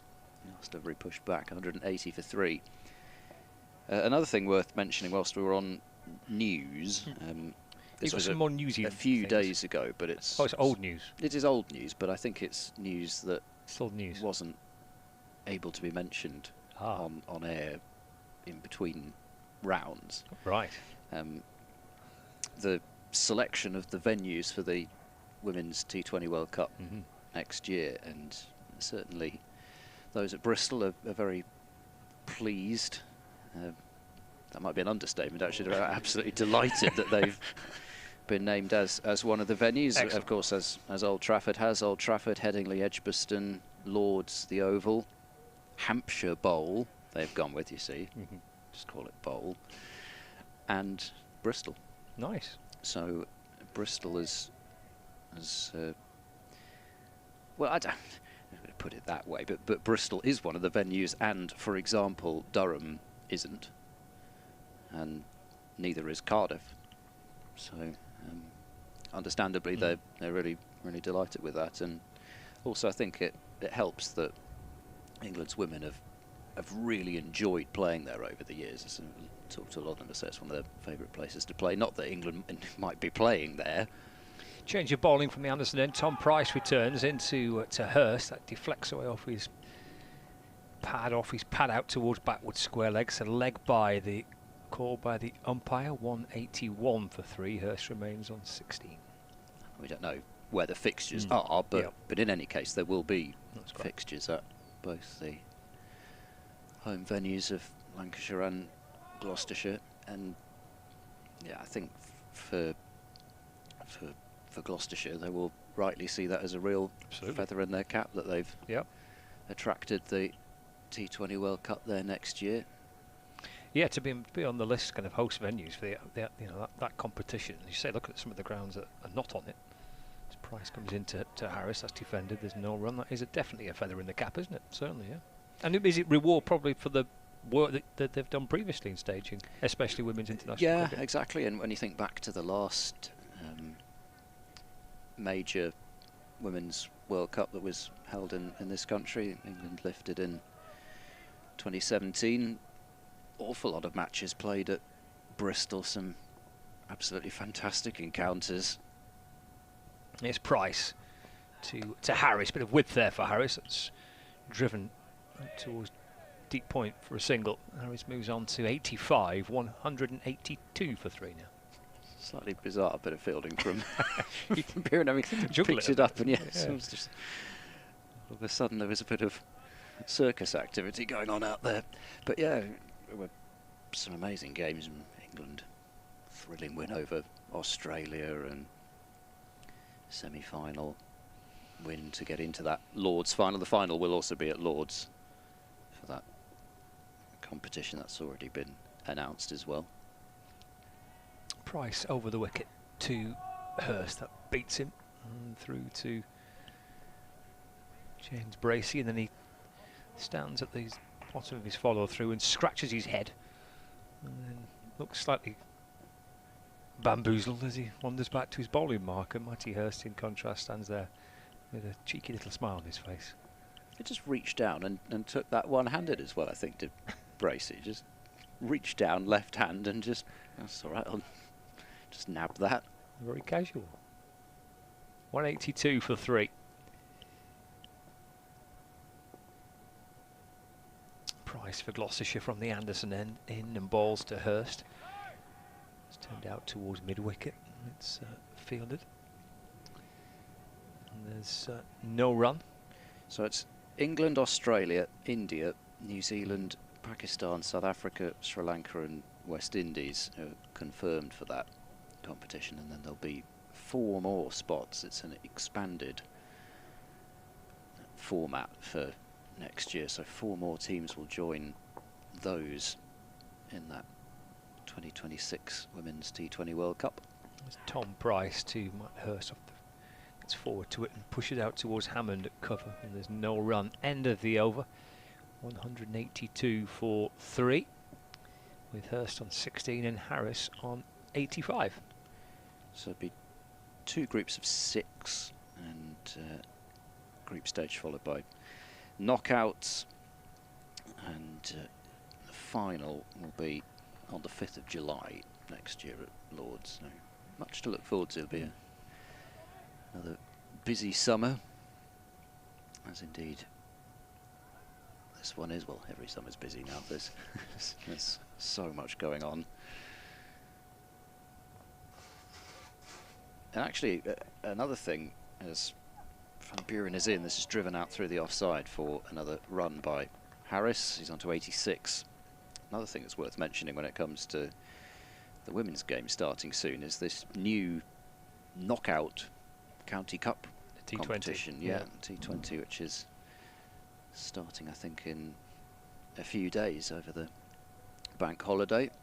So return of some knockout cricket, which is always fun, especially involving Van Buren bowls driven away and fielded jogging away to his left by the bowler.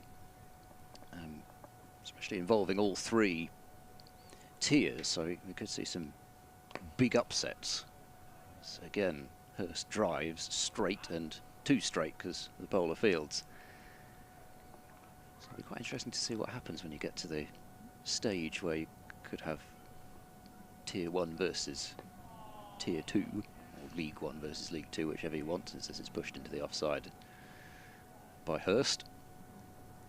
Already seen Yorkshire's women lose to Worcestershire in League 2 of the 50-over competition. Could be even more volatile in the T20s. This is push driven into the covers. Yes, a few giant killings. You almost maybe feel better off if you've been drawn as a couple have, just all Tier 1 professional sides against each other. There's no possibility of the banana skin driven and straight to extra cover, so certainly not for the lack of trying, but Hurst hasn't got a run in that over. Harris picked off the only one, and it's 163 for 3. We've got 4 overs left until the tea break. Certainly one way of hoping to ease the fixture schedule, isn't it? Have a knockout competition. Well, a lot of people miss knockout 50-over cricket, but I suppose the problem is that if you want more 50-over, if you want players to be playing 50-over cricket, then you can hardly give them one match and they're done. And then they're done, yeah. It's Tom Price edging towards tea on this first day as he comes around the wicket to Harris. That's turned out to the leg side, fielded at mid-on, and there's no run. But I suppose that in that particular context, it does give a great chance, doesn't it, for the tiers, for 2 and 3 sides to have a crack against the fully professional teams. I also quite like the idea that players are being loaned to different teams in the different tiers as well. Price to Harris. That's nudged away to the leg side and there's no run. Yeah, and what better opportunity to try and earn yourself a professional contract than by impressing in one of those games against a Tier 1 side, possibly. In the men's game a few years ago, when we had it might have been 40-over cricket, where we had the team made up of the players from the minor unicorns, unicorns, that was it, yeah. This Price in and bowls, fallen wide of our stump, driven square by Harris for a single. 184 for 3 now. And Lewis Hill was one of the... I think there was a few came out of that. In particular, yeah. I think Lewis Rees might have played for them too. I think he did. Yeah. I'm sure there were others as well, but... I remember a couple of players coming out of that and earning professional contracts on the back of it. Yeah, I think it was well, there were a few different sponsors, but yeah I think it was 40-over cricket, and then at various points we've had Netherlands and Scotland playing, and Lancashire never got drawn away to Holland. No, went to Scotland. Scotland. Gloucestershire ever getting that either. No, it went to Scotland, definitely. I remember travelling up to Scotland. Walk forward by Hurst as Price comes in. That's pushed him off, and there's no run. Trip over to Amstelveen. Yeah, sounds terrific. Yeah. But I don't know. I missed that. But I understand why it doesn't happen. But it was nice. I liked the thought also that it might be helping Dutch cricket a little bit as well. It's Price to Hurst. It's short, and he's taking it on, Hurst. It's Paul with not a great deal of timing out towards square leg. It's flashed away off the back foot by Hurst. It seemed just to get a little bit big on Hurst and hurried into it a fraction. Screams of catch, and the only person who in the end was going to be catching it was David Milnes. Yes. I don't know if some of the Gloucestershire fielders looked up and saw somebody wearing white over there and thought that they were in business. Yeah, the two fielders out on the leg side boundary. There's a deep square leg and a fine leg. Oh, blimey, Bumble's off again. Send some hay fever tablets up. The pollen count's only moderate, apparently, in the northwest. Yeah, I'm sorry, Bumble, you can't be sneezing anymore because the pollen count has... They're telling you the pollen count is only moderate. Only moderate. Oh, in comes Price, balls to Harris. Just turned out to mid-wicket for a single. 88, not out now. 186 for 3. Met Office, don't believe this. Moderate, apparently, in the northwest, the pollen count today. Oh, but it's high in the Midlands and the northeast. Very high down in the southeast. It's a good job we're not at Canterbury today. Oh, Bumble, you'd be having a nightmare in Canterbury today. Grass pollen and some moderate oak pollen, apparently. What? I don't know. I'm reading what's on the Met Office oak here. Pollen, okay. Yeah. Oak I didn't pollen. realise that was a particularly dangerous Well, I didn't form. know, but... Who knew? Van Buren bowls another one of those sliders that he's almost using the wind to drift it away from the left-hander. Harris makes contact with this one and pokes it out for no run. Next delivery coming in already, skipping down using his feet and turning it back to the bowler. Gloucestershire are quite enjoying this, I think, with Van Buren basically playing the game on his own with Marcus Harris at the moment, doing some extra jogging as well, and already skipping in and bowling again. Ford defends. It was 3 deliveries in about 15 seconds. Well, they're -3, aren't they, on the over rate, so they might need a little bit of spin. I suspect they've improved that a bit once it comes to the tea time count. Back foot played by Harris to short mid-wicket. Who was I listening to on the radio this week who wanted rid of the over rate from the score? It was our colleague at Derbyshire. Van Buren in. Oh, that's played in the air by Harris and short of short mid-wicket, but he wasn't in control of that one. That's caught him higher up on the bat than he expected as he tried to work it into the leg side.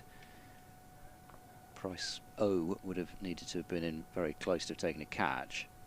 Last ball of the over is really looped up, and that's a really smart piece of fielding from Ollie Price because it was bounding off that used pitch, and he's getting a bit of a dust down from Graham Van Buren. He's got grey stuff all over his sweater, but it's a maiden over, and it's 186 for 3, a maiden over in about 50 seconds.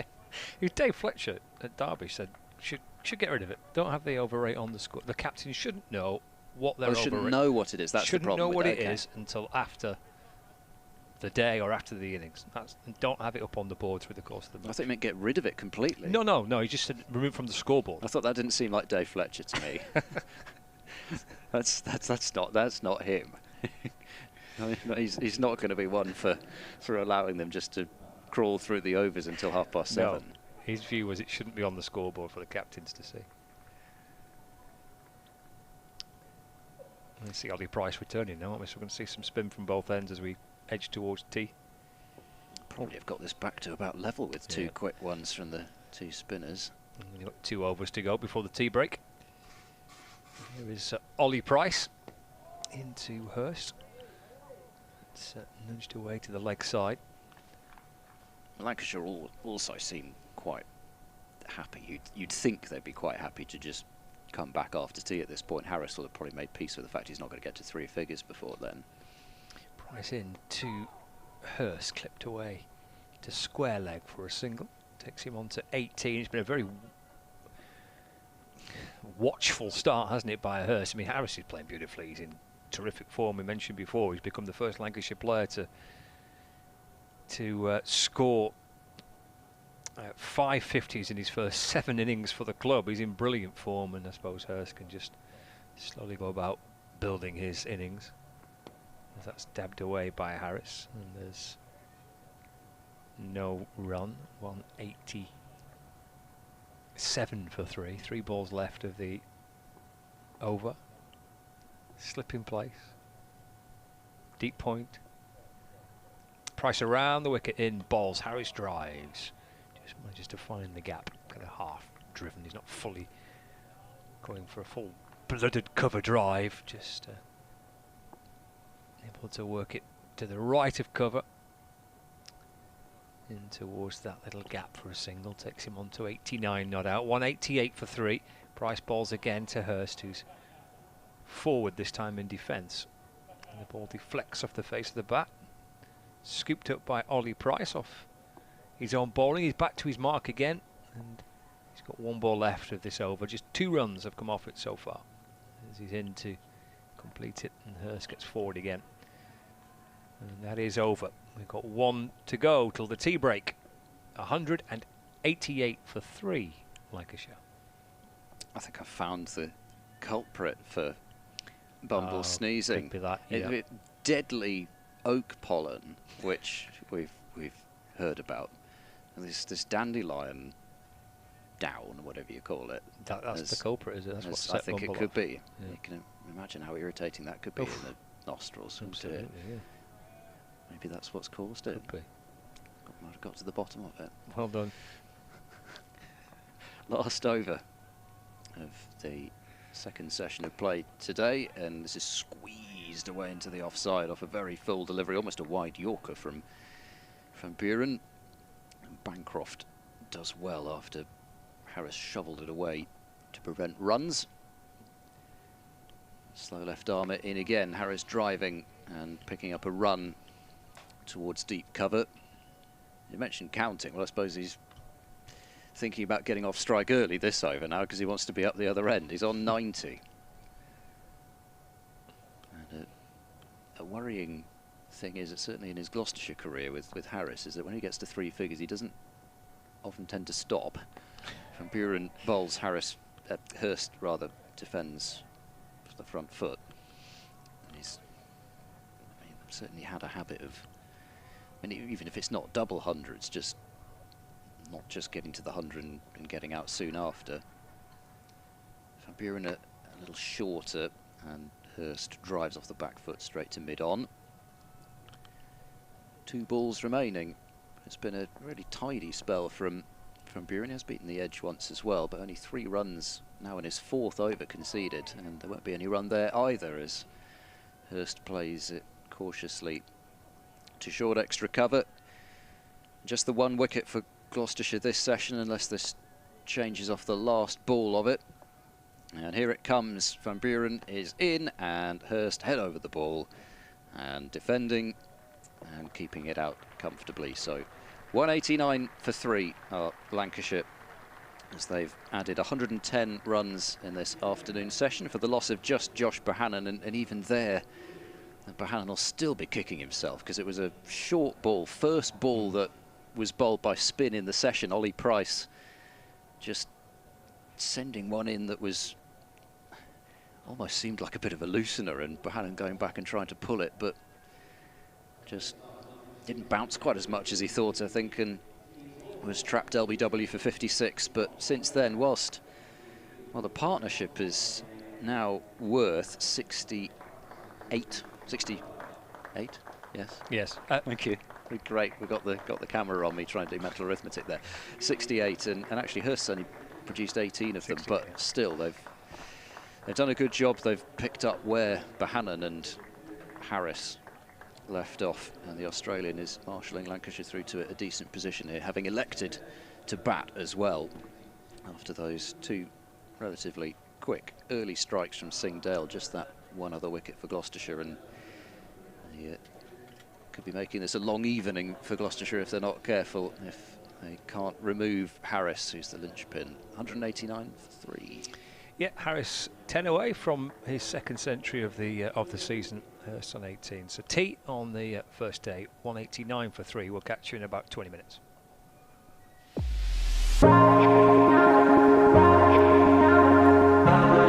Two names rich in history. Barton's, our family-run business with over 100 years of experience in drinks distribution, and Lancashire Cricket, a club drenched in tradition, heritage and globally recognised moments. Since 1917, Barton's has been supplying the finest wines, soft drinks and premium beverages across the UK, partnering with world-class brands to bring unforgettable experiences to every occasion. Now, we're excited to announce we will be bringing that same passion to cricket fans at Emirates Old Trafford. As the official wine, spirits and soft drinks partner of Lancashire Cricket, we're elevating matchday experiences, hospitality and celebrations across the next 3 years. From the first ball to the final cheers, Barton's is here to make every moment one to savour. Keep an eye out for some familiar brands such as Guinness, Celavino, VK Hooch and Britvic. Barton's and Lancashire Cricket, a partnership built on passion, unforgettable moments and history.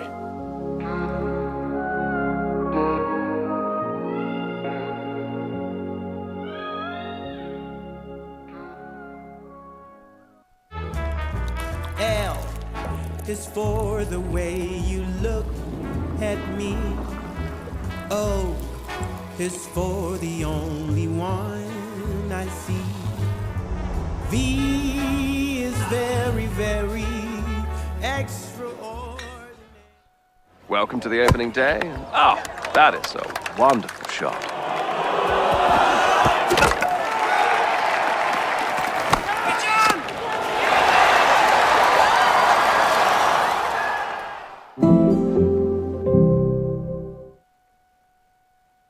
This is a call for hungry dreamers and hard-working self-believers. Success is down to more than just luck and talent. It's striving to be the best, breaking the boundaries and never giving up. Are you ready to become your best self? Are you ready to unlock your greatness? So what are you waiting for? This is Education Evolved. This is UA 92. When I was a kid, there was no professional women's cricket. I didn't even think that women could be professional sports people. Especially early on, it just didn't really seem like there was a career in it. To support myself around cricket, I had to work at the petrol garage. I was the only girl, so I stood out. I'd love for young girls to be able to dream about being an athlete and it to be achievable. Thanks to the Hilton funding my contract, it's allowed me to play the game that I love all day, every day. We're like an engine and we need to be fueled with the right gas. Without funding, we can't be visible. You can't be what you can't see. As a team, it feels like we're breaking boundaries. Thunder and Lancashire always want to put women's cricket at the forefront, and now I think that's really shining through. It's mad to think that without the Hilton funding, like, we wouldn't be playing cricket every day, training. Well, we could be, but we wouldn't have any money. We wouldn't, yeah, true.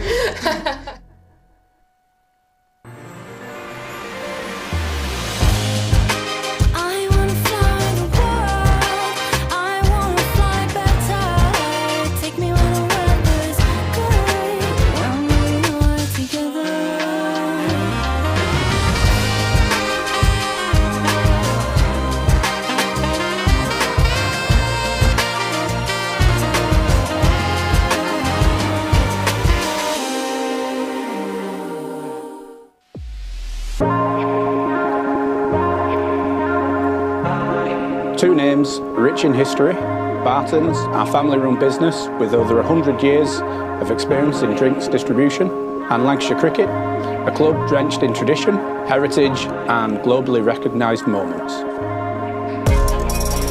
Since 1917, Barton's has been supplying the finest wines, soft drinks and premium beverages across the UK, partnering with world-class brands to bring unforgettable experiences to every occasion. Now, we're excited to announce we will be bringing that same passion to cricket fans at Emirates Old Trafford. As the official wine, spirits and soft drinks partner of Lancashire Cricket, we're elevating matchday experiences, hospitality and celebrations across the next 3 years. From the first ball to the final cheers, Barton's is here to make every moment one to savour. Keep an eye out for some familiar brands such as Guinness, Celavino, VK Hooch and Britvic. Barton's and Lancashire Cricket, a partnership built on passion, unforgettable moments and history.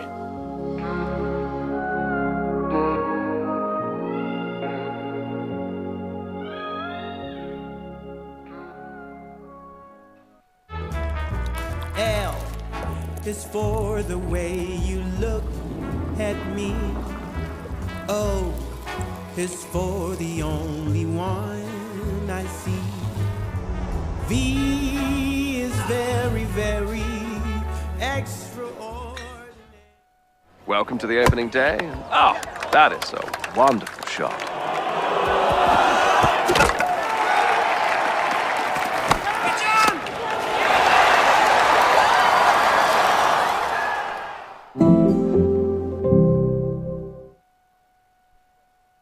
This is a call for hungry dreamers and hard-working self-believers. Success is down to more than just luck and talent. It's striving to be the best, breaking the boundaries and never giving up. Are you ready to become your best self? Are you ready to unlock your greatness? So what are you waiting for? This is Education Evolved. This is UA 92. When I was a kid, there was no professional women's cricket. I didn't even think that women could be professional sports people. Especially early on, it just didn't really seem like there was a career in it. To support myself around cricket, I had to work at the petrol garage.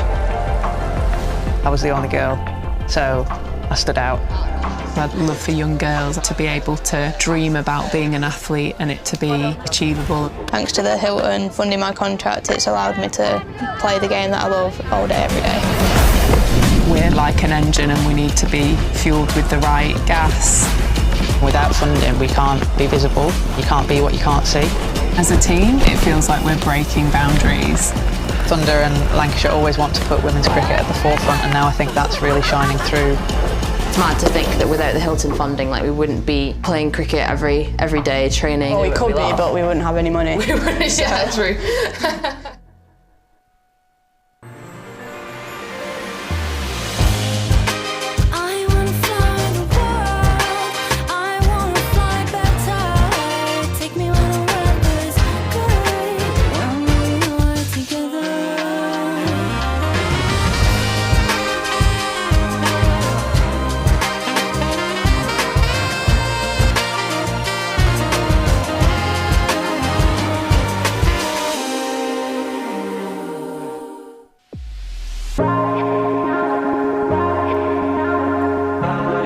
Two names rich in history, Barton's, our family-run business with over 100 years of experience in drinks distribution, and Lancashire Cricket, a club drenched in tradition, heritage and globally recognised moments.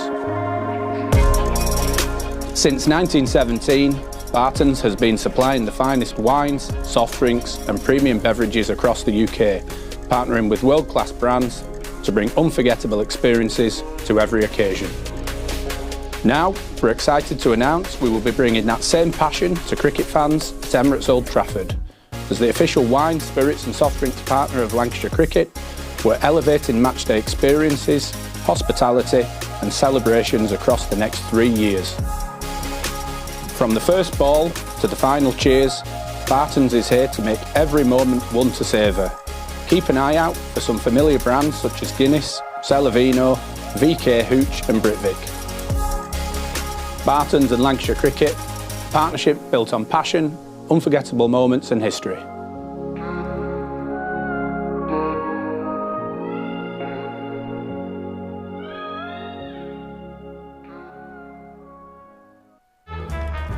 L is for the way you look at me.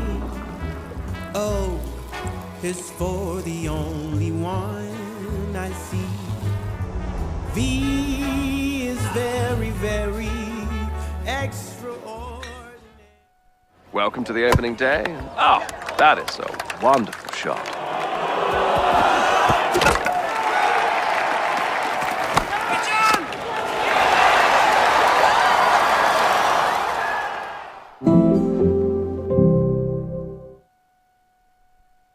This is a call for hungry dreamers and hard-working self-believers. Success is down to more than just luck and talent. It's striving to be the best, breaking the boundaries and never giving up. Are you ready to become your best self? Are you ready to unlock your greatness? So what are you waiting for? This is Education Evolved. This is UA 92.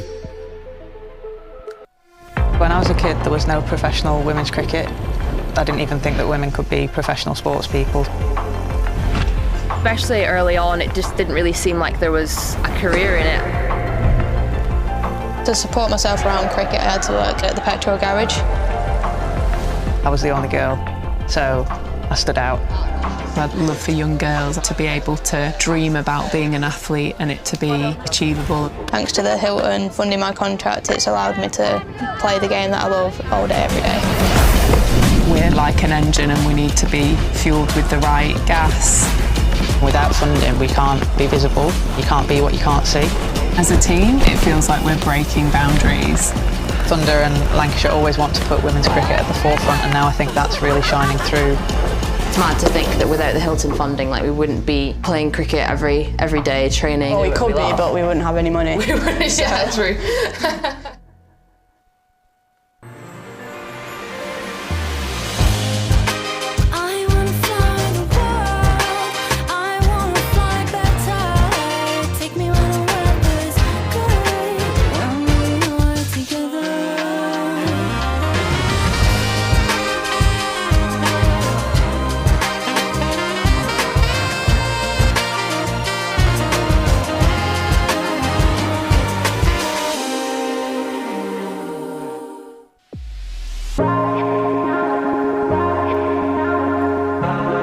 Two names rich in history, Barton's, our family-run business with over 100 years of experience in drinks distribution, and Lancashire Cricket, a club drenched in tradition, heritage and globally recognised moments. Since 1917, Barton's has been supplying the finest wines, soft drinks and premium beverages across the UK, partnering with world-class brands to bring unforgettable experiences to every occasion. Now, we're excited to announce we will be bringing that same passion to cricket fans at Emirates Old Trafford. As the official wine, spirits and soft drinks partner of Lancashire Cricket, we're elevating matchday experiences, hospitality and celebrations across the next 3 years. From the first ball to the final cheers, Barton's is here to make every moment one to savour. Keep an eye out for some familiar brands such as Guinness, Celavino, VK Hooch and Britvic. Barton's and Lancashire Cricket, partnership built on passion, unforgettable moments and history.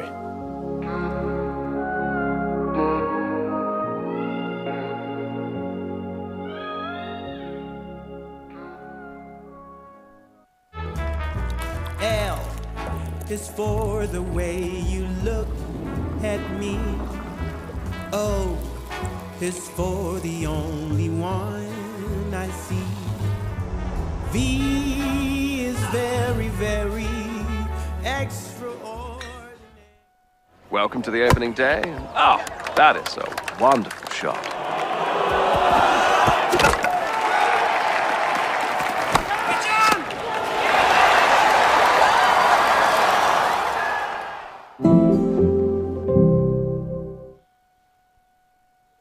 This is a call for hungry dreamers and hard-working self-believers.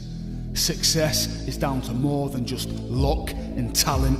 It's striving to be the best, breaking the boundaries and never giving up. Are you ready to become your best self? Are you ready to unlock your greatness? So what are you waiting for? This is Education Evolved. This is UA 92. When I was a kid, there was no professional women's cricket. I didn't even think that women could be professional sports people. Especially early on, it just didn't really seem like there was a career in it. To support myself around cricket, I had to work at the petrol garage. I was the only girl, so I stood out. I'd love for young girls to be able to dream about being an athlete and it to be achievable. Thanks to the Hilton funding my contract, it's allowed me to play the game that I love all day, every day. We're like an engine and we need to be fuelled with the right gas. Without funding, we can't be visible. You can't be what you can't see. As a team, it feels like we're breaking boundaries. Thunder and Lancashire always want to put women's cricket at the forefront, and now I think that's really shining through. It's mad to think that without the Hilton funding, like, we wouldn't be playing cricket every day, training. Well, we could be, but we wouldn't have any money. We wouldn't, yeah, true.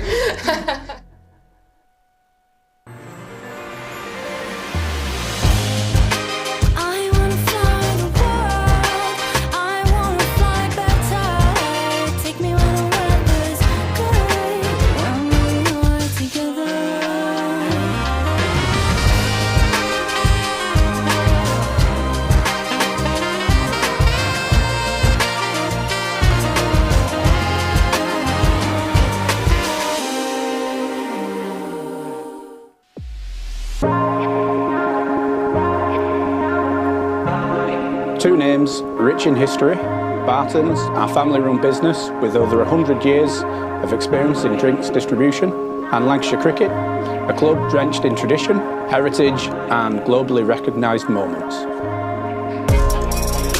Since 1917, Barton's has been supplying the finest wines, soft drinks and premium beverages across the UK, partnering with world-class brands to bring unforgettable experiences to every occasion. Now, we're excited to announce we will be bringing that same passion to cricket fans at Emirates Old Trafford. As the official wine, spirits and soft drinks partner of Lancashire Cricket, we're elevating matchday experiences, hospitality and celebrations across the next 3 years. From the first ball to the final cheers, Barton's is here to make every moment one to savour. Keep an eye out for some familiar brands such as Guinness, Celavino, VK Hooch and Britvic. Barton's and Lancashire Cricket, a partnership built on passion, unforgettable moments and history.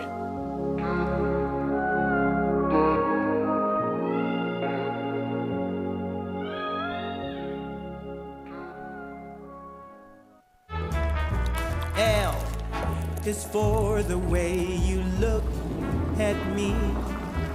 O is for the only one I see.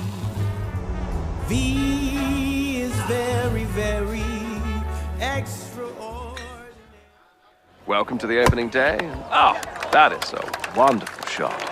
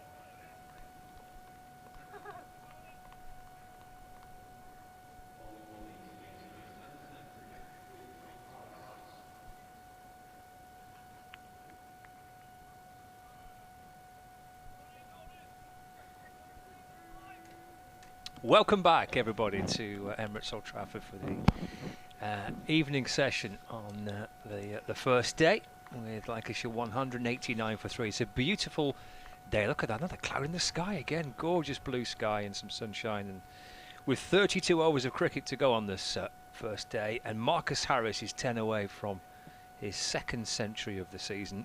Matty Hurst playing patiently at the other end, unbeaten on 18. It will be Tom Price to get us underway after tea from the Anderson end, and Harris shuffling that away through the offside and getting through for one. And we're up and running into the evening session. Ed Seaborn from BBC Radio Bristol with us today. Myself, Scott Reed, and David Lloyd taking you through the bulk of the evening session. And Bumble is alongside me. He's batted beautifully, hasn't he, Hurst? And has played a decent supporting role for Harris, who's been the pick so far. Yeah, build your partnerships, and from 20 odd for 2 they were vulnerable, but 190 for 3, you know, you're in a good position. Have a good last session, you'll be in the box seat, get your runs on the board, bat again tomorrow, pile them on, and then over to the bowlers. maybe a bit of wear and tear on the pitch. 68 runs is the partnership. That's down the leg side by Price and taken by Bracey, and there's no run. We were chatting at the toss, weren't we, with the captain about first innings and making sure you take advantage of winning the toss and batting first and trying to, I guess, control the game if you can. It's such a simple game when you break it down like that. You win the toss, and it's a lovely day, and tricky first session. Get through that, and build on your innings and get your partnerships going. Get big runs and start controlling the game. Wear and tear in the pitch. Bring your bowlers in. Bring the spinner more in. It's pretty simple.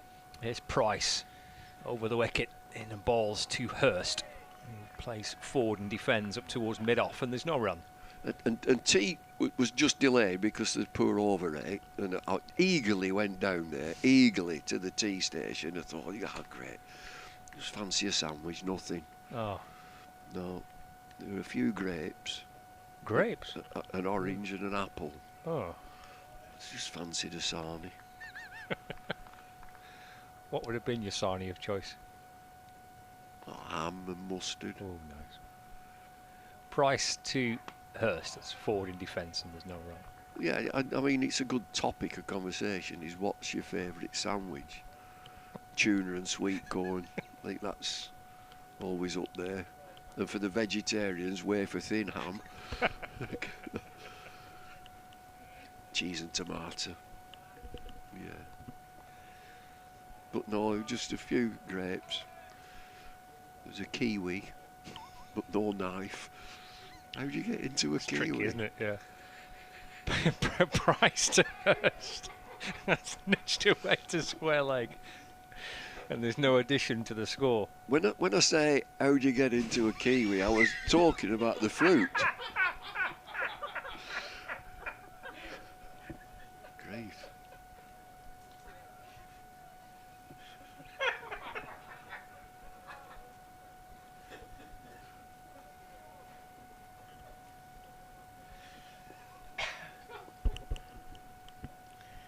Here's Price. Final ball of the over into Hurst, down the leg side and taken by Bracey. And there's no run, just the one run after tea in that first over. Harris on 91, Hurst on 18, 194.3. I mentioned about that last session, you do all the hard work, tricky morning, get through that mid-session, which they've done well. You've got a batter dominant Harris in the 90s. Win that last session. You win the last session and push on. What's the scoring rate? Oh, it's dropped under 3. Ideally, if you can get that up to about 3.2 in this last session, and then you kick on tomorrow. There's one observation of Lancashire's batting in the previous game. As Van Buren's into Harris, that's whipped towards the onside, there's no run. That it's kind of trudging along around about this 2.5 and over, and there's Van Buren's into Harris, who's down the pitch, and that's worked into the offside, no run. And you contrast that to Leicestershire's scoring rate, which was effectively going to double. So can they work on that in this evening session? Van Buren to Harris, defends again, no run. New ball after 80 overs, so there's 15 overs that you can just push on, maybe at 3 and over, 3+. In comes Van Buren, down the pitch comes Harris, forcing that away through mid-on for a single. Moves on to 92, 191 for 3. Such a good shot that, if you use your feet, get to the pitch of the ball, make it into a half volley, keep the ball on your leg side, you get a 1 every time. Forward again goes Hurst and defends. There's no run. Final ball of the over coming up. I suppose with spin from one end as well, then that new ball will quickly come within reach for Gloucestershire.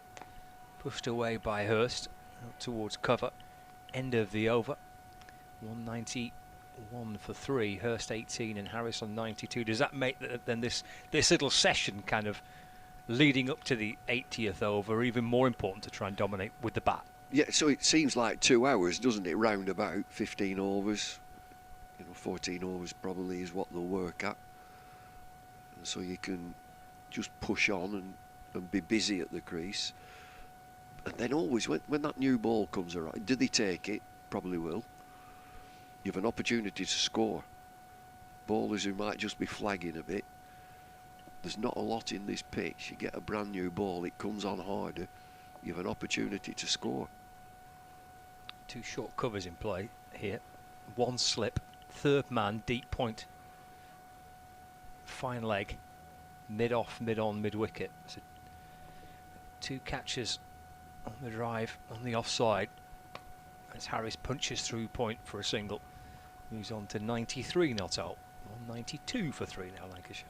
So what he's trying to do from around the wicket to a strong offside with a saver at 3rd man and a saver at backward point. Just block out the leg side. He's bowling quite wide of the off stump and full. Harris, he'll be quite happy just to take his single. He's moved on to 93. And just leaning casually on the bat at the non-striker's end, waiting for Price to bowl to Hurst. And that's clipped out to mid-wicket this time. And there is no addition to the score. Hurst remains on 18. 192 for 3, Lancashire. Opting to have a bat first this morning. Made 2 changes to their side. George Bell coming in for Michael Jones, who's missing through personal reasons. Anderson Phillip drops out and Tom Bailey returns for Lancashire. Price to Hurst, just spins him round. Ball off a thickish outside edge, down towards 3rd man. It runs away from Charlesworth. Down towards the boundary, 4 runs for Hurst. 22 he moves to now. 196 for 3. Yeah, it's a thick outside edge, but it went down.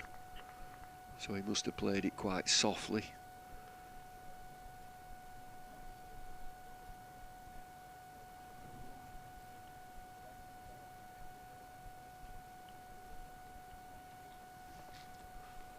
Top score of 46 this season for Hurst.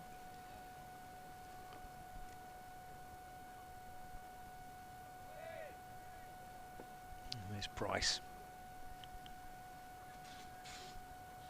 Back into Hurst, forward again, calmly away in defence.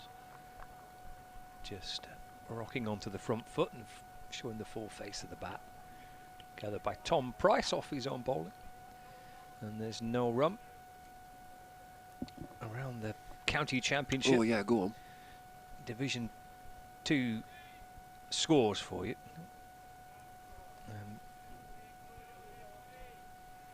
Kent have been bowled out today for 129 in their first innings. Versus? That's against Middlesex. Roland Jones. Got Pfeiffer. Flicked away off the hip by Hurst out towards square leg for a single. Middlesex in reply, 33 for 2. This game is taking place at Lords. Stevie Eskenazi and Sam Robson, the 2 early wickets. So Middlesex 33 for 2 in reply to Kent's 129 all out. 197 for 3 here.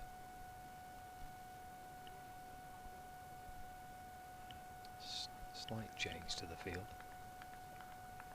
Actually, it's more of a conversation about the possibility of changing the field, and nothing actually happens.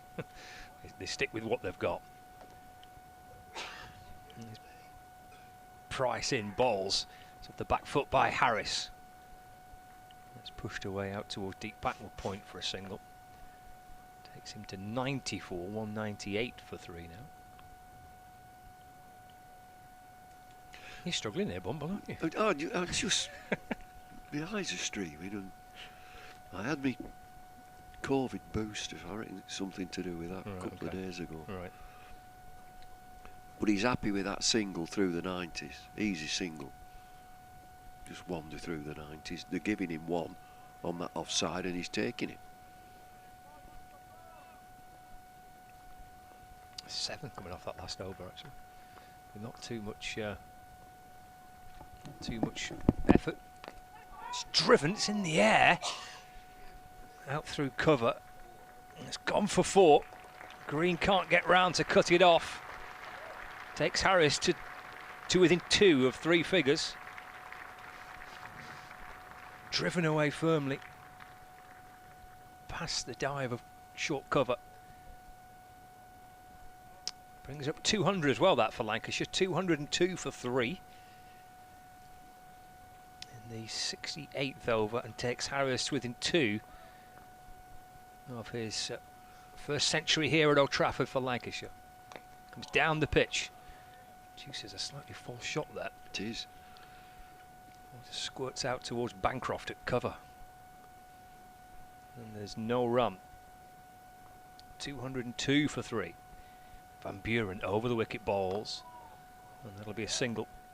Again, just nudged down the ground, and again just calmly jogs through for 1. He moves to 99. Just a bread and butter shot. Always nice if you go through the 90s and you get a boundary, get a 4.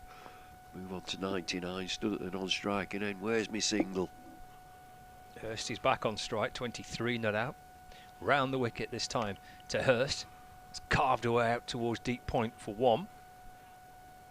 Takes him to 24 not out.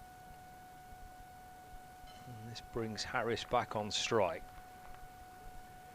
Harris with a pretty remarkable start to his Lancashire career. Looking for his 2nd century of the summer.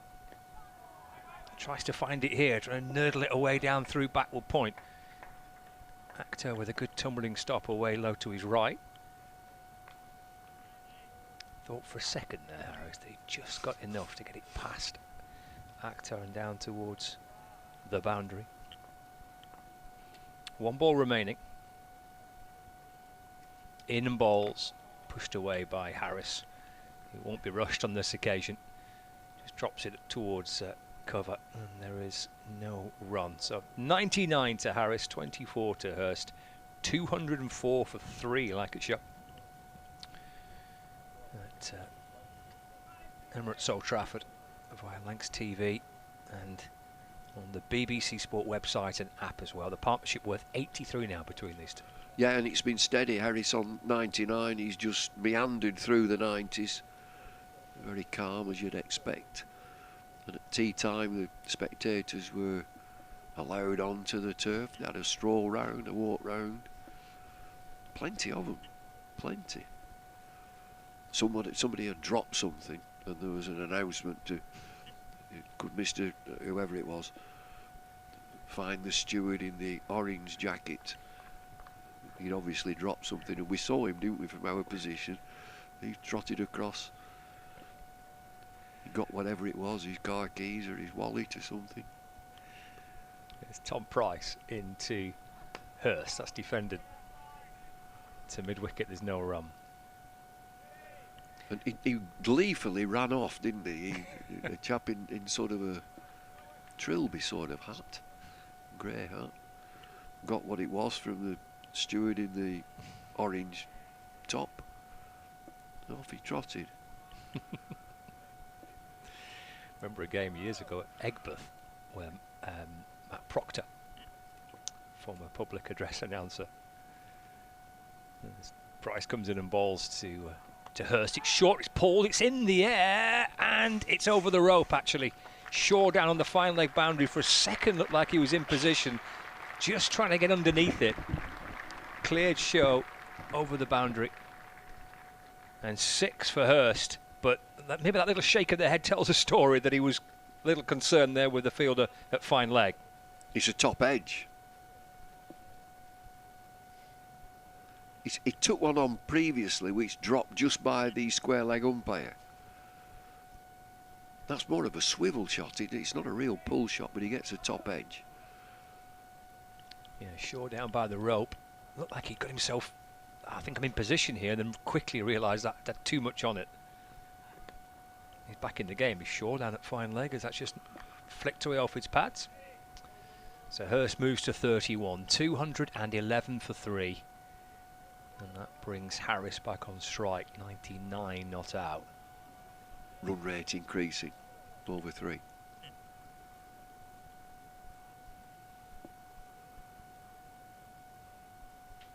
Hurst has got to 31 as well. Helped with that 6. Anything going to change here for Hurst on for Harris on 99? And a couple of short covers in place for in the previous over. So got 1 slip quite wide. 3 close in on the offside now.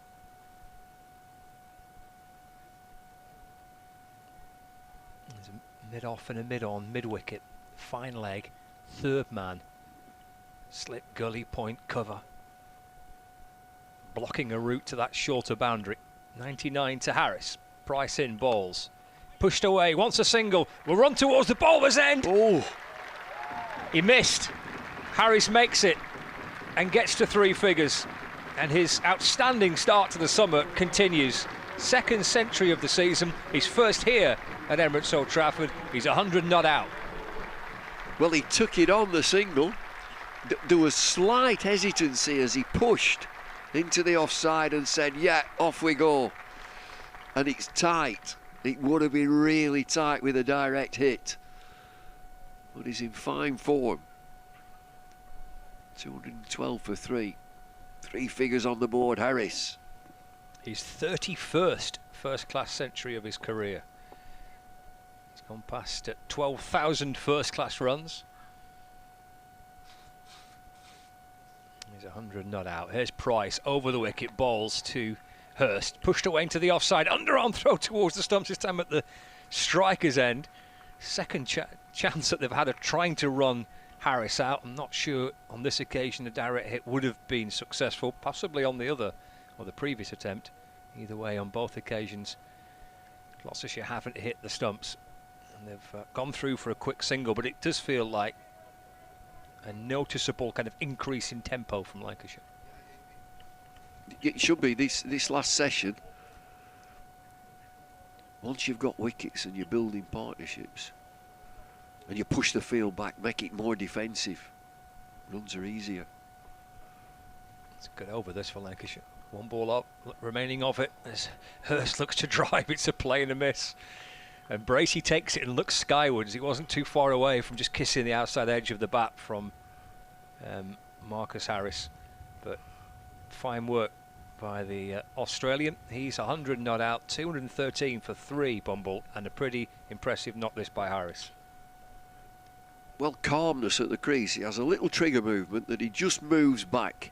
The left-handed batter, and so his left foot just takes him back into the crease and sets himself before he plays the shots. I mean, the feature of his play, and he's an opening batter and he's batting at 4.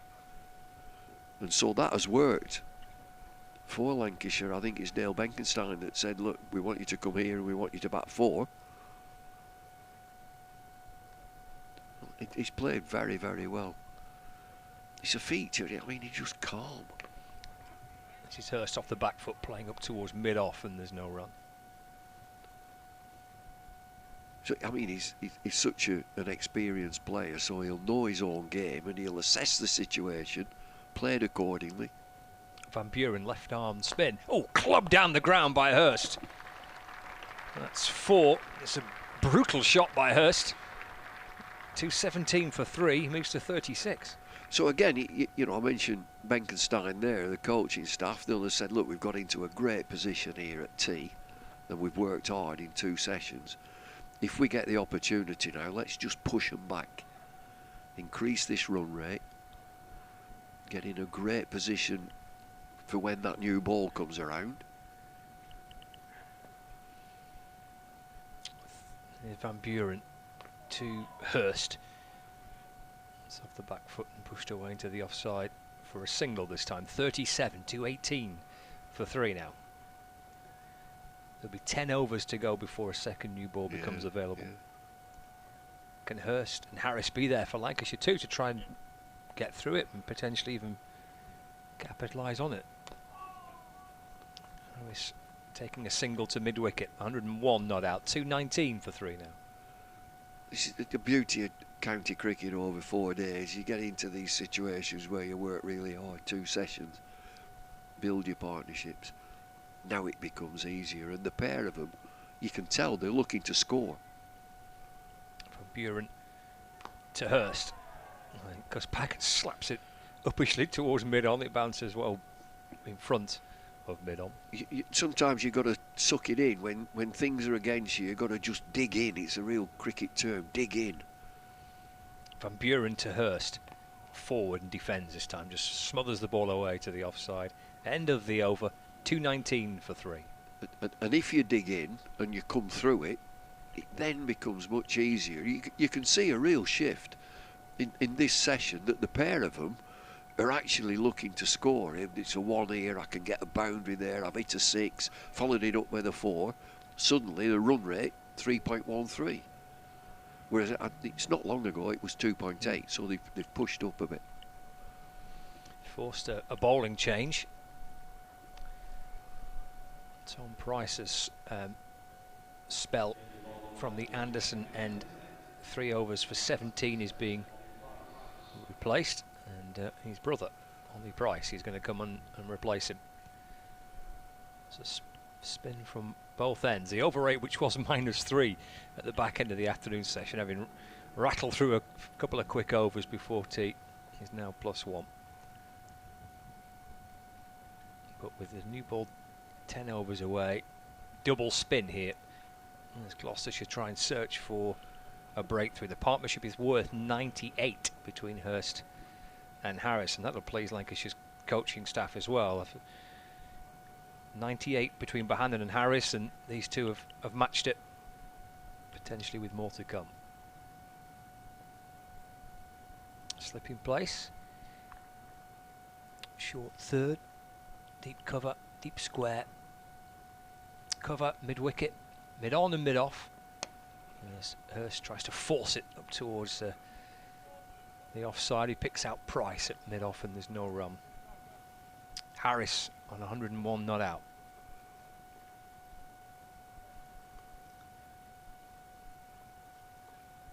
Lancashire's left-hander taps the bat and waits. Oh, comes skipping forward and clubs Ollie Price back over his head. Harris, having got to 3 figures, gets his first 6 of the day with a powerful shot back over Price. 2-2-5 for 3. Yeah, he prances down the pitch, makes it into a half volley and leans back, launches it to the old pavilion. This is it, you push on. Century partnership now with that. 104 they've added in 96 minutes, 163 deliveries. Ollie Price to Marcus Harris, he cuts that late, trying to just fill it down towards the 3rd man boundary. Picks out the Gloucestershire fielder at deep backward point, and there's no run. 107 to Harris, 2-2-5 for 3. Here comes Ollie Price, carved away through point by Harris for a single. 108 to the Australian now, and Lancashire 226 for 3 to bring Matthew Hurst on strike. Field changes for the right-hander. Price over the wicket, and Hurst off the back foot, able to take a single. Actually, just punches it back down the ground. That should ricochet it off, maybe a combination of Harris and the bowler, but took a little clip off one of the two. And Hurst gets a single, moves on to 38. 227 for 3. Ollie Price in to Marcus Harris. Again, that's run down towards 3rd man by Harris. Chase on here for Van Buren towards the boundary. Harris happy to take a couple to complete the over. Moves on to 110 not out, 229 for 3 at the end of the over bumble. I'll bring Ed in to come and join you. Good position here for Lancashire. Yeah, productive over as well. Just looking to extend and increase this partnership and run rate. 9 overs to go before the option of the new ball. And then you'd be thinking, if they can keep this partnership going, that runs will flow against the new ball, because there's not a lot in this pitch. It's a good cricket pitch. There's a little bit of movement first up this morning, but since then, you know, there's a little bit more grass than we would expect here at Old Trafford. But by and large, it's usually a real good batting surface here. It's a glorious day, a bit chillier than it has been of late, but nevertheless, it looks to be set fair. It feels like danger time for Gloucestershire, with still 9 overs left until they can take a second new ball. But if these two are still there at the second new ball, it could almost help them.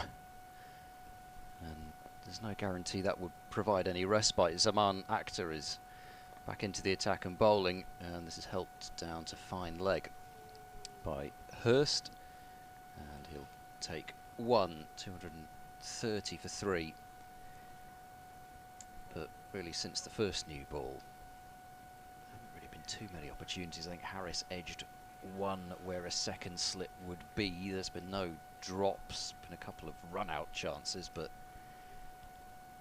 Bat has been really dominant, and Bancroft has tried to cycle through his bowlers. He's given 5 different bowlers at least 10 overs, and Van Buren's now through 7 as well. As Akhtar round the wicket bowls, is flashed away past the solitary slip, who's wide but not that wide, and the fielder down on the boundary can't get there either. It's 4 more runs. And what's important for Lancs is that just since that break boundaries, you keep it ticking over, of course, with singles, but they've started hitting boundaries, the pair of these.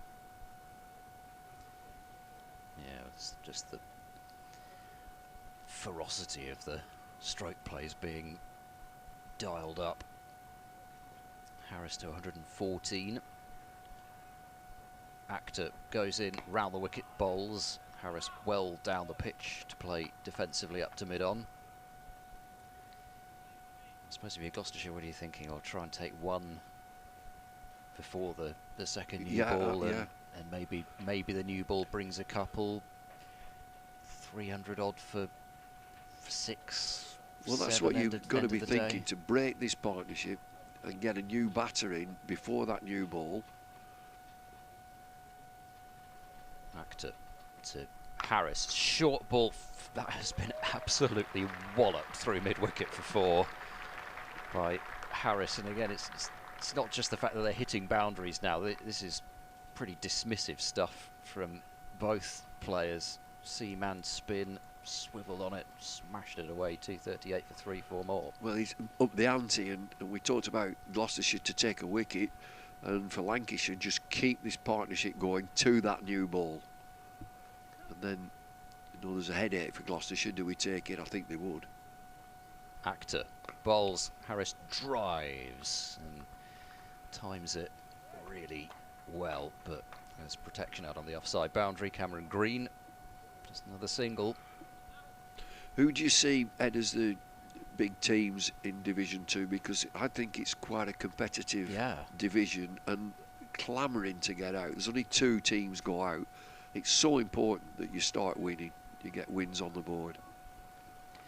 Yeah, I think it's hard to say, because I think the majority of people went Lancashire, Middlesex before the season started. Akhtar bowls, it's a very short delivery, which Hurst gets on top of, hoping for a repeat dose of that top edge to the longer boundary, but nothing doing. Rolled the wrists on it and keeps the strike on 40, 240 for 3. But I think, wishing to ruffle feathers or rose petals, I think both sides there were certainly question marks about. I don't think there was any side that you looked at and thought, yeah, nailed on, as in previous seasons where, you know, particularly thinking back to the last couple, I think there was always one side that you could say, yeah, they'll probably dominate in that division. I don't think this year I got the feeling that there was. No, I mean, it was balance of probabilities, Lancashire, Middlesex, but it didn't feel as though it was a guarantee that by any stretch that would happen. Price is in, worked round the corner. Oh, Harris has come a long way down here, and the non-strikers then have to get back, and there is a direct hit, which is not going to remove Harris, who gets back in time. So they've had Lancashire have had 2 games here and both draws. You know, this is a pristine pitch. This is a test match pitch always. So you're playing 4-day cricket on a 5-day pitch. I think that was, you know, speaking about the concerns before the start of the season, that was certainly one of them, as Hurst squeezes this through point and picks up a run for that, 241 for 3. And then Middlesex's question mark, whilst they, at Lords, there's always something to use for those seam bowlers.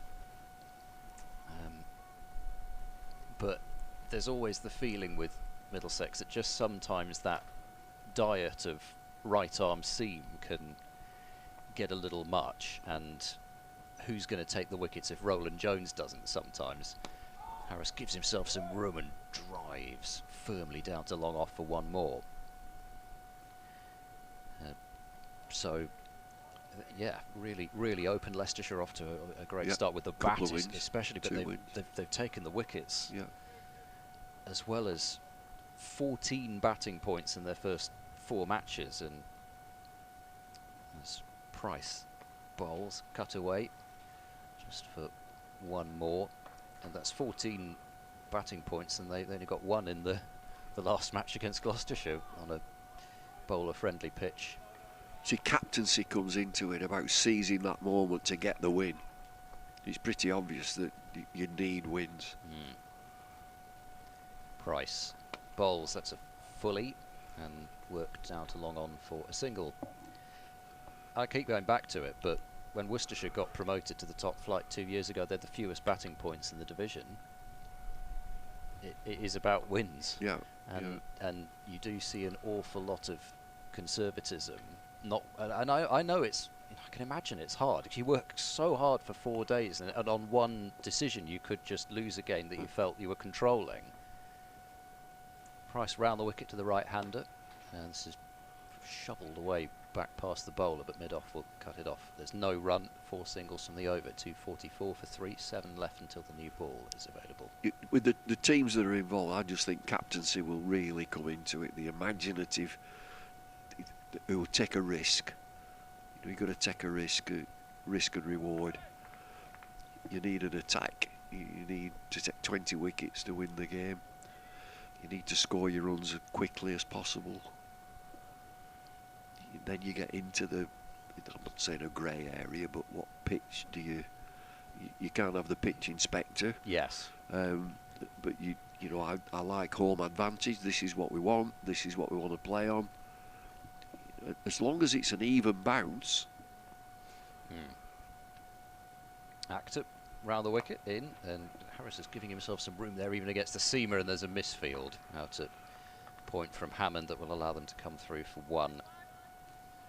You see, my opinion, and it's only my opinion, I have no problem with a spinning pitch as long as it's an even bounce. Me neither. If it's an uneven bounce and it's a lottery, now you've got a problem. But if it spins from ball 1 and it's even, your spinner against ours. Yep. No, I'm all for it as well. Actor bowls for defence from Hurst. Well, this is obviously not going to make great radio, but we'll describe it. This is the pitch for Somerset versus Essex. And so it's a grassy pitch, but I bet it's dry. It'll be dry. It is. You really can barely tell the difference between that and the outfield. No, I mean, it's a debate. I have no problem with that. It's green, yeah, but it's dry. Dry is important. Actor bounds in. He bowls a short ball, which Hurst gets just about on top of, and well, more than just about, he's able to play it down to the ground, out towards deep backward square.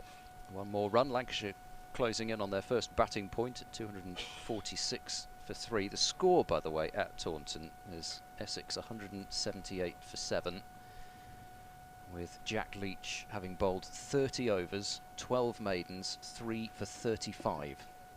On a green on a green pitch. So perhaps all's not what it seems. Actor bowls it again. Harris just a little shuffle across to the leg side and steers the ball out into the gap wide of mid-off. They'll take 2, and it looks as though they're going to come back for 3. Singdale was jogging after that and left it to Green in the end to mop up from round the boundary, and it's 249 for 3. Well, watching Singdale, who bowled a really good opening spell, run after that there. He got there eventually. Yes. And then Green won the race from much further away. Perhaps he's thinking a little bit about his new ball spell. Singdale. 1 away from a first batting point. Actor bowls, and there it is. As Hurst opens the face, glances it away towards backward point. Hurst to 44, and Lancashire to 250 for 3. Been kept busy, the spectators, with various milestones this afternoon. They'll be enjoying their watch, vast majority of them in the Manchester sunshine. Yeah, it's a decent crowd. It's not packed by any stretch, but there's a few thousand in, I would say. The school children were here this morning. They've gone. Actor bowls a full ball. That's a crisp drive from Harris through the covers. Just be the single though. And 251 for 3, end of the over. Hurst is 44. You just sense that Harris enjoys batting. Gets 100 and very quickly moved on to 126. Yeah, I was mentioning that in his Gloucestershire days he so rarely got to 100 and then didn't actually go on to make a bigger 100. So I was going to have a look at his hundreds during his Gloucestershire years. 122 not out, 148, then 159, 124, 136. So I'm not saying he's going to go on and make a double, but he doesn't just get to the 100 and then lose concentration. Yeah, exactly, yeah, job done. Ollie Price round the wicket. This is nurdled round the corner and fielded by Singdale. There was no run. Ollie Price into his 13th over, 1 for 48. That wicket of Bohannon. So far it's just Ollie Price and Singdale who've taken the wickets. Forward, Harris defends into the onside. Lancashire winning the toss and choosing to bat up front this morning, looking like a good decision at this point. And for Gloucestershire, their 5th straight lost toss to start the season. Flicked to short mid-wicket for no run. He's lost a lot. Bancroft has lost 4 out of 4, and Bracey lost the first toss of the season when he was standing in. That's where you start to think about a different coin. Price bowls. This is flashed away to backward point for no run. Well, it's not St Trinian style. It's not his coin today, is it? It's no. Jennings that have a coin. Got to burgle it in somehow. Yeah. Price bowls pushed into the onside, no run. Were you asked for a coin when you were umpiring county matches? Did that even happen in county cricket, or do they always come out with a coin for the toss? Well, it's up to them. Nothing to do with us. We wouldn't go out to the toss. No idea. We weren't there. Then. Okay, so you didn't have to read the riot act to them like they do now. It's just punched away to backward point, no run. I've wondered what they get together and there's a earnest meeting and we'd be having a cup of tea with Mr. Julian and Dickie Bird and all them lads with it. Barry Mayer. Yeah. Who's winning the toss? I don't care. I'm not bothered. They can do what they want as long as I can see the pads. Keep the game moving. Mr. Julian was an absolute star for the bowlers, Ray Julian. The bowlers used to clamour to bowl at his end. So much for benefit of the doubt. No, in those days. no, Oh no. No. He had a little book that he would write them in. You know, stone dead. Yeah. Marginal. Probably missing. Van Buren bowls. Hurst knocks it into the onside. There is no run. He and I umpired at Nottingham, Hadley and Rice, and he said, "Which end would you like?" I said, "Well, you're the senior man."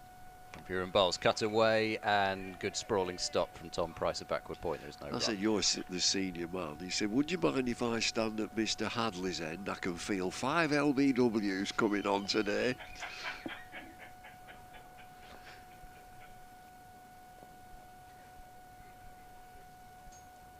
Buren is in, and this is pushed towards a deepish mid-off, and no chance of a run.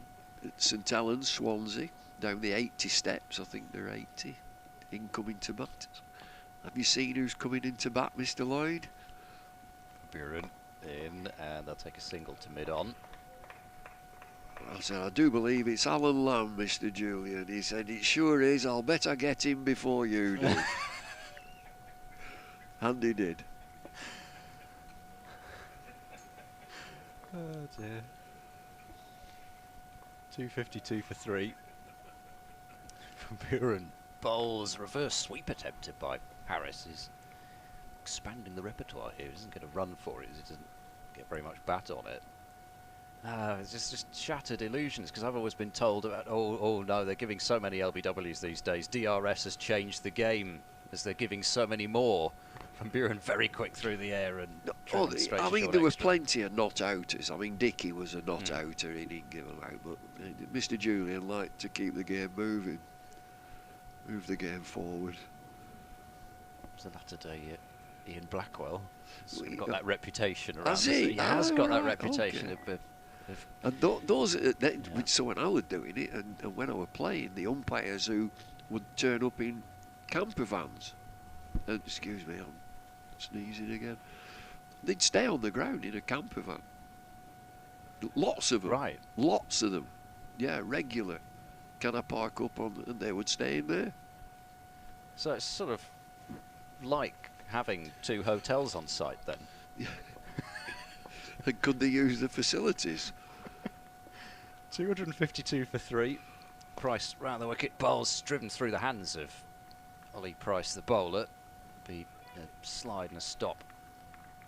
Straight back past Ollie Price, just a single to Hurst, who's up to 46. Lancashire to 253 for 3.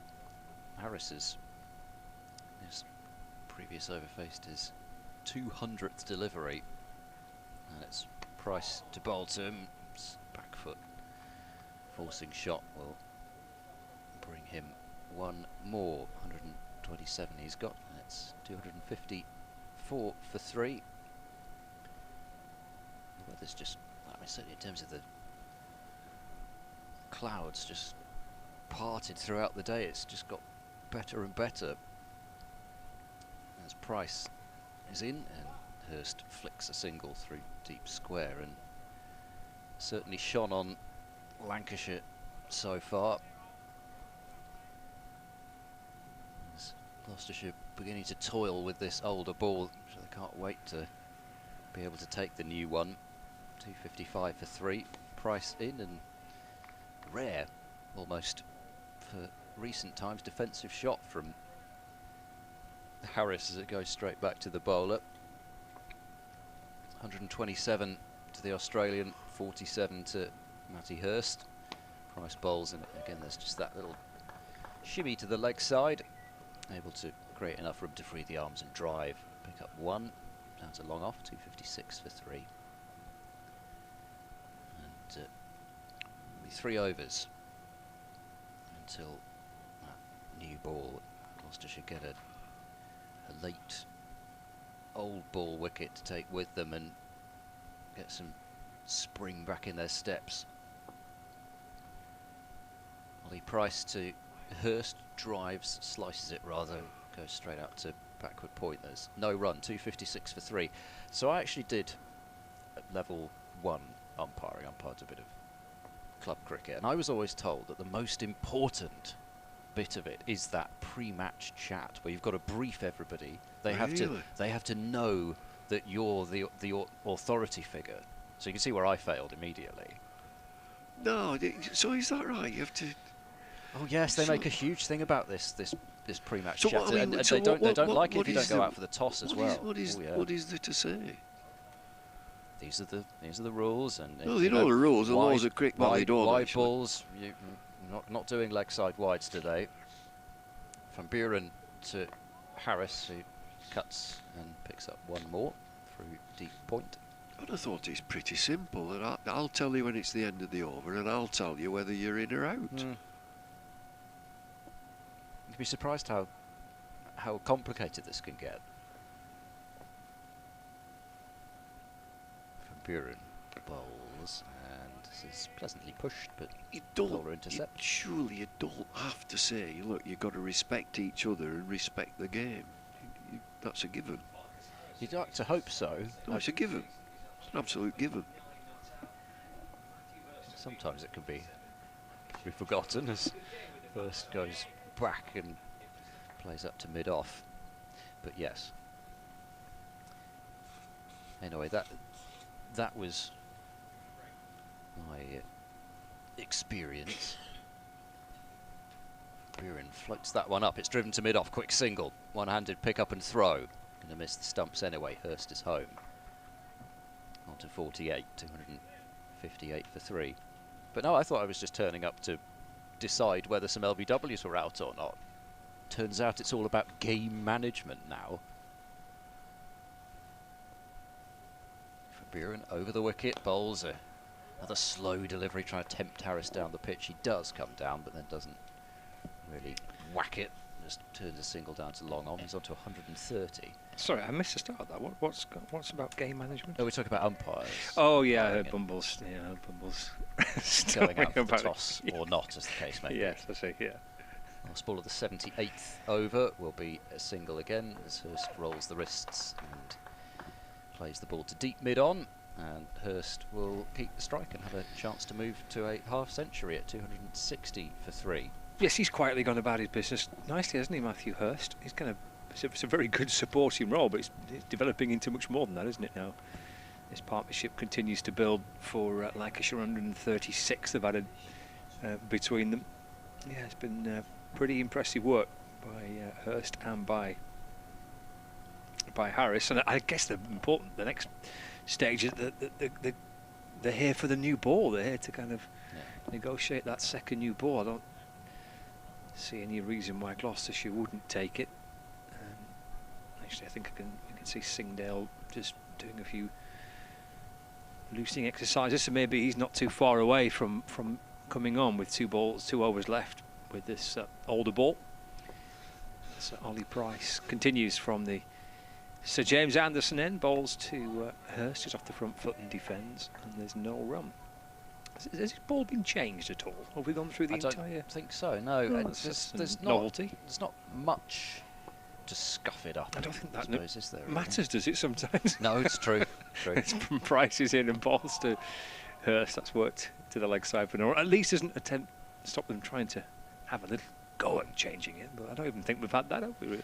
No, and I think the feeling was that, I think we mentioned this on air during the last match, that particular batch of balls for that game were just a really great batch. It's driven through the offside by Hurst. This will bring up his 50. He'll take a single. It's a really well put together half-century, this, by Matthew Hurst. Batting alongside Marcus Harris. They've put on a big partnership with more to come potentially. Harris has dominated the day with a big score, but Hurst has quietly gone about his business really well. 50 not out from 98 deliveries. 261 for 3. Yeah, I mean, it's easy to forget he came in at 121 for 3. Things could have gone south from that point quite easily. Price to Harris, rather. That's drilled down the ground for a single through straight mid-on. And moves on to 131 not out, 262 for 3 to bring Hurst back on strike. Yeah, he's played his part in a very good partnership here between these two.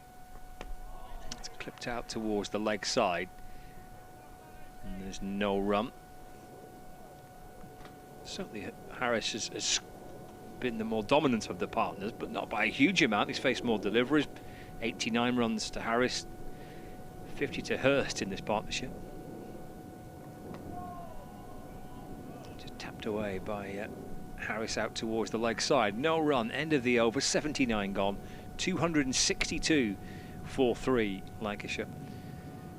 And Matthew Hurst removing his helmet, take off his gloves and have a breather as we see viewers on Lex TV.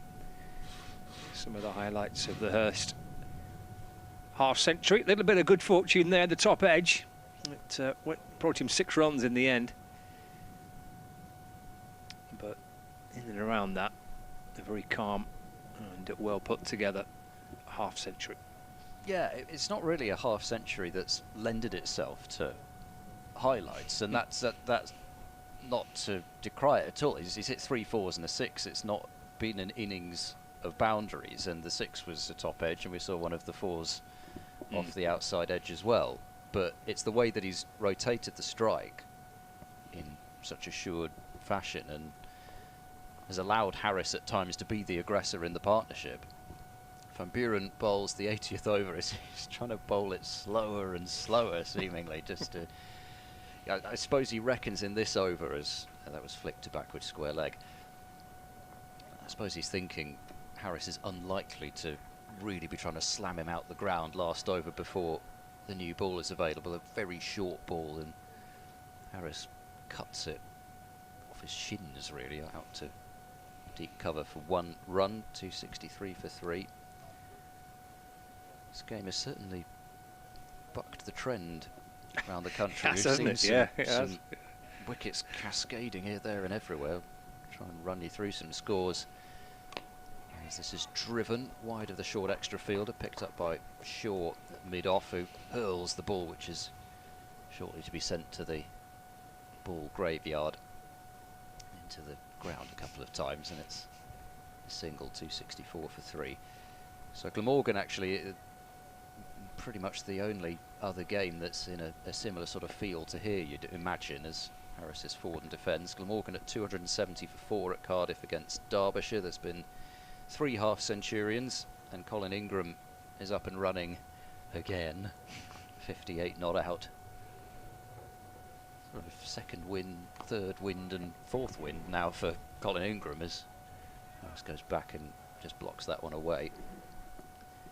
50s also for Asa Tribe and Sam Northeast.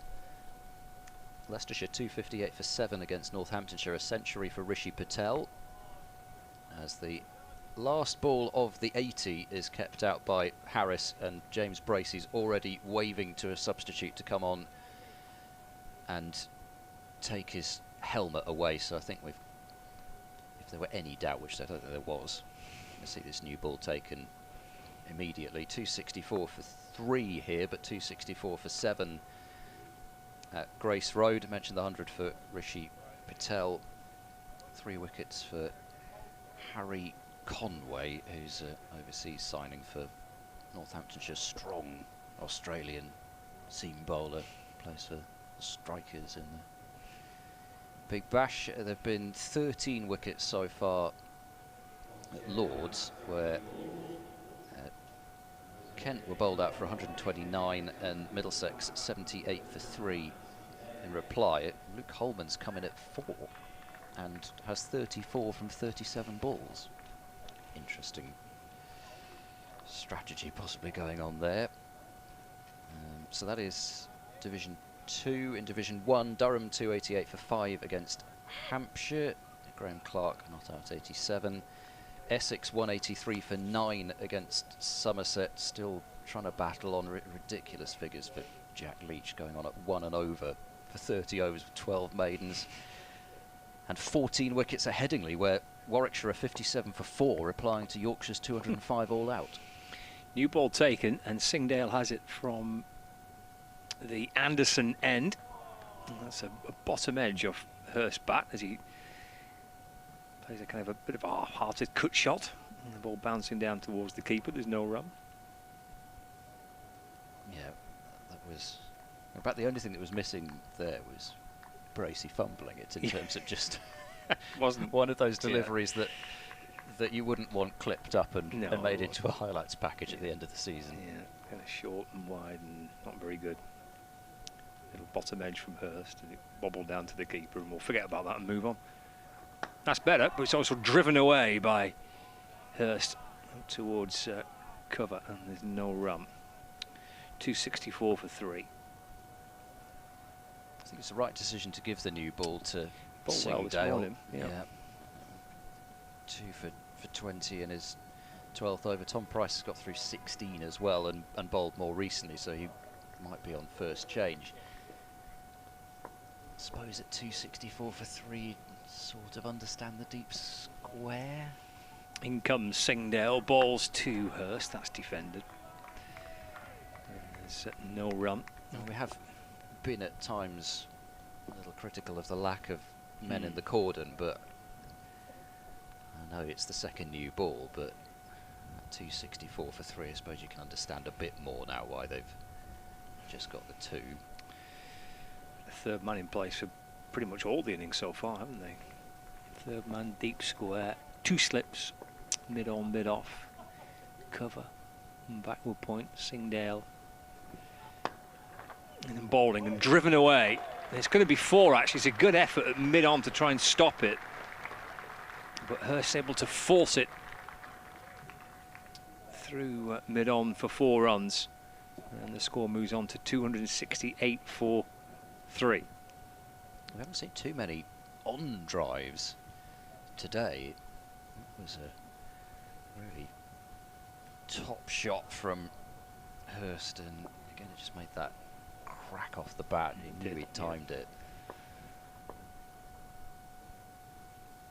55 to Hurst. Singdale in bowls. Forward goes Hurst. That's pushed back towards him and then deflected onto the stumps at the non-striker's end by Singdale, but there was safely in his ground.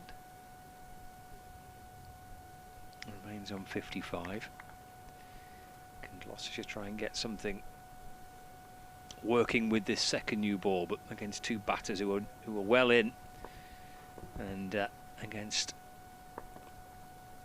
a bowling attack that's won't be as fresh as it was first thing this morning.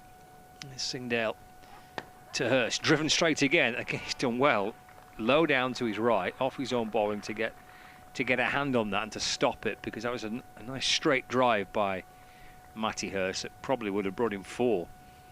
Good stop by the Gloucestershire bowler, who didn't start the over particularly well, and a bit of a loosener to begin with, but then came back pretty well afterwards. End of the over, 268 for 3, and that's the 2 big partnerships in the innings. This one currently worth 147 runs between Harris and Hurst, with Wells and Balderson and Hartley, Mahmood, Bailey and Turner to come for Lancashire. Well, this is where this Wells at 6 can really pay dividends when you've had the runs from the top order, and it's yeah, sure, Gloucestershire, particularly at this point, Gloucestershire should take a wicket. Okay, they've broken the partnership, but in comes somebody who's used to opening the batting against the second new ball in this instance, and that's another thing that when it all works, you'd think that might be happening a fair bit. Shaw over the wicket balls, and Harris is struck on the pad, I think. Well, it sounded a bit woody, but I don't think it matters a huge amount, because surely it pitched outside leg. Anyway, apart from that, Josh Shaw taking this new ball as he did the opening one. It was Shaw's bowling that the edge of Harris was found off, that flew through a vacant second slip. That's really about the closest Gloucestershire have come to in terms of work with the ball, getting Harris out. Shaw bowls, and there's a bit of whippage from Harris, and that's going to bring him 4 through backward square. And that was flamboyant from Harris, and Lancashire are sending a bit of a message here against this new ball. Hurst with some strong straight drives, and then that one, Harris just not happy to clip it for a single. He wanted 4 and he went out and he got 4. 272 for 3. And the 150 run partnership comes up for the 4th wicket. There's still a bit of movement in the field, and Josh Shaw staring off towards the culprit, who I think is the substitute fielder, Ed Middleton, at backward point. Means he's got to start again. And bowls a full ball. It's driven and is, well, stopped actually by Middleton at backward point. Not be any glowers for that one. Not sure who he's on the field for actually, Middleton, because it's I don't think it's any of the bowlers. Might be Ben Charlesworth who's off, trying to locate him and can't see him. Maybe just a bit of rotation at this point.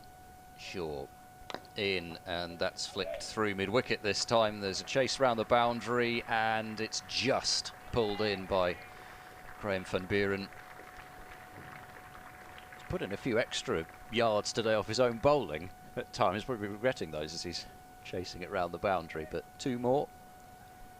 Harris at 138, and he just seems to love batting in this country early season. And I know we've seen wickets fall in other places and tumble in some instances, but so often early season isn't actually a bad time to bat in this country. This is driven. It's another good looking stroke from Harris that won't get him any runs. Shaw takes a bit of pace off in, it's fielded at mid-on, but he plundered runs for Leicestershire when he first came over here. His first county stint would have been back in the conference system, I think, in 2021. He got off to a flying start for them, I think, scoring 2, maybe even 300s early on. He got 100 on his Gloucestershire debut. He was actually the last man to do that before Cameron Green a couple of matches ago.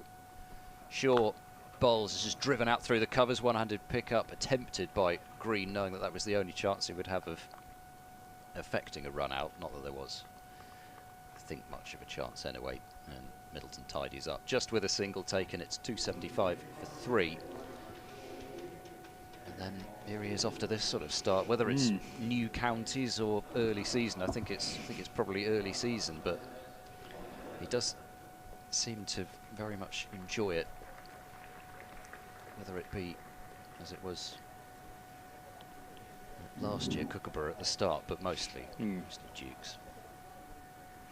Well, it's a pretty formidable first-class record he's got, hasn't he? He's gone past 12,000 runs, he's averaging 40. This is his 31st first-class century of his career, 180 first-class games. And the average has gone up as well by a good couple of ticks, I think, since he first came over here. I had a feeling it was somewhere around 37. Well, he's enjoying life in Lancashire. He has, as Ed was saying, an excellent impact with Gloucestershire and with Leicestershire in previous stints in county cricket. He waits for Singdale to start a fresh over and drives through the offside. There is a sweeper on that cover boundary. Van Buren's there. Single to Harris. Takes him to 140 not out. 276 for 3. We were talking earlier on about Harris and Bancroft, and if just underlining the point really, I think they are both very similar characters. They're both fairly quiet, but really both think about the game and certainly know how to build an innings and grit out tough periods. Hurst drives down the ground. Singdale deflects it almost onto some part of Marcus Harris's body. He quickly managed to get out the way of that, hit firmly by Hurst. The deflection by Singdale could have caught Harris. kind of went hurtling out the way, did Lancashire's batter at the non-striker's end. 276 for 3. Hurst on 55. Taking out a slip and putting a short mid-wicket now. Comes over the wicket and bowls to Hurst. Oh, that beats him. It's gone through to Bracey, the keeper. And there's no run. Not seen many beat the bat. Hurst comes down and inspects the pitch. The new ball, of course, taken to the 3rd over of the 2nd new ball. Just nibbled its way through, but without connection into Matthew Hurst's bat. So he's still there, 55 not out. Gets himself settled in again. Here's Singdale in the bright sunshine. Strides in, balls again to Hurst. There's an appeal here for an LBW, spins round. The keeper and the slip, I think, fancied it more than the bowler, in truth. He joined in a little bit late. Let's see what this could be. Maybe a little leg side from Singdale, angling down, maybe enough doubt for the umpire to give that not out. He needed Mr. Julian. Indeed. There, He needed Bumble's mate, didn't he? He needed Bumble himself, maybe. Keep the game moving. 276 for 3. There's Singdale in and balls to Hurst. It's fallen wide and left and taken by Bracey. And there's no run. You do still get the feeling, though, if Gloucestershire are to get a wicket that's not through batter error and misjudgment, something like that, it still looks like Singdale that's the most likely to make it happen. He's just getting a little bit of in movement to the right-hander here. And he was causing the left-handers some trouble in his early spells by just angling it across. It's how he got rid of Keaton Jennings up front. In and balls to Hurst. That's too wide. That's cut away by Hurst. Towards deep back will point for 4 runs. He's not bowled too many looseners. There's loose deliveries, hasn't Singdale so far today, but that's in that kind of remit. And Hurst made the most of it. 280 for 3. Hurst on to 59 with Harrison beaten on 140. Yeah, I mean, you mentioned he's not strayed much. He was going at under 2 and over before that delivery, and it's still, what is exciting about Singdale is his control at that pace, and he's bowled a couple of no balls today, which he doesn't overstep too much either. So it's a different action, as we've mentioned a few times today, but clearly he's able to repeat it, and he has been certainly very much the pick of Gloucestershire seamers. Shaw looking for his first wicket to Harris, and it's nudged towards Green at cover. I'm sure Gloucestershire would love to just toss the ball to and say, can you send us down a couple of overs, but he's just not at this point. Not fit enough just yet. I think they're trying to ramp him up, and the hope is towards the back end, so that's maybe next game or the game after, but that's nothing certain or committed to. I mean, it may well be that they do just decide, as Shaw is in over the wicket. This is clipped away in the air and just over deep square leg. He knew it was a short boundary, did Harris, and decided to take it on. Didn't bother to keep it down, looked on a little nervously just for a moment, but Graham Van Buren had no chance at deep square. It's just that shorter boundary, and Harris has his second 6 and moves to 146. Just for a minute, wasn't it? Oh, in a split second, I could be in a little bit of trouble here with the man back on the rope, but then he's caught it so sweetly, hasn't he? Great follow through as well, wasn't it? It's a lovely flowing shot from Harris, and in the end, 6 runs. Has the ball gone missing, by the way? Yes, it bounds off down onto that concrete, so yes, they're probably going to need to have a look at it. At least the umpires will be tossed the ball. Well, David Milnes will be, and says it looks okay and hands it back. But I think there's a moment where, in his mind, Harris knew that he could clear that boundary with that shot. But there's got to be a moment when you just think, actually, that's not going to clear every boundary. You just better make sure that it's going to clear that one, and it did.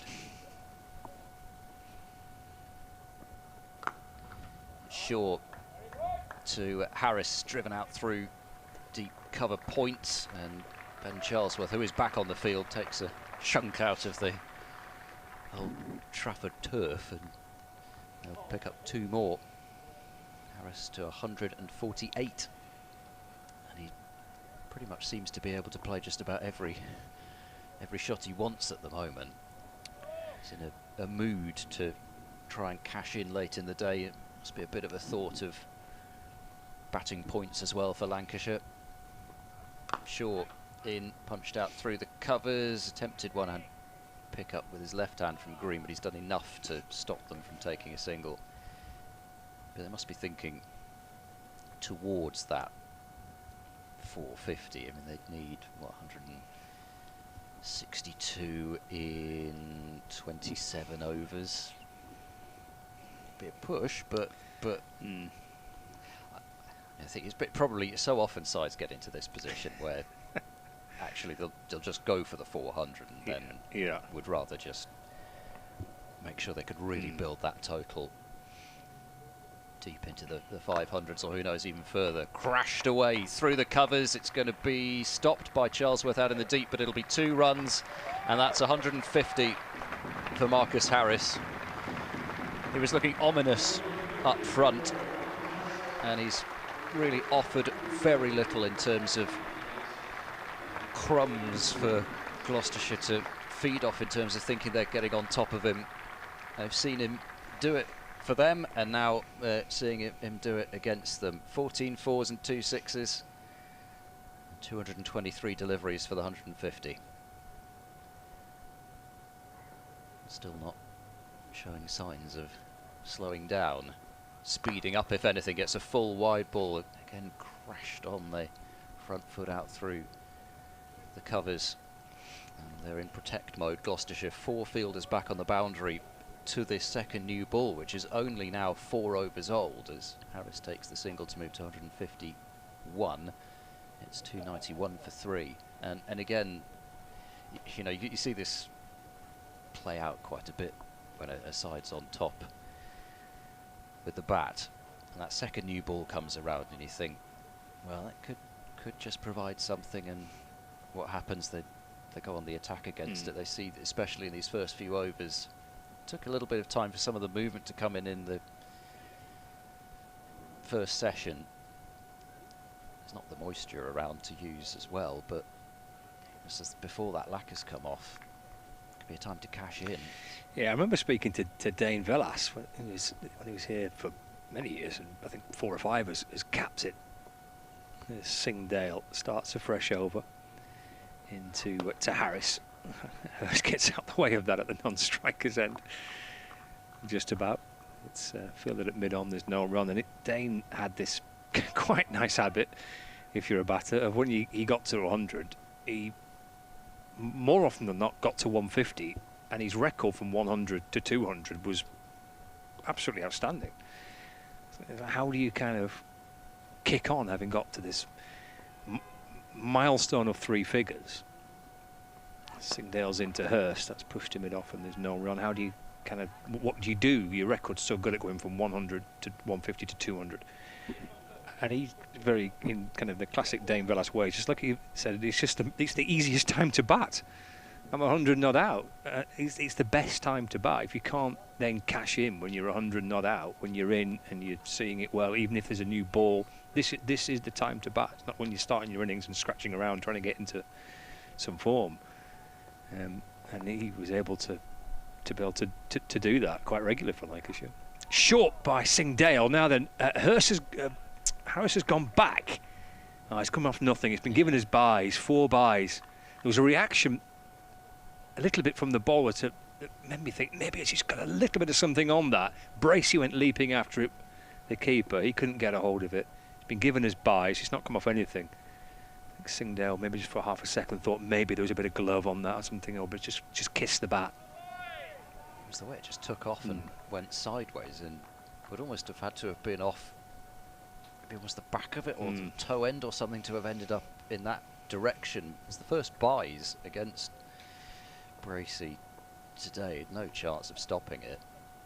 Around the wicket to Harris, cut out towards deep back, will point for four. Terrific use of the wrist from Harris. Able to carve that away for 4 more. Lancashire knocking on the door of 300. Harris 155 not out. He doesn't need any assistance at this stage, really, and it's just a bit short, it's just a bit wide, and particularly to that shorter side, he's going to find that gap. Gloucestershire tiring a little towards the end of what's been a long and tough day in the field, as it's turned out. 23 for 2 up front first thing this morning, and removing such a key man in Jennings. It's looking as though it might have been a blessing that Gloucestershire had been forced into the field. Singdale to Harris, but down the leg side again, no chance for Bracey. And down towards the boundary for 4 more buys. The first, not a great deal he could do, I don't think, Singdale, about that. The second that he speared down the leg side gave his keeper absolutely no chance. It brings up 300 for Lancashire as well. So a second batting bonus point, 303 for 3. It's a bit wild from Singdale. Yeah, it's a shame that this is happening, really, because he's bowled so well today, and well, I don't think the uppercut was anything too wrong, but the cut shot and then that one, yeah. It's just dropped away into the offside by Harris. And there's no run. Does that complete the over? It does. 303 for 3. Hurst on 59. Harris 155 not out. 11 overs remaining in the day. Been a pretty warm day, not as warm as yesterday, but certainly a day where drinks are required from time to time. 2 batters having a moment to take some fluids on board. 11 overs left. Where did Gloucestershire find a breakthrough? At the minute it looks more likely to be a batter error, really, than actually being got out. Well, it's sort of got the feeling of when I was here 3 years ago and Bohannon was in, and he just felt, what on earth is possibly going to dislodge him, other than just if he decides to go too hard at a shot and picks out a fielder or something. And my memory's failing me, but I had a feeling that Bohannon was out in the 230s on something like a reverse sweep from the left arm spinner over the wicket and top edged one, and that's what it took to dislodge him.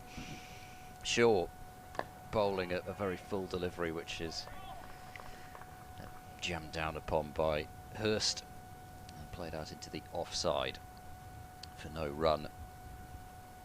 But I think at the start of this second new ball, even, and this is how quickly it's getting away from Gloucestershire, you're still feeling add a couple of wickets on to the score and start to get towards that lower order, and Gloucestershire could still be in a position where they could at least get close to that Lancashire first innings score, as Shaw bowls, and this is just run down to deep third for a single. Hurst onto 60, but I think now it is very hard, even if Gloucestershire take wickets up front tomorrow. This looks like an absolutely mammoth score for Lancashire, and I mean, so often that can be the benefit of batting second, in that you then just have to get close to the first innings score, and then you force the side batting first's hand, if you like, to set up the game and give yourself a chance to chase something. But as Shaw bowls, and this is driven, another punchy shot from Harris straight to green, though at cover.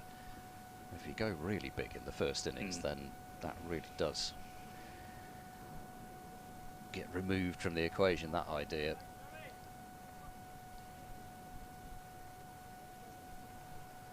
when you get somebody as set as Harris going on to make the big scores, but also having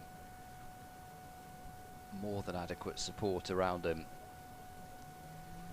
Shaw bowls another wide one and a rare leave from Harris through to the keeper. I can't remember the last time the ball was left alone. I was expecting him to just crunch another one through the covers, but you know, that's so often the thing about turning.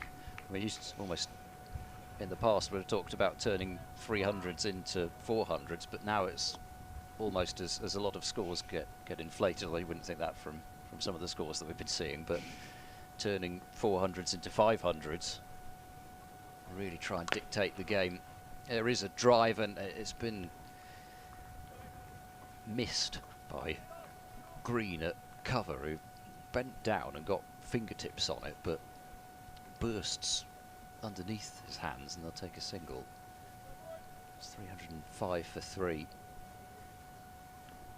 10 overs still remaining, and the rate they're going, Lancashire could have the 350 on the board this evening quite comfortably.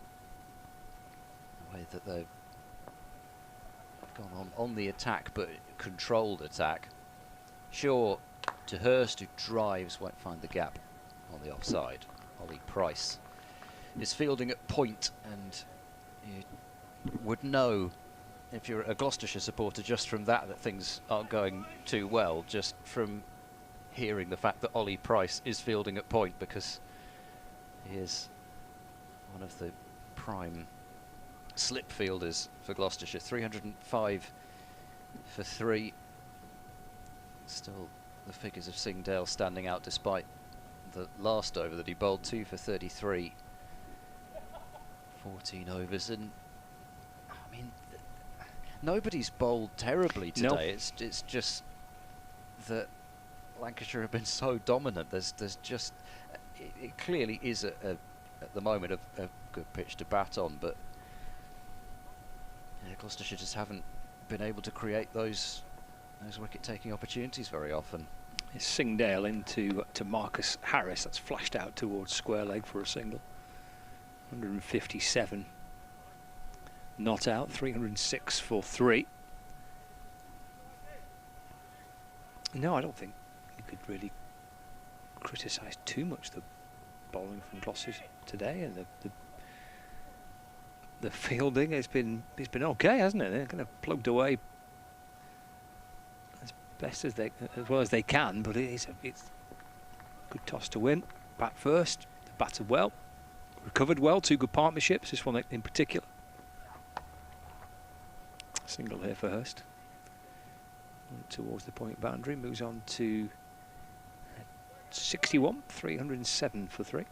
I will still be really curious to hear what Gloucestershire would have done if they won the toss, because it's just because they've been so desperate to bowl first the 4 games that they've had it until this one and haven't been able to. But maybe this was the one where they really did want to bat first, having turned up this morning. I'll be interested to find out. Singdale from around the wicket bowls, hopping back was Harris trying to find a way into the offside. He can't. There's no run. Well, on the previous 2 games here, well, the first home game of the season here against Northamptonshire, certainly there's a lot of chat about the toss, and Bumbo's out in the middle with me before the toss. It's like, what would you do today, Bumbo? Bat first. Loads of runs in this pitch, and in the end, as ever, people see the game differently, don't they? Lancashire didn't bat first, they bowled first. And Singdale's in 2. Harris has pulled out towards the leg side, just for a single. Moves to 158, 308 for 3, and Northampton's rack up 500 in the first innings. But on the back of that game, on the back of the Leicestershire game, and the way that those 2 games unfolded from Lancashire's point of view, where they were behind in both games and outplayed in both games, and never really in a position where they were dominating either match, that you get to today and you see the weather forecast and you look at because you hear what the guys are saying about the pitch.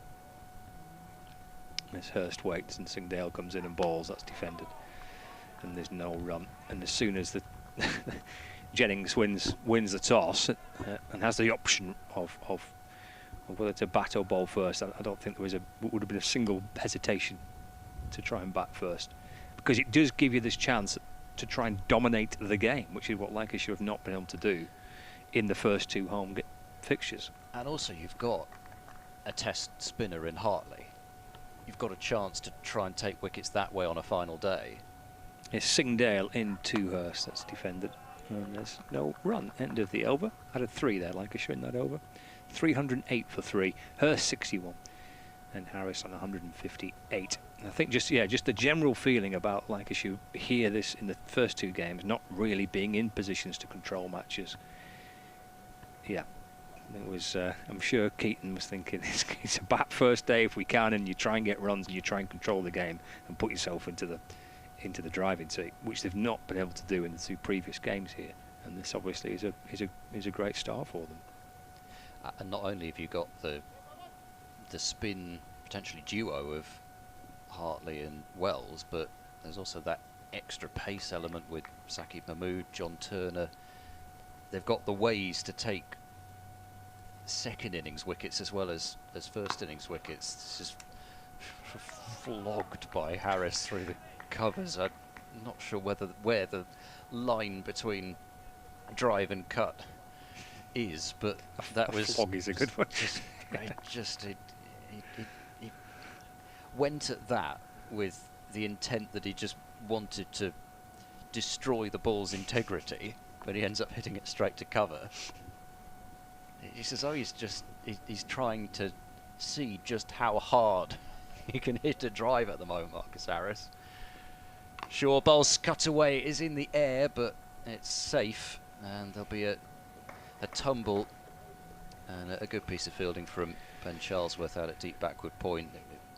It was uppish, but there would have needed to have been a point rather than a backward point, and Harris did 160. He's now scored more runs in his first 7 innings for Lancashire in Championship cricket than anybody else. He's gone past 500. He's quite comfortably past 500 runs now. So that's more than anybody else in the first 7 innings for the club in Championship games. Sure, bowls a slower ball, trying to get Harris maybe to continue to try and whack that drive and mistime one, but he picked it and pushed it to mid-off. Andrew Simons made 488 runs in his first 7 innings for Lancashire.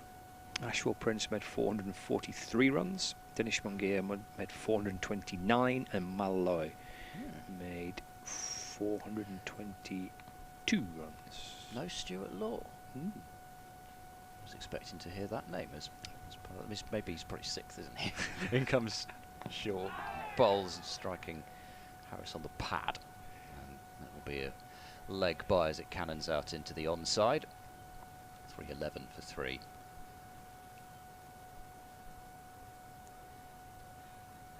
Yeah, well, Andrew Simons, another Australian who's played for both counties and broken records for both counties. Still much mentioned, his 16 sixes back in 1993. It's Glamorgan. Abergavenny as forward goes Hurst and pushes into the offside for no run. There was a mentioned Stuart Law, and it got my memory trigged from a few weeks ago, because Keaton Jennings reached 5,000 county championship runs for Lancashire at the start of the season, in the first round of fixtures this season, and he was the 3rd fastest to do that in terms of innings, which is surprising that Law isn't on that list I've just mentioned, because top of the list is Stuart Law. Right. Took him 98 innings to get to 5,000 championship runs for Lancashire. Sure. In and bowls, and that's just stroked away elegantly through cover point before by Matty Hurst, who has moved his total on to 65, and well, it was just a silky drive really. There was no ferocity in that one like we've been seeing from Harris. That was just a gentle shot, but still sped away, and it's 315 for 3. Shots all round the ground from Harris today, and probably the only reason that there haven't been more boundaries for him through the covers is just that Gloucestershire have had a sweeper out there so often, because he certainly hit plenty through there. Yeah, and Matthew Hurst has passed 1,000 first-class runs as well in this innings. Earlier today, Josh Bohannon reaching 5,000 first-class runs for Lancashire as well in his innings of 56. Last wicket to fall, Josh Bohannon, the LBW, the bowling of Ollie Price. I'm going to try and pull a ball that maybe didn't quite get up as high as he was expecting, and it trapped him in front, gone for 56. Tom Price returns for Gloucestershire from the James Anderson end and defended by Marcus Harris. Back to Price, and there's no run. We've got 8 overs remaining in the day. Well, there'll be 7 after this one from Price. No problems getting these overs in on a lovely night here in Manchester. Plenty of sunshine still. There's Price. Tom Price around the wicket, balls to Harris. Pushed away by Harris, but it kind of cramped him for room as it came back in towards the Australian. Just drops it back down the pitch and goes wandering out towards square leg. The way you said that, Price, Tom Price. Was it a bit James very, Bondy? Very, was yes, it? Very Bondy. Well, you commentate on these all the time. You must feel obliged to. Yes, well, it's important, isn't it? Yes. Price in, Tom, and I can keep doing that. Driven by Harris and time it to mid on, no run. Yes, well, I mentioned earlier to Paul Allett the number of brothers you do have to, especially in T20 cricket. I mean, in that final last year, there were 2 Taylors, 2 Prices, and a Charlesworth. There is Price to Harris. That's run down towards third man. Shaw is there for Gloucestershire to field, and this moves to 161 not out. 316 for 3 now. And brings Hurst back on strike. It used to be the Hankinses as well, George and Harry. Another set of brothers, and there's the Said brothers who may yet don the Gloucestershire shirt together in the future. Hurst on strike now. Nudged away out towards square leg. Takes his total to 66, 317 for 3. Depends on what happens, but Ahmed Said might be a candidate for a debut at some point this year. Left arm spinner, bat a bit as well, and his younger brother is, I think, still at school, but has already turned out a couple of times for the second 11.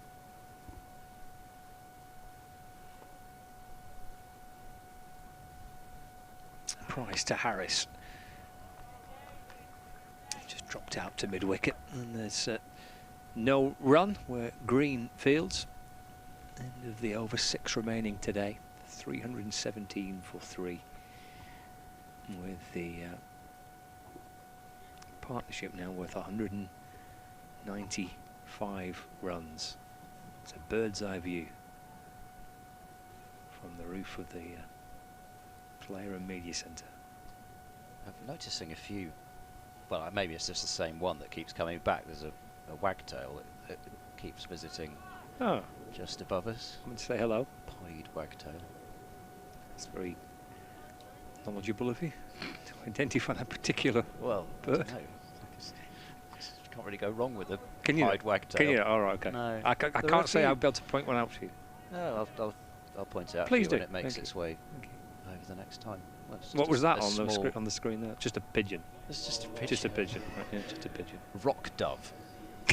You want to make it sound fancy, but it's not. It's a feral pigeon. Not a wood pigeon. Wood pigeon, no.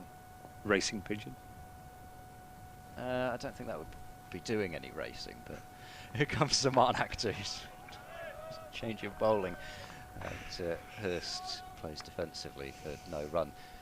There are a few different wagtails, but are they? Pied wagtail's the one that you'll see most often. Okay. They like to bob about on the outfield. Oh, okay. Yeah, there was a perching pigeon on the roof. Don't stand underneath it. No. 317 for 3. Actor bowls, and there's almost a wafty shot, but there's only one slip in place, and it's a short boundary towards the point, and it's 4 for Hurst, who is on to 70. 200 partnership, I think, isn't it? Yes, it is as well. Beaten the scoreboard. Of course, the spectators are trying to show that they knew without. Oh no! Now others are joining, and you see that's where you score points if the person sitting next to you. I knew it. You didn't. 200 partnership, and it has been a partnership that may yet even, never mind going on to define the innings, it may yet go on to define the match. We'll see. 321 for 3. Actor bowls, width on offer again, and that's just going to be easy pickings. Cut away for 4. And with really either batter in this sort of mood, just not going to miss out, and not going to be at all bothered about playing that sort of shot when there are so few catches in place as well, and you've got the shorter boundary, so you know you've just, well, you know, again, you make it sound so easy, but you've just got to time it. It's not as though you've got to really think about exactly where you're placing it. You've just got to beat one fielder at a point, really, and nobody else should be in the game. 325 for 3. Actor to Hurst is more length and width on offer, not quite as much, so Hurst can only just drive it through the covers off the back foot, take a single. 326 for 3. This is going to be quite a hard last 6 overs, I think, whether Gloucestershire just get to the point where they think, well, actually, spin didn't do a bad job of just tying it down, let's just put on the spinners and come back tomorrow. It's not much has worked today as Actor bowls and Harris pushes defensively into the offside. And whilst it's not going to affect the day too much, and whilst they're getting deliveries to put away, they'll still put them away, you get to the point where you think, well, let's just make sure that we're back tomorrow, and there's no rushing around for pads in the dressing room as night watchmen are sent out and the like. Actor bowls a bumper, and Harris ducks underneath it, almost just completely diffidently. 326 for 3. The one thing I'm a bit surprised about today is that we've not seen, to this longer boundary, we've not seen a short ball barrage at some point, because we did see Hurst even off Tom Price, not the quickest. There was that top edge that went over the short boundary for 6, but they haven't gone to the short ball strategy at all to the longer side. There may be a very good reason for that, but we haven't seen it. 326 for 3. No, it's not been a tactic used. Oh, go on then, Ed, for the viewers on Lancashire TV. It's a pigeon. It is pigeon. It's just a pigeon. But what are we looking for? Looking for a pied wagtail. Okay, well that's a challenge for the Lancashire TV.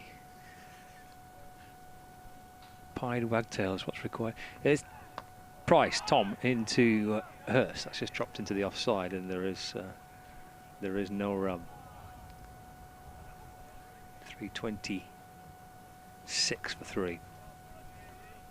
Yeah, maybe it's just not been that type of pitch for that. Yeah. Have they got that? Do they have that type of bowler? Well, yeah, I suppose both Actor and Singdale could do that, but maybe they just felt that there's not enough in it with the bouncers that they have tried. Price to Hurst. Solid front foot defensive shot by Matt Hurst, just to push the ball away into the offside. No run. Does he like Matty? Because Matty's fine. I'm pretty sure he was listed, as most players are, by the full name. Matthew First came on the scene, and I know that Matty was not a name that Matthew Potts particularly liked. Right, okay. Matthew or Matt. This Price is in to Matthew or Matt Hurst, and there's no run. But it's amazing how these things stick, though, because for a long time he was known as Matty Potts. Doesn't like it. But I don't think he... Does No, he? I think he just prefers either the full name or Matt, but I think most people just tend to go Matthew now. I don't know him that well, but I get the impression I don't think he really cares less. Yeah. No, that's just... Yeah, just passing the time of day, really. I'm not so sure he's bothered. He doesn't seem to be bothered about too much, really. Here comes Price in to Hurst. Defends, and there's no run. Not bothered about too much, really. I think, you know, if I said to him, would you prefer Matthew or Matty? I think he just shrug his shoulders and said, I'm not bothered. Pretty relaxed either way.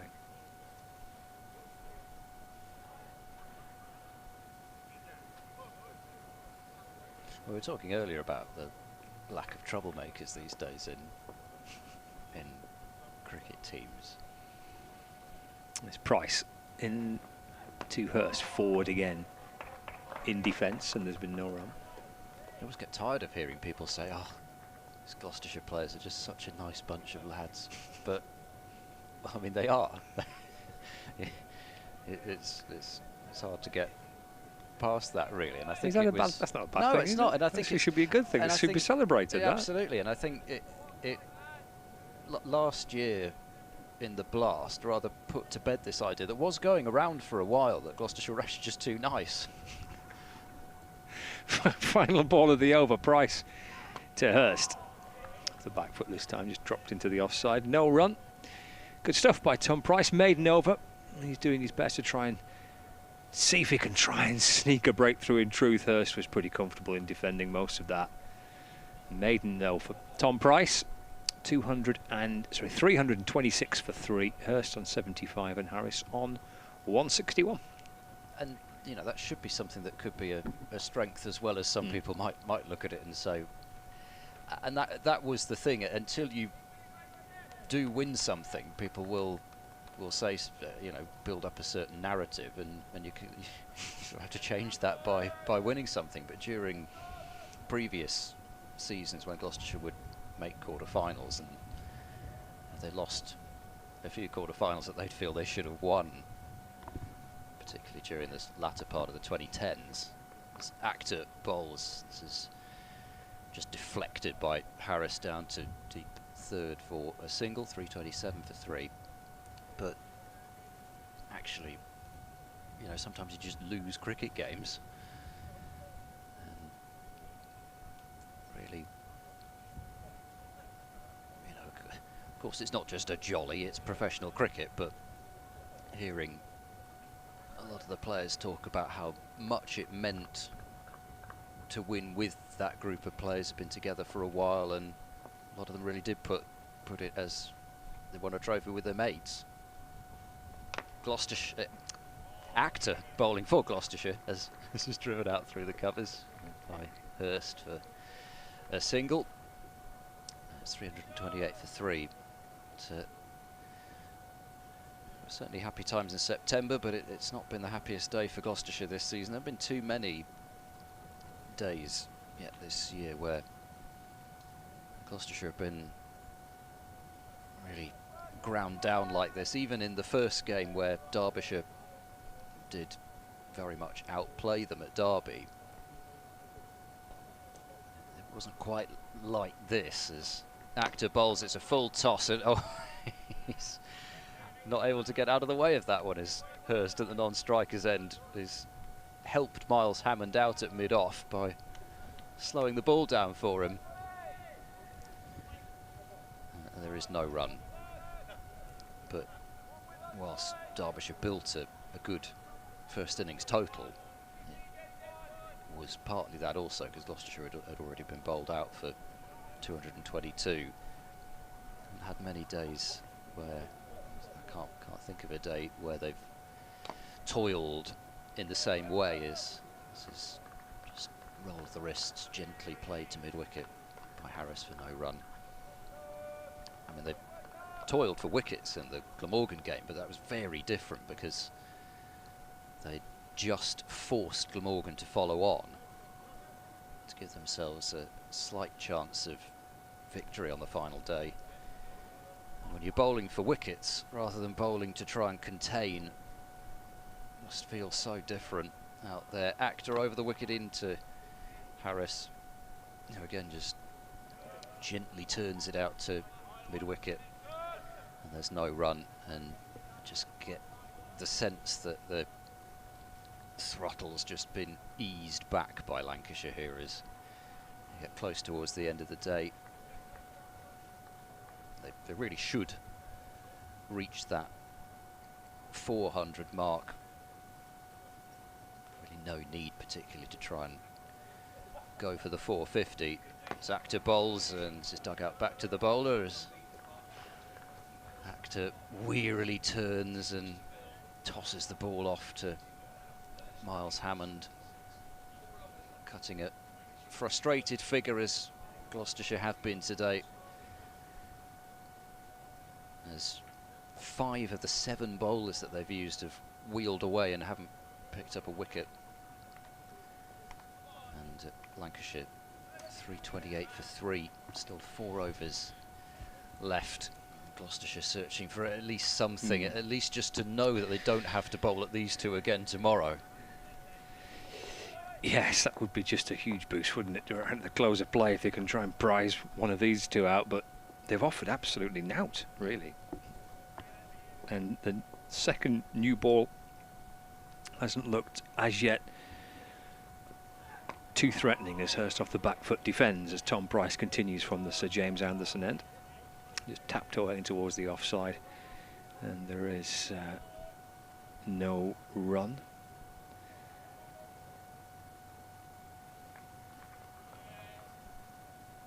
Yeah, 328 for 3. Best score of the season for Hurst. Here comes Price. Well, they think about one here. Hurst has got forward. He just drops it into the offside. He sets off, and then he's sent back by Marcus Harris. Remains on 76, not out. Cameron Green coming bounding up from cover to field. Rather imposing physical presence, isn't it, looming in at cover? Yeah, and I think Richard Ray pointed this out last match. He actually looks smaller in the field somehow. That's worked into the offside by Hurst. This time he does get a single because it's to the left of Green. It's run through point, so he can take one. Moves to 77. 329 for 3. That's your wagtail. Oh, right. Okay. So Spotted behind the wicket behind keeper. the keeper down there. That's a little wagtail. Right. You can see it wagging its tail. I can't particularly see it, and it's doing that. Not anymore, but it right. was. Right. Ah, well done. Yeah. Excellent work. It's a bit of tail wagging on Lancs TV. It's not. Yeah. Anyway, never mind. I'm not going to make the tired comparison. 329 for 3. Awfully long way before we get there in this innings. Yes, let's not go there yet. It's only day 1. Price sets off. He's got Marcus Harris on strike. He's over the wicket to Harris.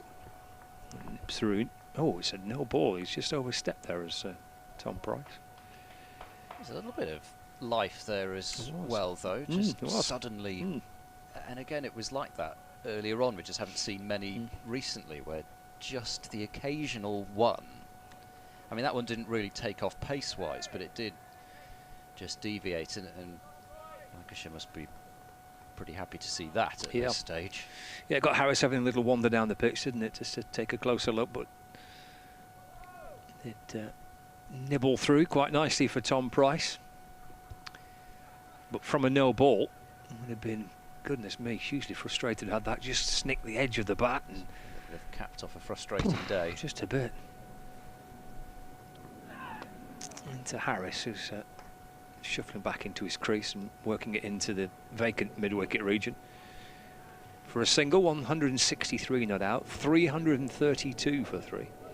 There's going to be some ice baths needed here, and of course not, well, in fact, nobody's played in all 5, but this is the 5th consecutive match for Gloucestershire to start the season.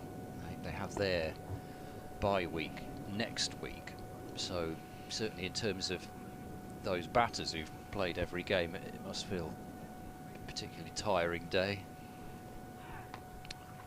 Price to Hurst.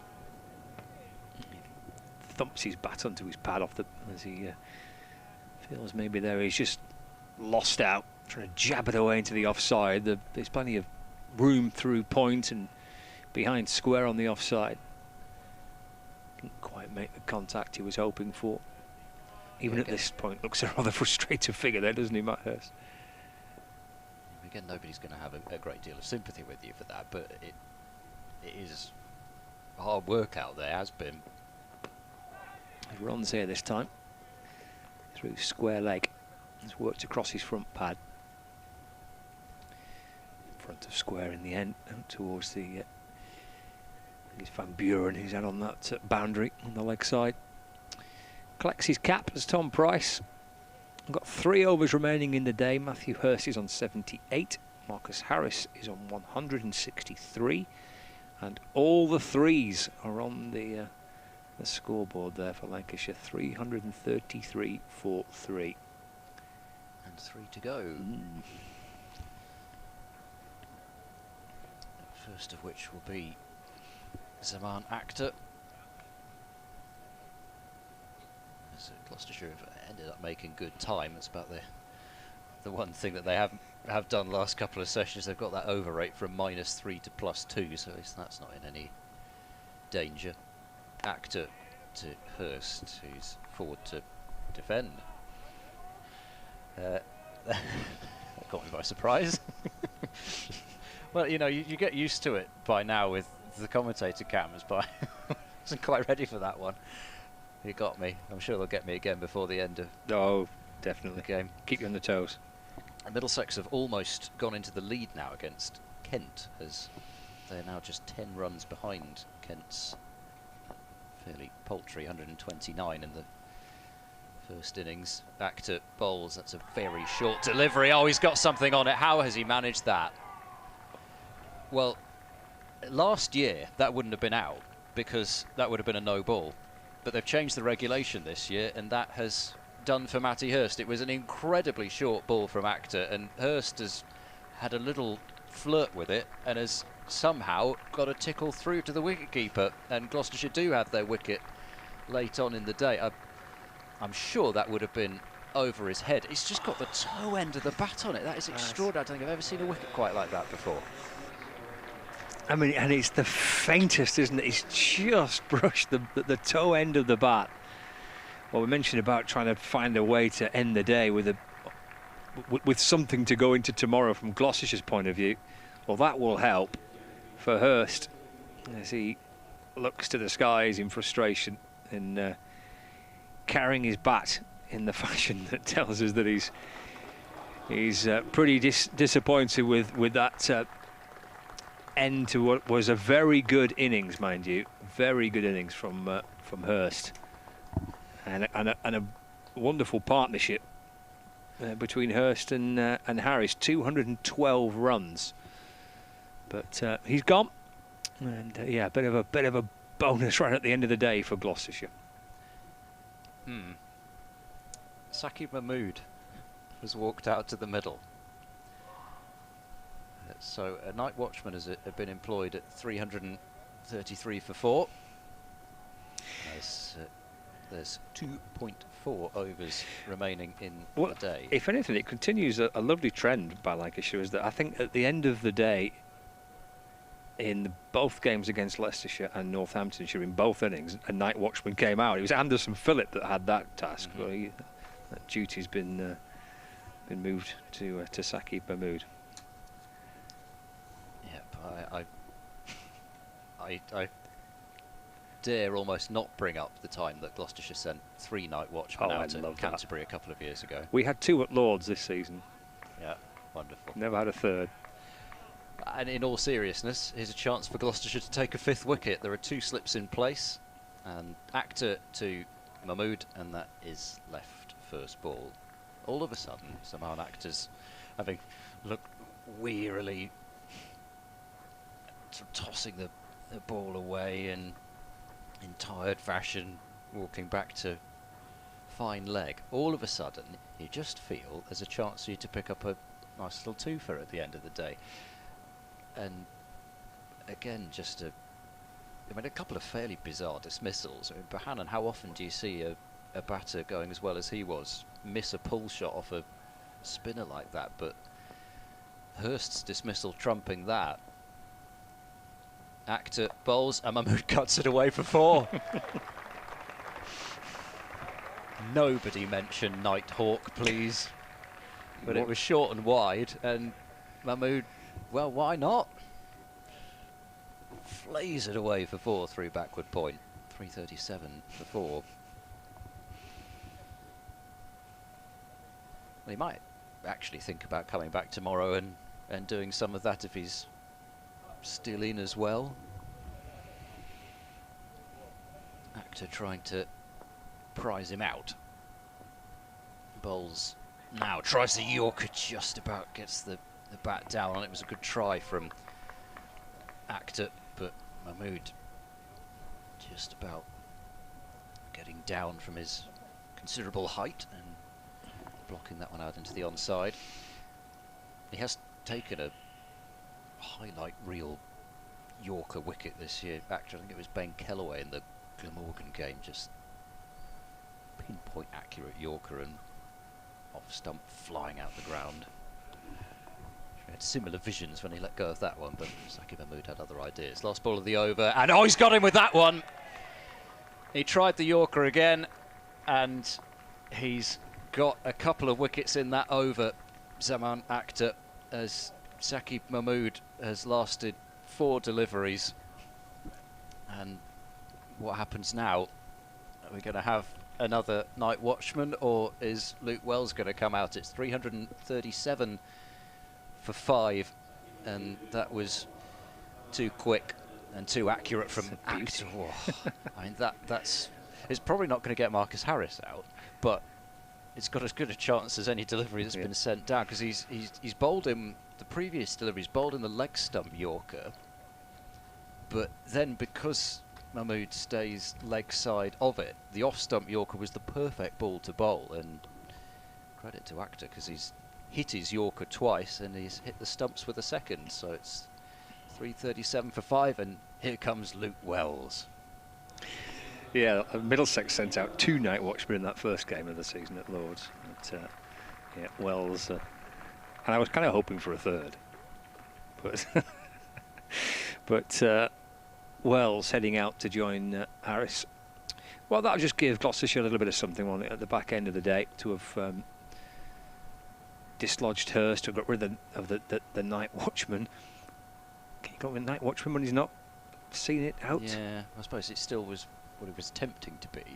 The attempted night watchman. Attempted. Rather than the actual night watchman. Because I presume you've got to still be there in the morning to be the official night watchman. Well, I don't know.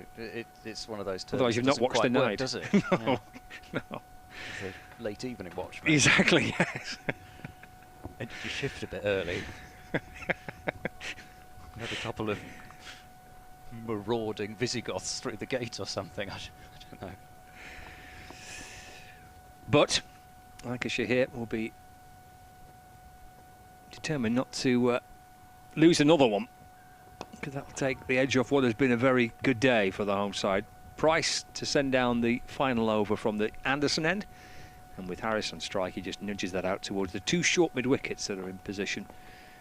For Gloucestershire, there's a deep square leg, there's a fine leg.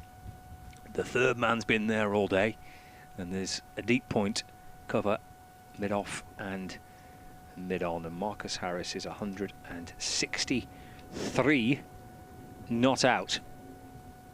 Here comes Price in and bowls to Harris. He'll add to that score now by working the ball out towards deep backward square leg for a single. Moves to 164 not out. 338 for 5. Well, Lancashire still know that batting that's to come. There's still good batting to come after this. It's just the look on the scoreboard, isn't it? Just even though it is somebody who will be batting at 10 or 11, it still is a wicket that they won't have to get tomorrow. Yep, sure they'll feel a little more comfortable about things. Not hugely, but still, you know, better than what it was 10 minutes ago. 338 for 5. Wells is the new batsman on strike, so 2 slips are in place. He's off the mark straight away. Just drops the ball away off his hip out to backward square leg. It's a 339 for 5.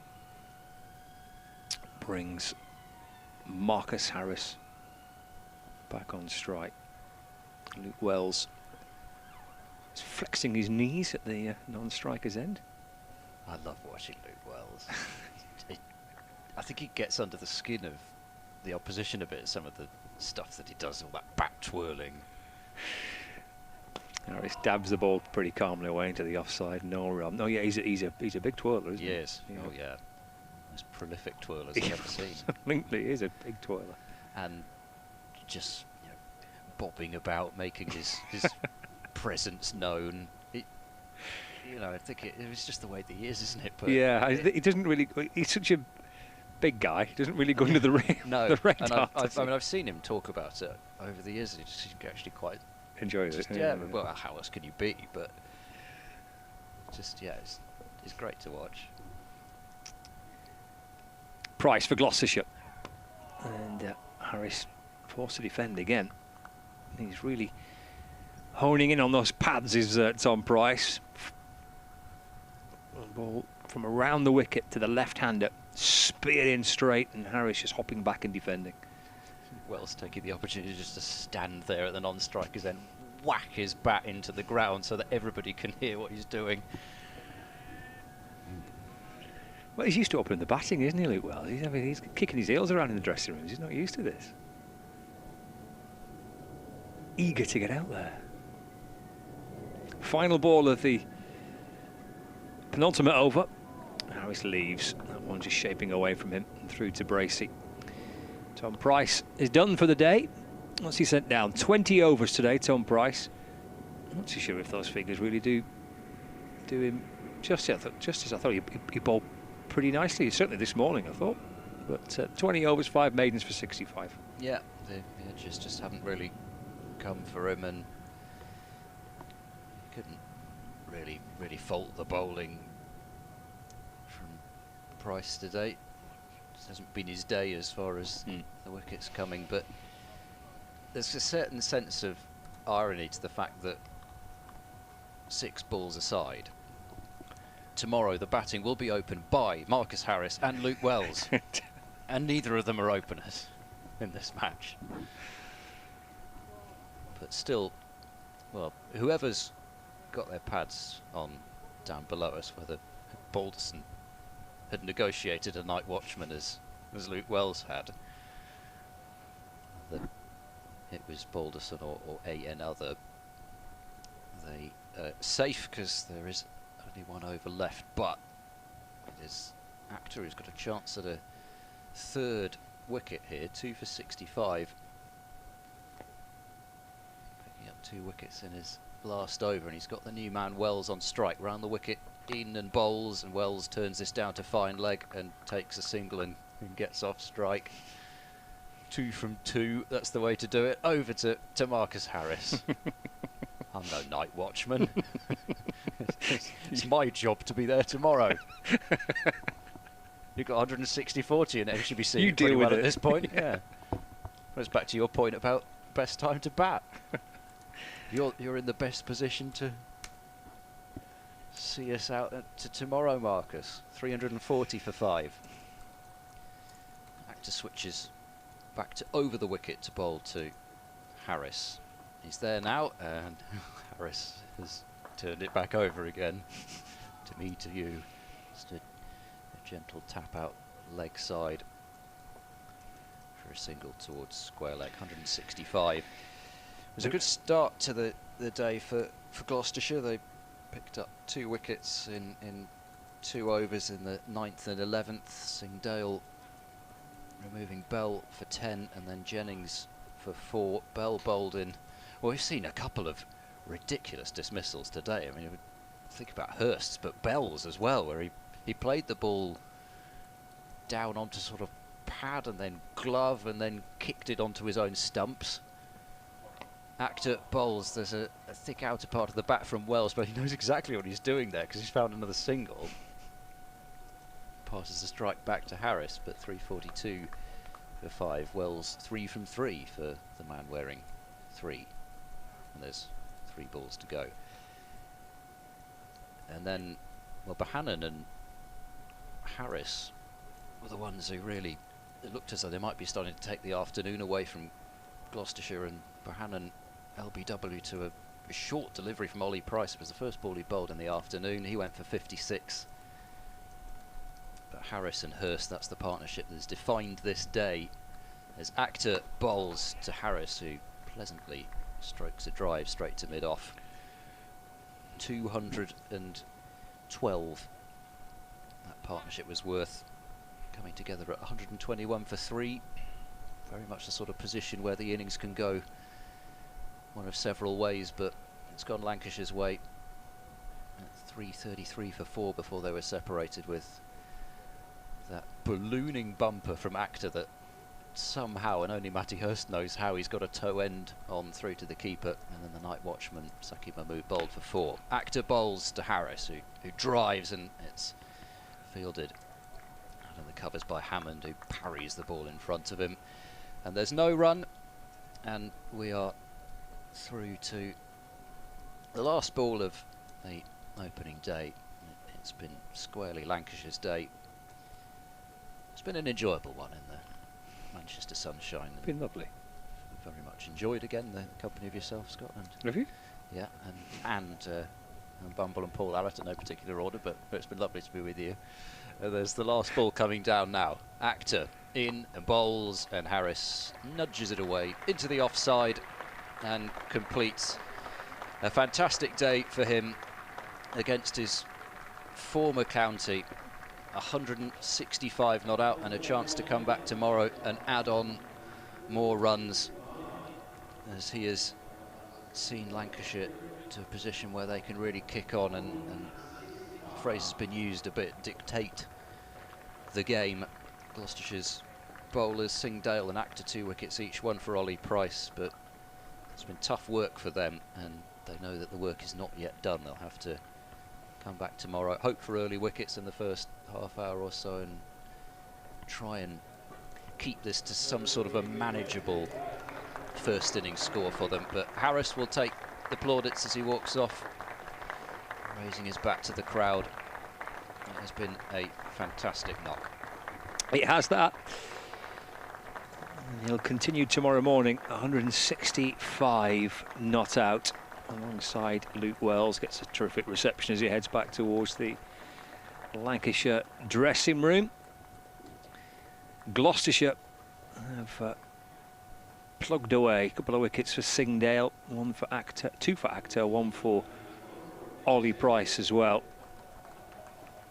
But hard going for Gloucestershire, who were asked to bowl first by Lancashire. And Hurst 78 and Bohannon's 56.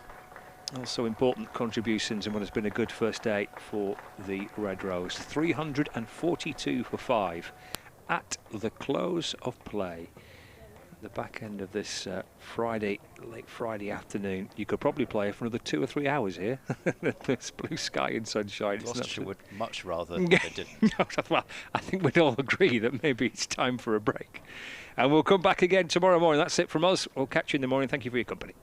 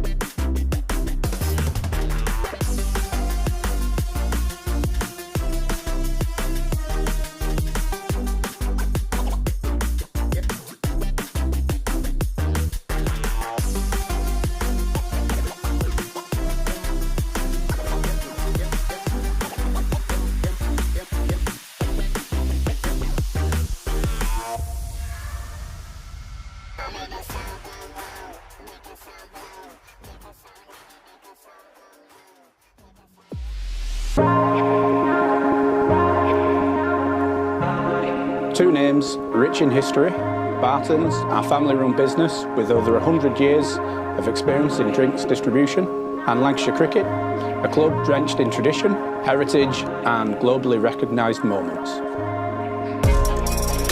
Since 1917, Barton's has been supplying the finest wines, soft drinks and premium beverages across the UK, partnering with world-class brands to bring unforgettable experiences to every occasion.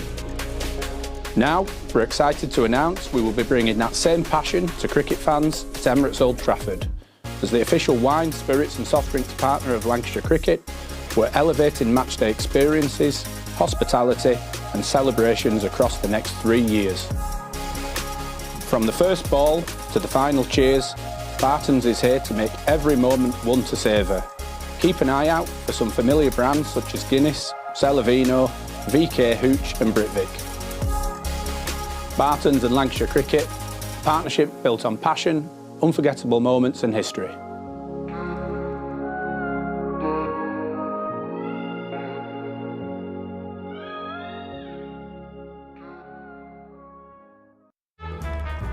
L is for the way you look at me. O is for the only one I see. V is very, very extraordinary. Welcome to the opening day. Oh, that is a wonderful shot.